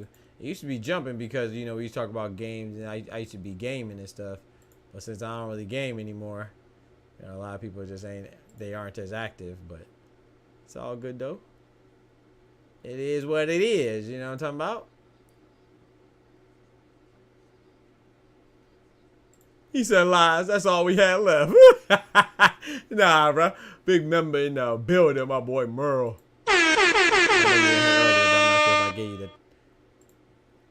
Come on, let's get this Alexis Rochha shot here. Nah, we got some big fights still, man. Especially as long as the Tyson Fury and Usyk fight still happens in December. Then we still have I don't know when Bivol and Beterbiev is actually gonna go down, but we have that fight still. And then August we have some good fights. Terence Crawford, Israel Madrimov card, and we have Virgil Ortiz and Sergey Boychuk the week after that. And the week after that we have Caleb Plant and Trevor McCumbee.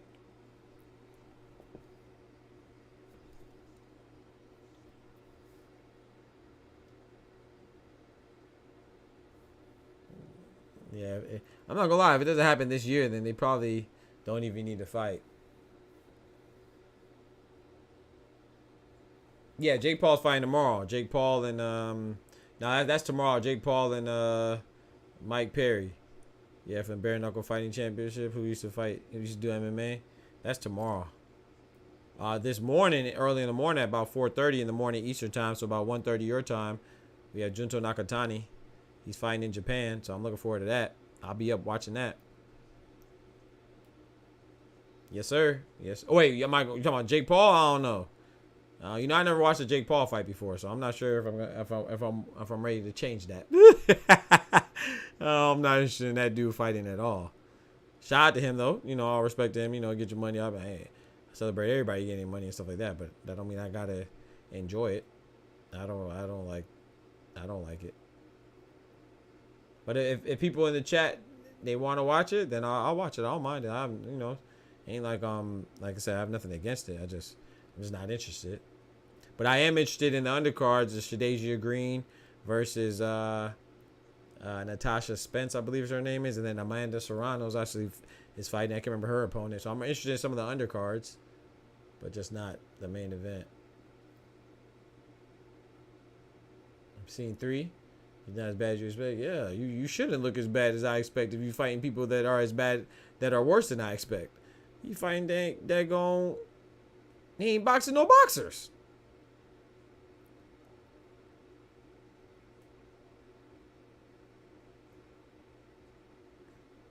Oh, this is when Rocha lost to Giovanni Santillan. Yeah, Santillan cooked him, man. But then Giovanni Santillan got cooked by Brian Norman. Yeah, but I don't mind watching him, bro.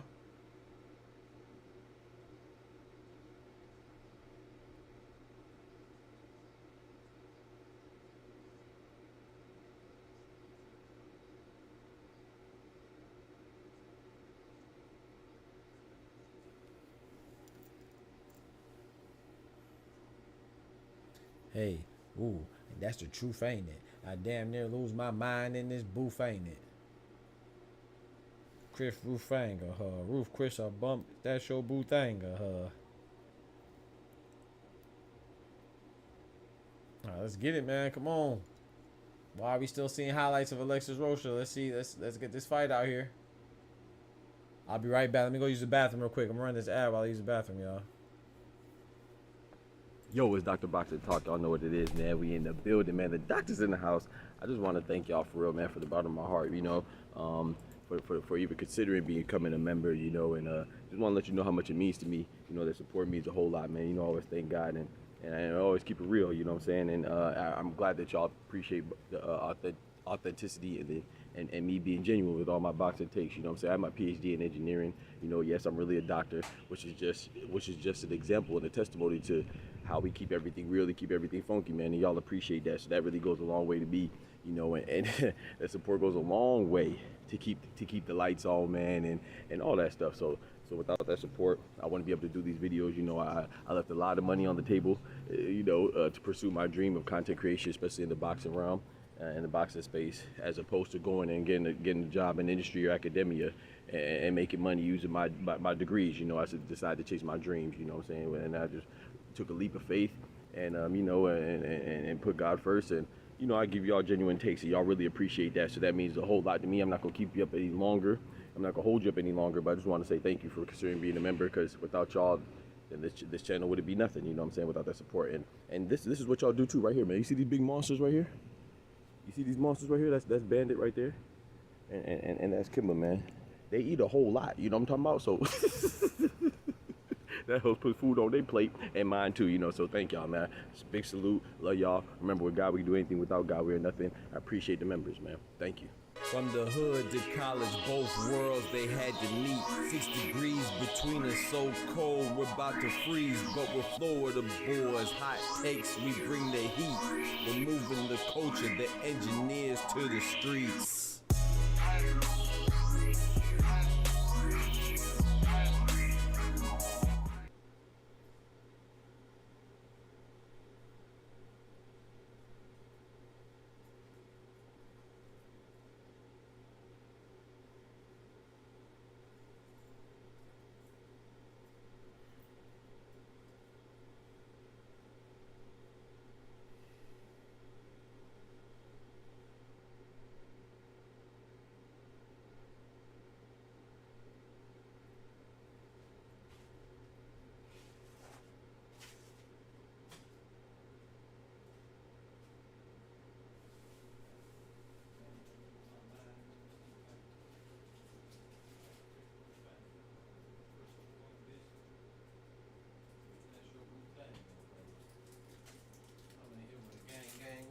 Bangers. I mean, for every winter, it's about 2 bangers.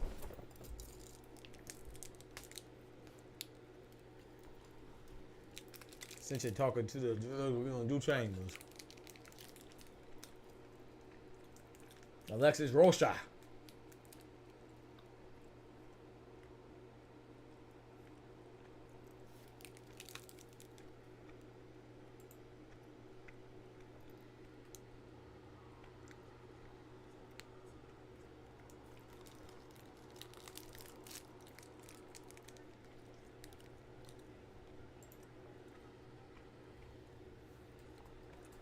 I remember that fight being a good fight, man, between him and Giovanni Santillan.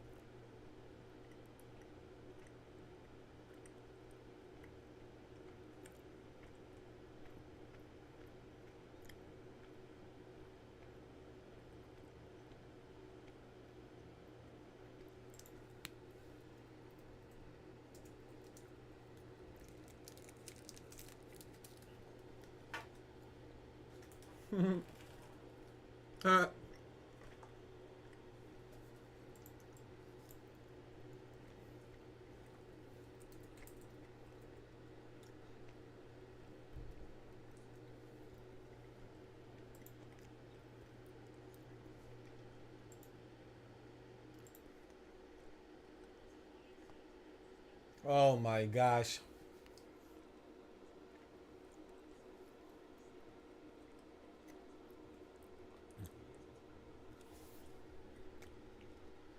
I see it, man. They be dragging their feet like this is pay-per-view, bro.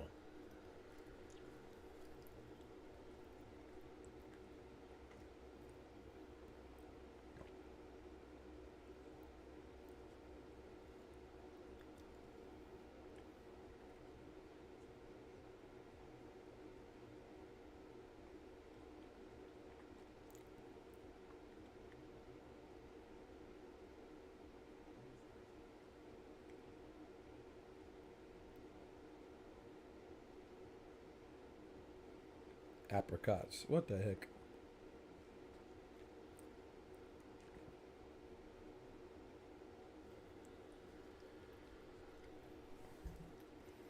They just be talking and talking and talking, bro. This is on YouTube. It's free, but they should already be in the ring right now, man. I'm just saying, like, I don't think a fight on YouTube should be... It should be coming out at 12 o'clock, bro. They should be ready to go. Golden Boy needs to get right, man. A fight on YouTube coming, they coming out at 11:40.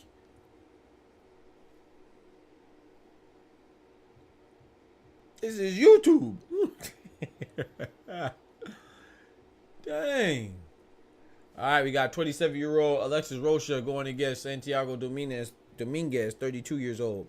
Alexis Rocha is 24-2. Santiago Dominguez is 27-0. Wait, who was the other person Alexis Rocha lost to? I remember he lost to Giovanni Santillan's most recently. Oh yeah, duh, Rashidi Ellis. I know you knew that. Yeah.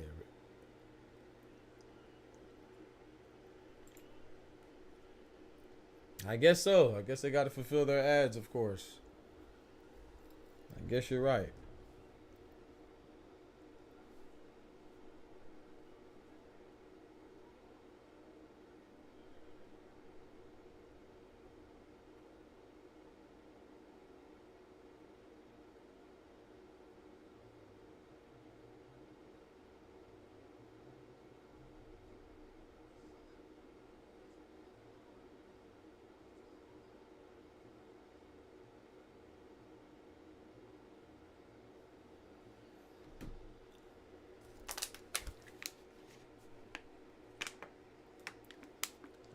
The combined record of his last 5 opponents was 75 wins and 21 losses.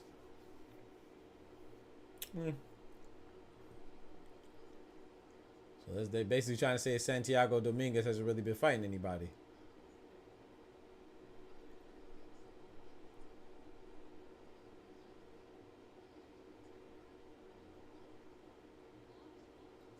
They're basically trying to say he ain't fighting nobody, bro.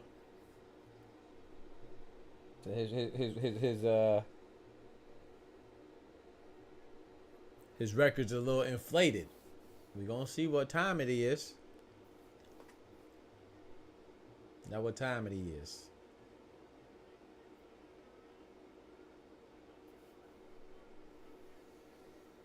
Let's go, man. Alexis Rocha coming out now. Alexis Rocha's biggest win of his career is probably against Blair the Flair. Woo! Cobbs. So let's see how it goes, man.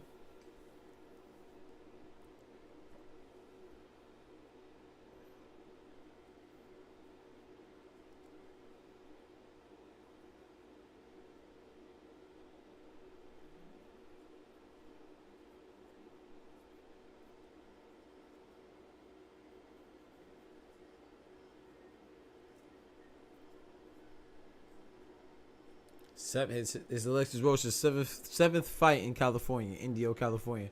He's 5-1 in Cali, Indio, California. Let's get right, man. Alexis Rocha.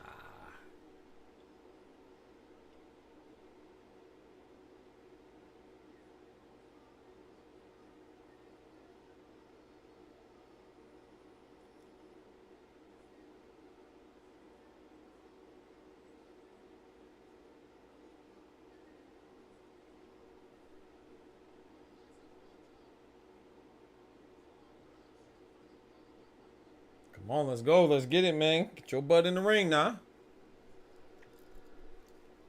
What you want, Merle?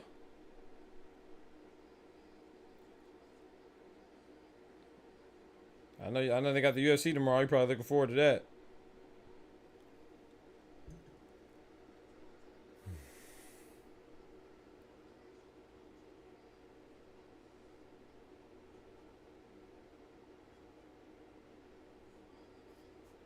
Suavemente.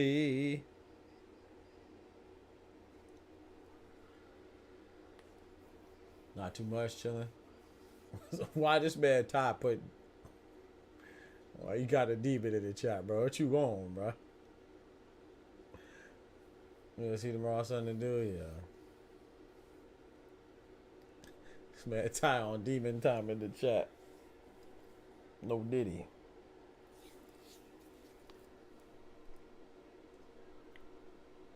Matter of fact, let me set my alarm right now so I don't forget.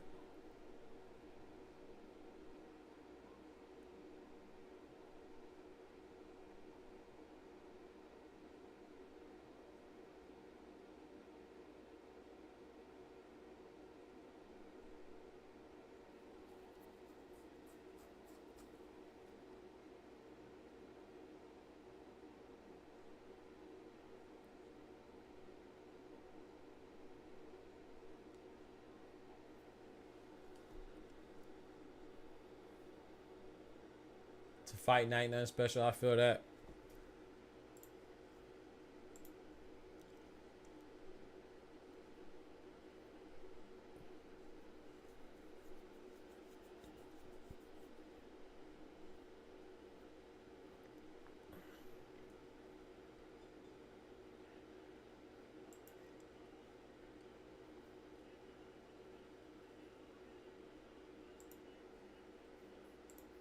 Let's get it, man.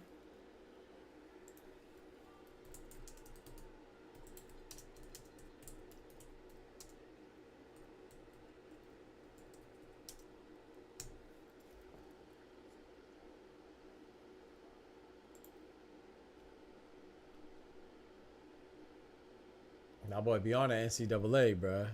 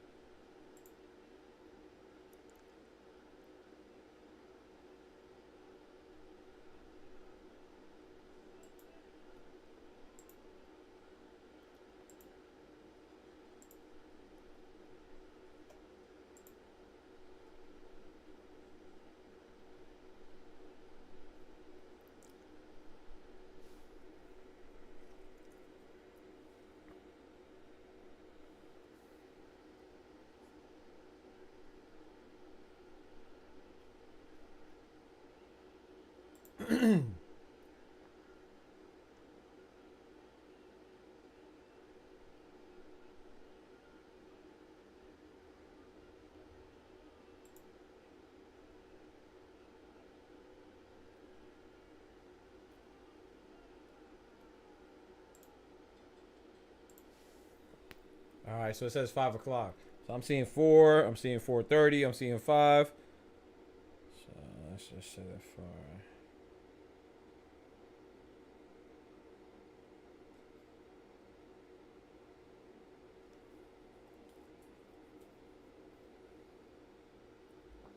$7.50.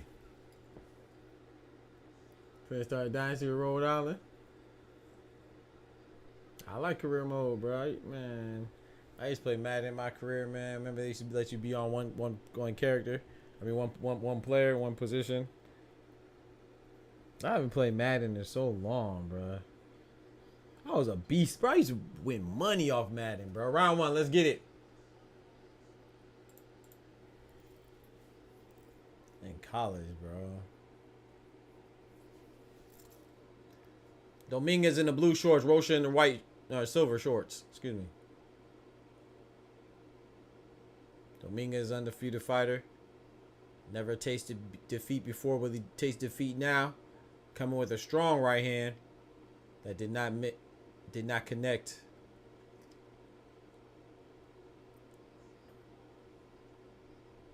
Rocha backing up. Look like he's trying to catch Dominguez with a shot as he's coming in. Oh, Rocha set a mean little 5-body shot. Right hook.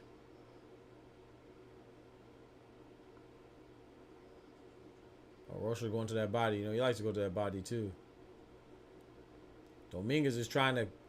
Ooh, Dominguez putting that pressure on him though, man. Dropping some power shots of his own.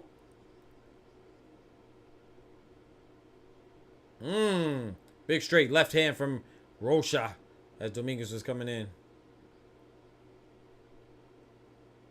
Nice jab from Rocha.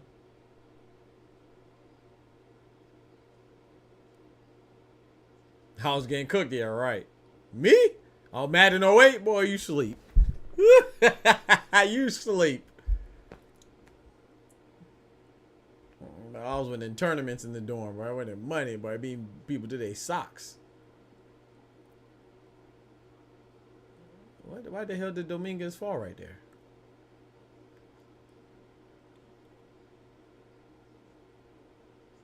I feel like I've seen Dominguez be fight before, though. 2 body shots for Dominguez. Rocha responds to two smooth little uppercuts right there. Short uppercuts. Dominguez is trying to smother Rocha, bro. Rocha's pushing his head down. Referee breaks him up. 50 seconds left in the first round. Facts. Mike Vick on the cover 04. Come on, man. Yo, Dominguez, bro. Why you keep falling to the ground, bro? Get your big ass off the ground, man. Rocha tried to catch Dominguez as he's coming in. Do a phantom little uppercut in there. I don't even think he intended to even hit anything. Dominguez threw an uppercut of his own. Rocha evaded it. Retaliated with a left hook to the body. Everything else is of little consequence. They fighting though when he gets a chance to it, man. Dominguez is trying to... I expected Dominguez to apply pressure, but he's applying a lot more pressure than I anticipated. He trying to overwhelm Rocha. Ooh. Rocha's taking these shots well, man. Ducking and dodging, dipping and sliding. Retaliating with a nice left straight. He's trying to counterpunch Santiago's head top off. But Santiago is definitely more applying that pressure, trying to overwhelm him. I think that Rocha won that round. He's throwing the more effective shots, but Dominguez is just throwing more shots. There's people in the chat that wasn't even outside in 04. Talk to him.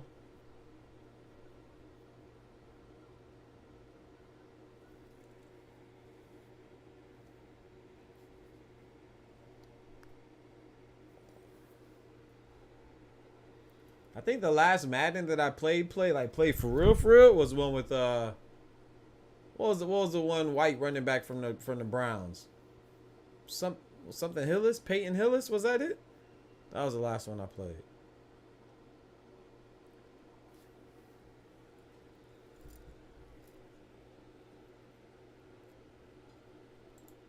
It may have been Madden 12 or 11 or 13, I don't know. Sheesh, it's been that long. I mean, I had Madden 22 though. 22. That's crazy, bro.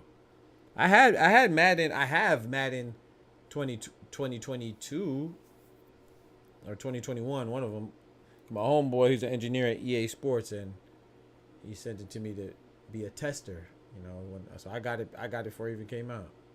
I just didn't play it. Yeah, 2012 is crazy, bro. That's scary. Ooh, big right hand, right hook to the body from Rocha. Dominguez responds to the right of his own, but I think Rocha's had more pop on it. Played 4 games of 22. I'm telling you, bro. I don't even remember who was on the cover, bro. Was it Patrick Mahomes? I don't know. I feel like this fight is gonna be sloppy until it ain't, and somebody gonna take over. Rocha's taking over right now. 3-punch combination pushes Santiago to the ropes, but now Santiago just walks forward and backs Rocha up off him.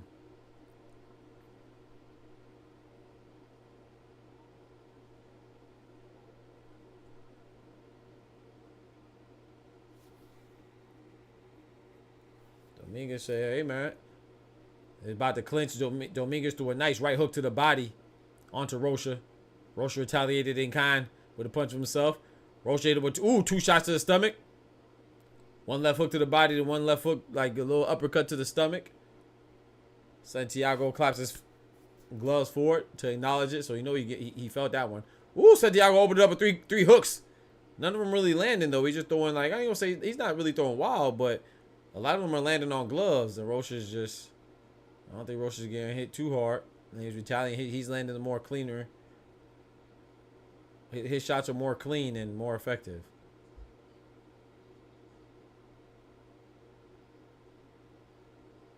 He kept throwing picks and said, I'm done. Nah, I just stopped playing.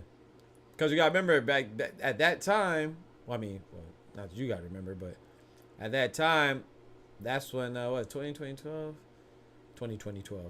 2013. That's around the time I just started getting into my master's program. So I had a lot of work. So I stopped gaming. Because remember, I didn't play 2K. The last 2K I played was 2K9, and then I stopped. No, I'm lying. I played 2K. That's around the stuff. I played 2K11. That's when Jordan, right? 2K11. Then I ain't played 2K again until 2K16. My first 2K online was 2K16. Was playing online with people. See, that's when I. It's not that I didn't like the game. It's just that's when I stopped gaming. Period, for school. Yeah.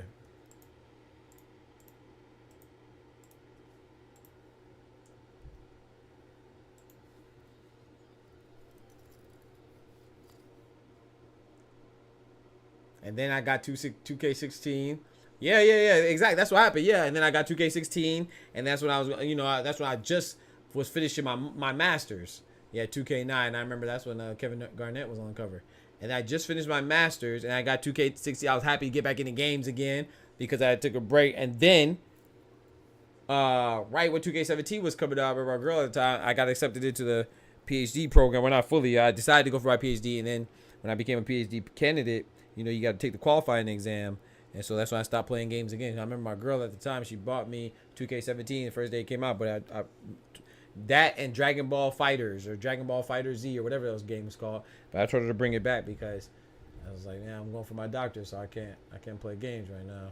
I got to make sure I at least qualify, pass my qualifying exam. Then once I passed my qualifying exam, I got back on games again, and I had 2K18. I got 2K18, not when it first came out, though. I got it whenever it was on sale. So I think around the Black Friday sale or Christmas sale or something. Because that's when I passed my qualifying exam. Okay, but I can play some games again.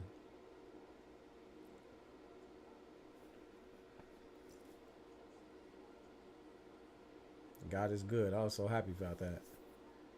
It's so funny, like, man, like to think like I'm not even using my PhD right now. I work so hard for it. It's just, that's why I'm like, man, I think I might have to just use it, bro, because get me some real money and stuff like that. I work too hard to get it, not to use it. I feel like, but at the same time, shoot, I like doing this boxing stuff, man. That's what I like to do.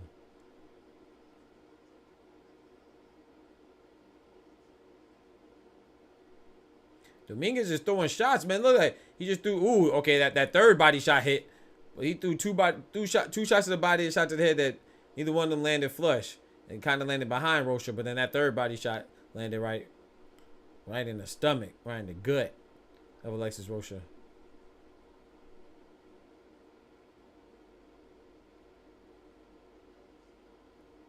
So you're playing games in class?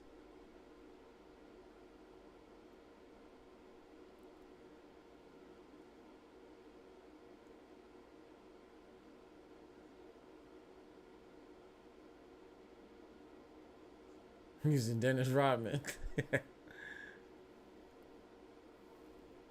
No. I had it on 2K9. Who was I using?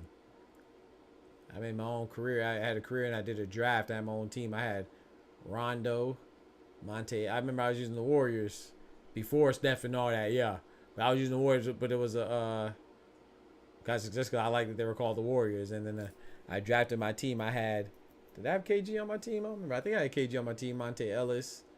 I actually did a real draft, so I didn't get all the great players, but I had J.R. Smith, Monte Ellis, Kevin Garnett. They said it was a low blow from Alexis Rocha. Said I'll participate more than anybody in class, and I was high. And,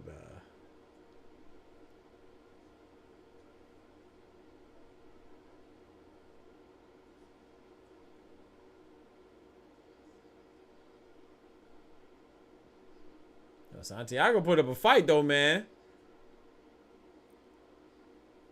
Okay. Alexis Rocha hit him with a hand after the bell, but I don't think it was intentional. It was late though.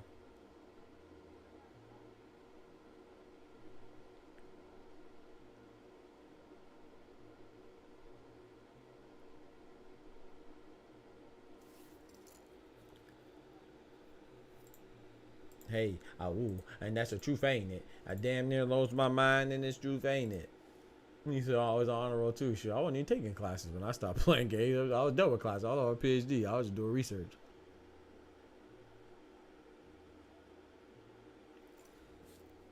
I had passed a qualifying exam, but that's not a class. That's an exam.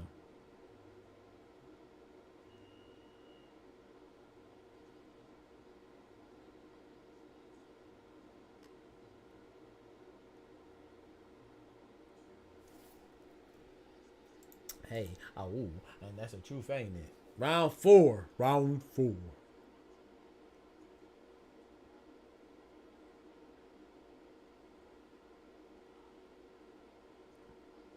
Nice left hook, right hook. Now right straight from Dominguez. I only had to do. Yeah, I didn't think that was a low blow either, Murray. I ain't gonna lie, but I don't know. I only had to do real research for my master's thesis. Yeah, I mean that's what I mean. I didn't really count. I mean, I had a lot of projects I worked on, but I don't count that as research until. I mean, that's what I consider my first research was my master's thesis, and then of course my PhD work. But I don't consider working on projects for class or even side projects that I worked on for, you know, things I used to get paid for and stuff like that. I don't consider that research. I mean, it is, but no, I'm talking about real. To me, that's not real research. No respect to anybody else, but real research is what you're working on, like a thesis, and you got to write papers. If you didn't publish a paper for it, it's not real research, in my opinion. And yeah, if you don't have papers published on that work, that's not real research. I mean, anything can be research. I could look up Alexis Rocha's resume and past record, right? And his last fights. You can call that research. I'm talking about real research. If it didn't come with a publication or a thesis, dissertation, or something like that, I don't consider that research. That's just work. All work ain't research.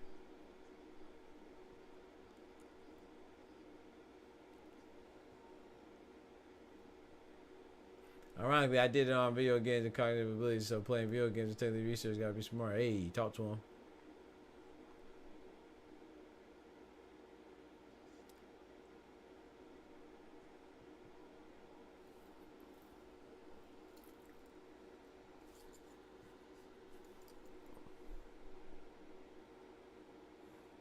Nice left hand to the right hook to the body. The left straight missed, but the right hook to the body connected from Rocha.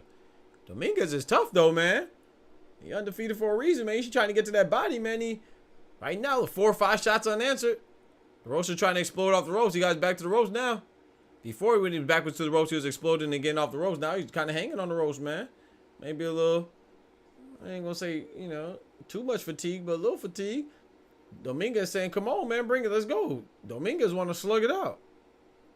Rocha said, nah, bro, I'm finna outbox you a little bit. Let's bring it to the center of the ring.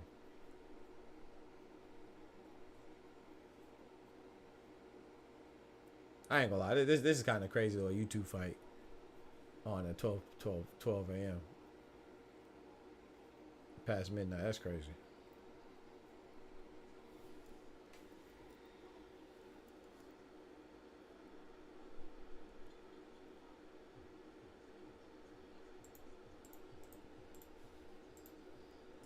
I gave that round to Dominguez, man. What y'all did? How'd y'all? I gave that last round to Dominguez.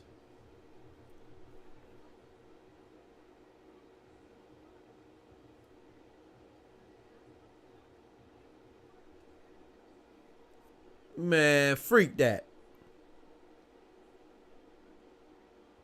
Freak that, Kendrick.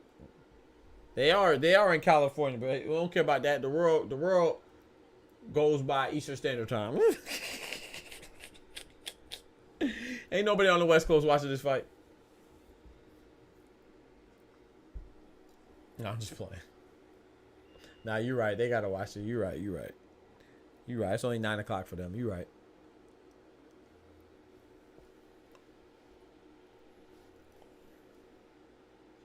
Facts. Filthy American is right. You're right about that. Speaking of Americans, bro, did y'all see? I know I'm late on this. Rude as hell. Did y'all see Amber Rose? Bro, no, shout out to Amber Rose, man. Shout out to Amber Rose. But I just want y'all to realize, but can you imagine if President Obama had Amber Rose at the Democratic National Convention? Do you realize Amber Rose was a speaker at the RNC, bro? That's crazy, bro. We had a socialite former stripper speaking on behalf of the former president, current criminal. This man has been charged with felonies, and he is a leading candidate for president. And he has socialite ex-strippers giving speeches at his national convention. Self-proclaimed, yes, self-proclaimed. No one called her that. Well, I ain't gonna say no one called her that, but she was a self-proclaimed one. Man. Shout out to President Barack Obama, man. Whether you liked his administration or not, that man did everything by the book, bro. And he had to. Because if he didn't, boy. Boy. He's the GOAT. I don't know, man. I don't know. That's what I call it. I call it something else. This is America. Yeah, for some people. Ain't America if you like me and you. Yeah, that would not fly. Bro, President Obama couldn't even date Amber Rose. Amber Rose could have been his niece, and he would have got elected. You better stop it. They probably telling him to date Amber Rose while he got a wife. Yeah, I mean, they ain't care about Stormy Daniels.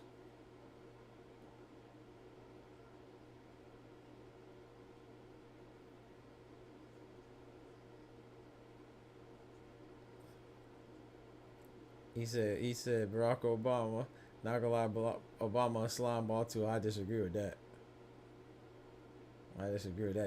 Did he do? I think he was the most scrutinized president ever. So every little thing that he didn't do is gonna get blown up, and they're gonna overshadow the things that he did right and the things that he fulfilled. He wasn't too much of a slime ball. He got voted twice, back to back, no breaks. I disagree with that. That's pretty much all we got. We got. That's sad. That's even sadder. What's my boy name for CNN contributor, man? I like him. Bakari something. He's informed. I gotta tighten up with my politics again, man. I was watching Bill Maher the other day. That's my favorite. Bill Maher and John Oliver. I like them. You know, I like the little satirical, still informative, and not too biased news outlets. I like those. He said his personality cool though.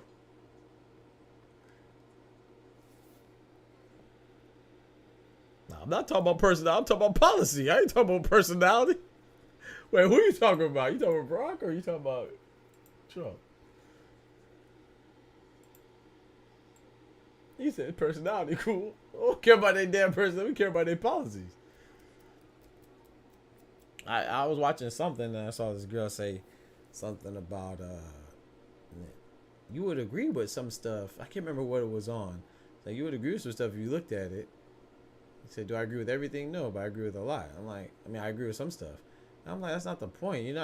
Nobody agrees with everything anybody does, man, especially not from politics. I don't agree with everything that liberals do or Biden does, and I don't disagree with everything that Trump says. But it's what you agree with the most. That's what you go with. So, of course, there's some things that I agree with on the conservative side. But I agree with more things on the liberal side. That's why I typically get my vote. But it's not, I don't have no blind loyalty. And that's what they were talking about. You know, Republicans usually have blind loyalty. You know? And if you want to say Democrats are silly or foolish, they don't typically have blind loyalty. And how do I know they have blind loyalty? Well, Trump is indicative of the blind loyalty mentality. No other president, if it's not even a black and white thing. If President Biden was caught with a mistress and the mistress was a porn star, or if President Biden came out with the ex-stripper socialite to speak at the convention, you think they would go for that? Man, stop it, man. Whether it's Biden, Obama, Clinton.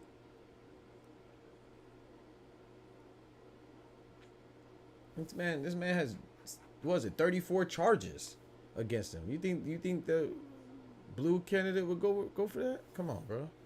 You gotta be honest. Which one was devious, bro? Tell me. Elaborate. Bill and Obama was smooth as butter. Now, Obama policy was trash, bro, but I'm a ambivalent conservative according to my political test. Both extremes have blind loyalty. No, not both. Both extremes, yes, but no. I'm not talking about extremes. We're not talking about extremes. You gotta understand that who is the head, bro? Who they don't even want to find anybody else better than Trump. That's not ain't no both extremes. No, all of conservatives are extremes, essentially. The Liberal Party tried to legalize. I don't know. Wait, what? That's cap. No, they're not, bro. That's a lie. That's a lie. What you just said is a lie. Who told you that? Who told you that? I don't even want to repeat some because some stuff I gotta be careful what I repeat because I just asked for like an audit on my channel and then they told me that some of the things I repeat in chat and get me in trouble. Oh, stupid bomb. Anyway, who told you that, right? So he don't play by the same. He not a politician. If you he might not have a mentality of a politician. He's a politician, bro. You can't be a president and not be a politician. You can't be a candidate and not be a politician. But I see what you say. Yeah, he doesn't have the idea. He doesn't follow the rules, but he needs to. That's the point.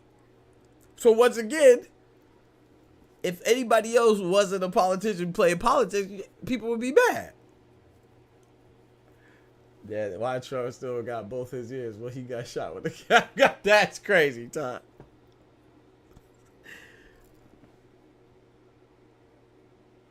But some of the things I do agree that I do disagree with, Burl, is kind of related to what you just talked about, but not that, not the child violating stuff, but similar stuff when it comes to sexualities and stuff like that. Some of that stuff I disagree with.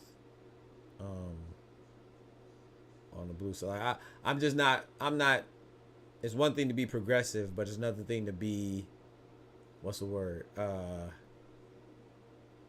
Nonsensical. And you know, you can be progressive and still keep common sense. Those things don't have to be. One doesn't have to be absent. You know. So yeah. So some of the stuff along those lines. But yeah, you got to show me that one, cause you Wallace. Legalizing that is crazy. Parties are an illusion to me personally. I agree with that too. To a certain extent, I agree with that. But I think it's the foundation of what they stand for. Arnold Schwarzenegger ain't a politician, but became a governor. And he was a politician. Same with the wrestlers. What's his name? Kane. Kane's a politician too. He was. You weren't a politician originally, but you could turn into one. You ain't gonna be a boxer all your life. You ain't gonna be a Hell, you ain't gonna be a politician all your life, but you got to play the part a certain bit.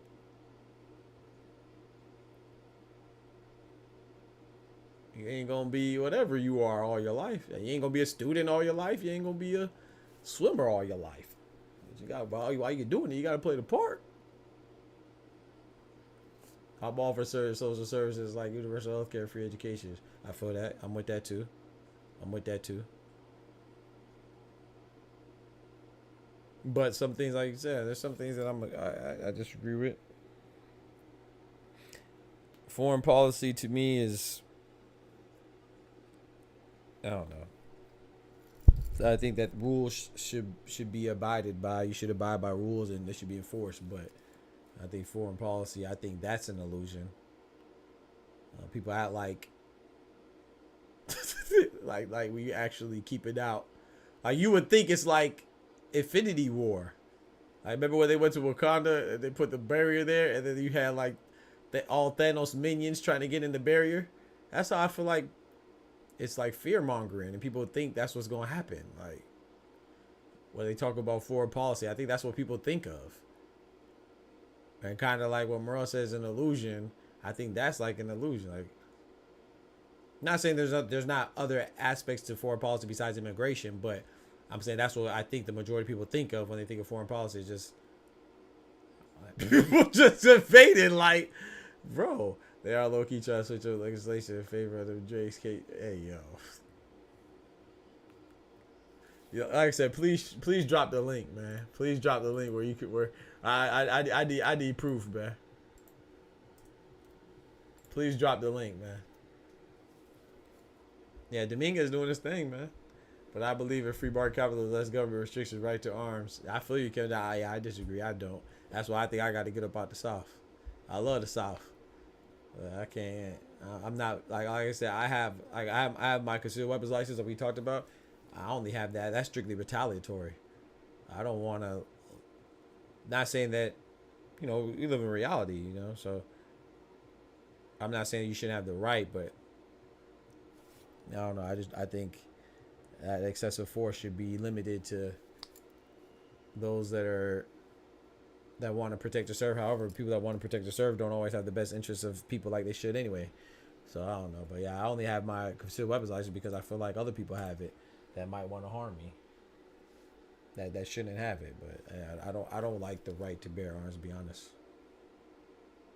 What is it, like Switzerland? I believe, is it Switzerland or Sweden that don't have it? I mean, a lot of places don't, but I think it's Switzerland that their law enforcement don't even have guns, if I'm not mistaken. Is it Switzerland or Sweden? I don't know, one of them. I keep a rocket in my pocket all the time. You see what I'm talking about? That's I don't want that, bro. I don't want that, bro. Like Texas? No, sir. You don't catch your boy in Texas. I mean, unless I got like a good job to where. Dominguez in trouble. Dominguez in trouble, bro. Rocha got him like 4 or 5 shots. Dominguez talking to the ref saying tell him to keep it up. Dominguez taking shots though. You better stop talking and fight back. My kids know it all and know all the appropriate ways to act. That's facts. I don't know. I don't know. Oh, Dominguez back at it though.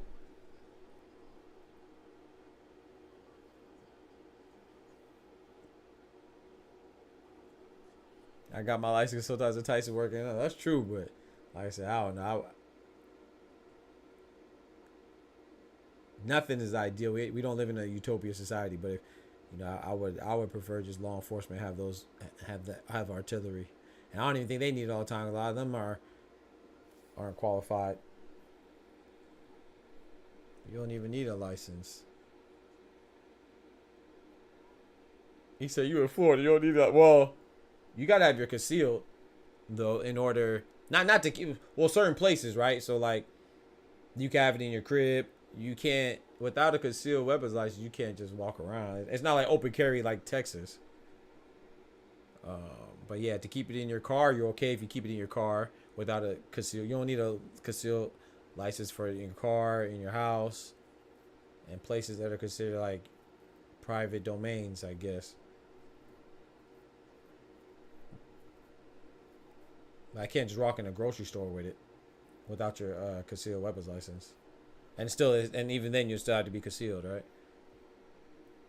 In Florida, you can carry concealed without a license. Is that really? Oh, I didn't know that. In Florida, you can carry concealed without a weapon license. Oh, since last year, I didn't know that. I probably heard it and forgot it.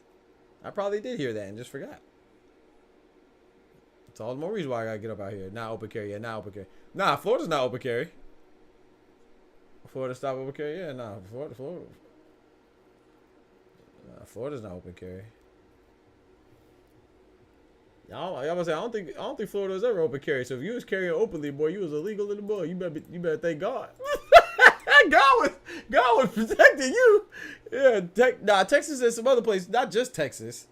Is it just? Nah, it's not just Texas, right? Yeah, I'm about to say, yeah, definitely not just Texas, but yeah. Washington open? I gotta check you, bro, because I don't know. You see, it sounds like you've been opening carrying since you ain't supposed to been opening. You've been opening and carrying for a lot of time. You know what I'm talking about? I don't know, but I can't take your word for it. You done had me locked up. You know what I'm talking about? Your open carry would have had me closed in jail.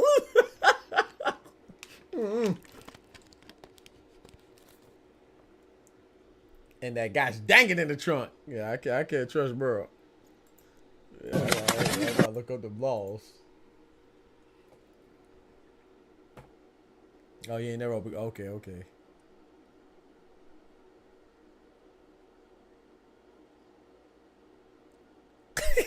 Facts. Straight up on his back. But I ain't know.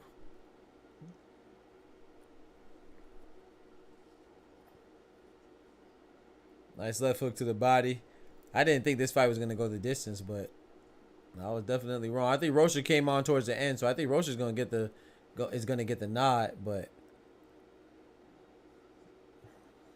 I wouldn't mind seeing Dominguez fight again. He kind of reminds me of nah, never mind. I was gonna say he kind of reminds me of like an Arnold Barbosa, but I think he's better than Arnold Barbosa. Maybe I'm tripping on Arnold Barbosa, but I don't really think Barbosa that good.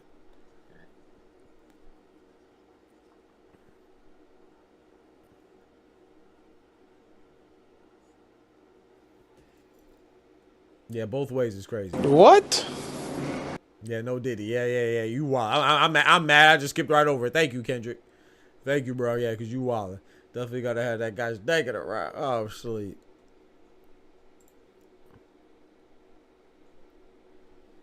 Nah, I ain't gonna lie, like that type of stuff. I jump out of me, man.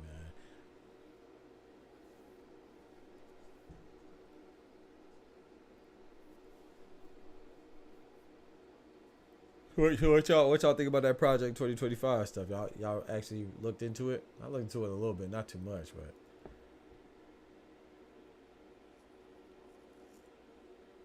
there's a lot of stuff regarding executive orders.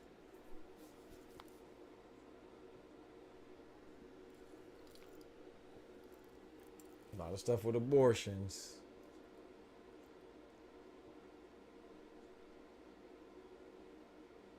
Stuff regarding big business.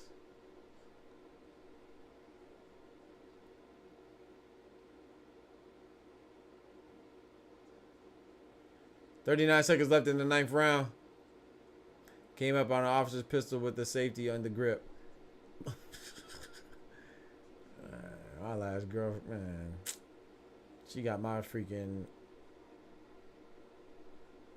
I lost my Beretta messing with her, man. Whatever.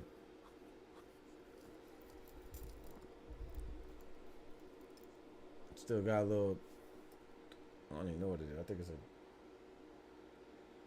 No, it's another 9mm actually. But ain't no Beretta though. You know what I'm talking about? I had me a Beretta, the Italian Stallion. Now I got me a little, I think it's a High Point. Something like that. Little pistol starter.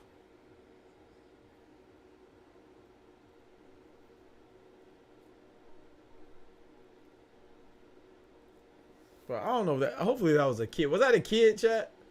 If that was a grown man, he's so lame. So they was in the crowd. He saw the camera, so he started rubbing his hands together like Birdman. And then the camera started panning and then pan back. He looked like this again, and then he saw it and he did it again.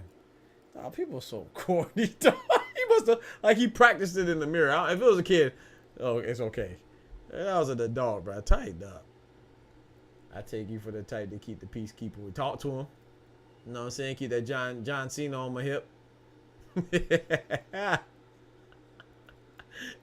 Peacekeeper. What's it called? The peace. I think John Cena the peacemaker, but you know what I'm talking about.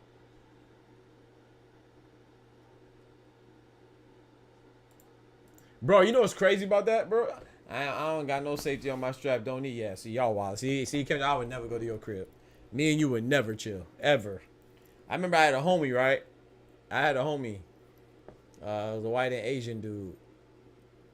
I used to work. Like sometimes I didn't feel like going all the way to the gym. He had a little gym set at his house, and he lived like down the street from me.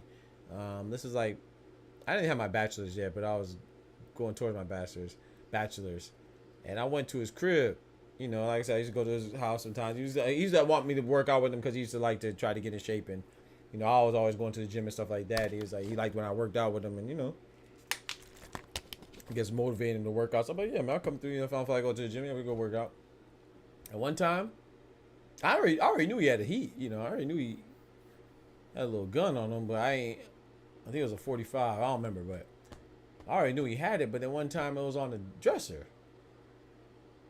And I looked at it. I was like, bro, you ain't got no safety on it? He said, nah, bro, I'll never put no safety on. I said, yep, this is the last time working out at your house. He thought I was joking. He thought I was bullshit. I never went over his house again. No. You're not about to accidentally shoot my black ass. No, sir. Nope. I'm not going. I don't play them games. You're not about to accidentally be doing a squat and slip on the trick. No. And you know what's crazy about that, Kendrick? You know what's crazy about that, bro? As God is my witness. You know what he did? Like a year later, I promise you. You know he shot somebody. Oh, okay. Guess what? It wasn't me, though. It wasn't me, though. Yeah, I don't play them games, bro. I do not play them games, bro. Guns are nothing to play with, bro. You ain't got your safety on, I'm not messing with you.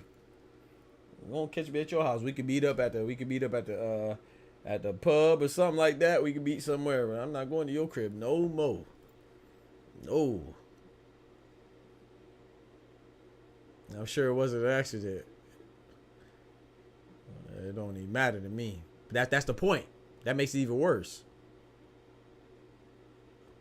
Learned my lesson when I went over the bridge to Philly one day. I always keep it. Gosh dang it on it. He ain't say it was an accident. I definitely didn't say it was an accident. It was an accident. And to me, that makes it worse. Because if you don't have the safety, it's not, you don't even think about it. And you know why he shot him? You know why he shot him, Chuck? He shot him because they was arguing.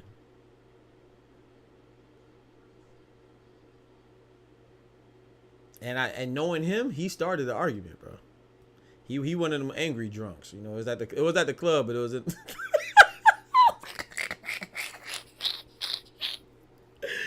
he was arguing, and then I guess it was at the light. I don't know how it started at the light. I wasn't there. I'm just him telling me. I don't remember how it started, but then the dude got out the truck because he had a car, and buddy was arguing was in the truck, and the dude got out the truck, and I guess he put his head in his window. He reached it, pop. Oh, okay. So this part is a little bit. I don't remember this part. I don't remember if he said the dude looked at his car after he got his truck and put his head in his car, or he put his head in the car and grabbed him or something. I don't remember. He shot him, bro. He shot him right in his neck. See, that's the thing. That's the thing right there, bro. You got to pick better friends. No, that's the engineer. That's the engineering school, man. He's an engineer. He actually up there with your ass, bro. He an engineer at Boeing right now. And he ain't really he got in trouble, of course. But he ain't getting nothing serious.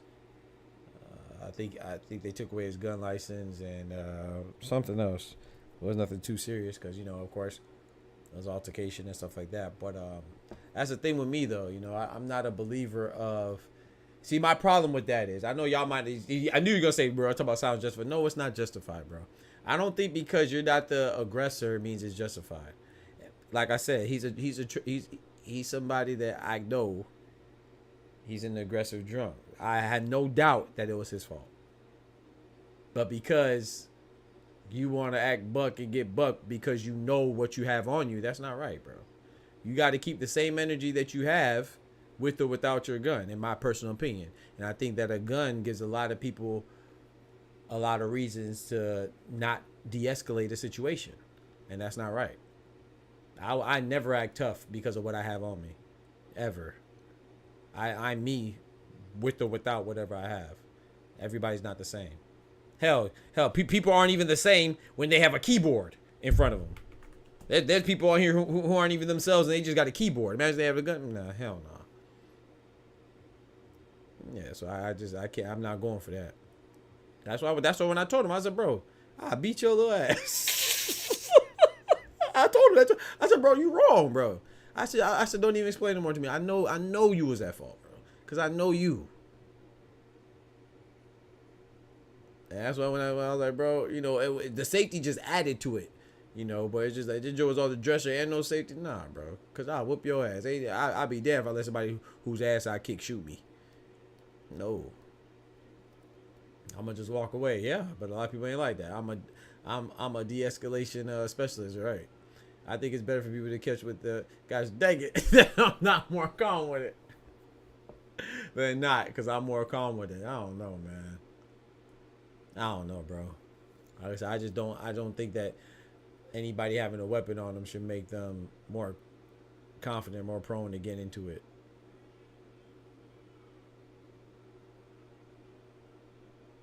So ALEXIS ROCHA won.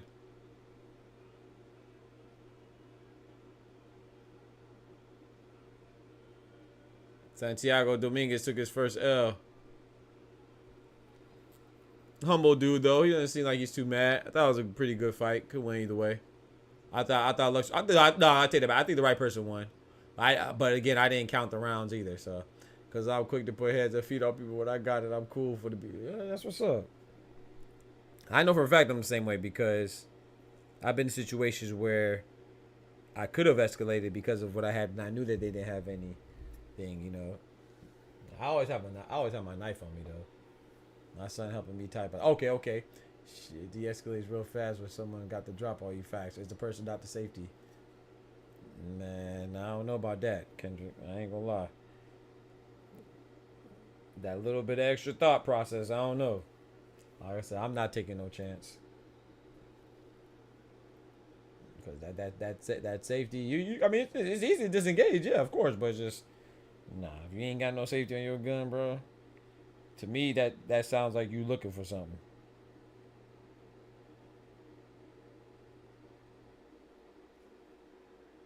I mean, it's like driving, right? It's like, maybe it's not a good example, but it's like driving, right? I don't need to put on my blinkers, or I don't need to put on my seatbelt, because it's the driver.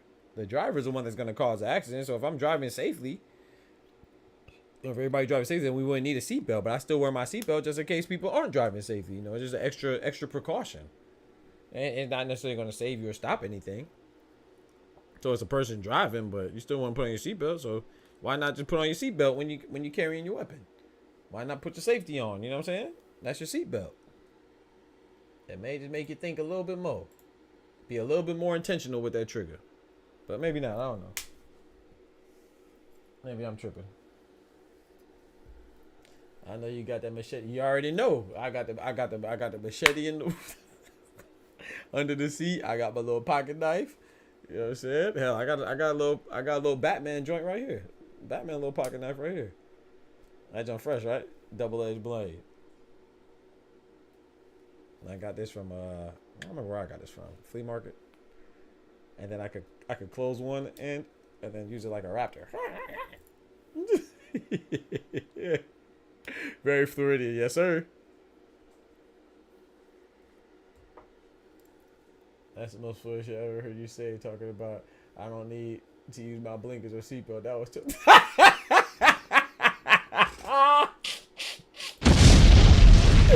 Hey, man, Kendrick said that was the most Floridian shit. You right. Hey, you right. You right. Guilty as charged. You right. Yo, he said very Floridian. Hey, yo, you right. Man, I'm guilty as charged, man. Guilty as charged. But shoot, y'all, I'm about to go ahead and call it, man. I'm going to try to get some rest. We going to be back on for Junto Nakatani versus Vincent Astrolabio. That's supposed to be at 5 o'clock in the morning, so 5 a.m. Yo, Lance, what's good? So 5 a.m., man. That is in 4.5 hours, no matter where you at, 4.5 hours. So 5 a.m. Eastern Standard Time, 2 a.m. Pacific Time, and wherever else you at, you got to do your own Google that thing to find out, you know. But yeah, man, appreciate y'all rocking with me. Don't forget to like the video. I'll catch y'all in a few hours, man. Yeah, wear your seatbelts. Use it. You a hater. All right. I'm putting cases on all you bitches. Man, Kendrick a hater, bro. Y'all be easy. God bless. See you in a few hours. Good Lord willing. The doctor's out. Peace. From the hood to college, both worlds they had to meet. 6 degrees between us, so cold we're about to freeze. But we're Florida boys, hot takes, we bring the heat. We're moving the culture, the engineers to the streets.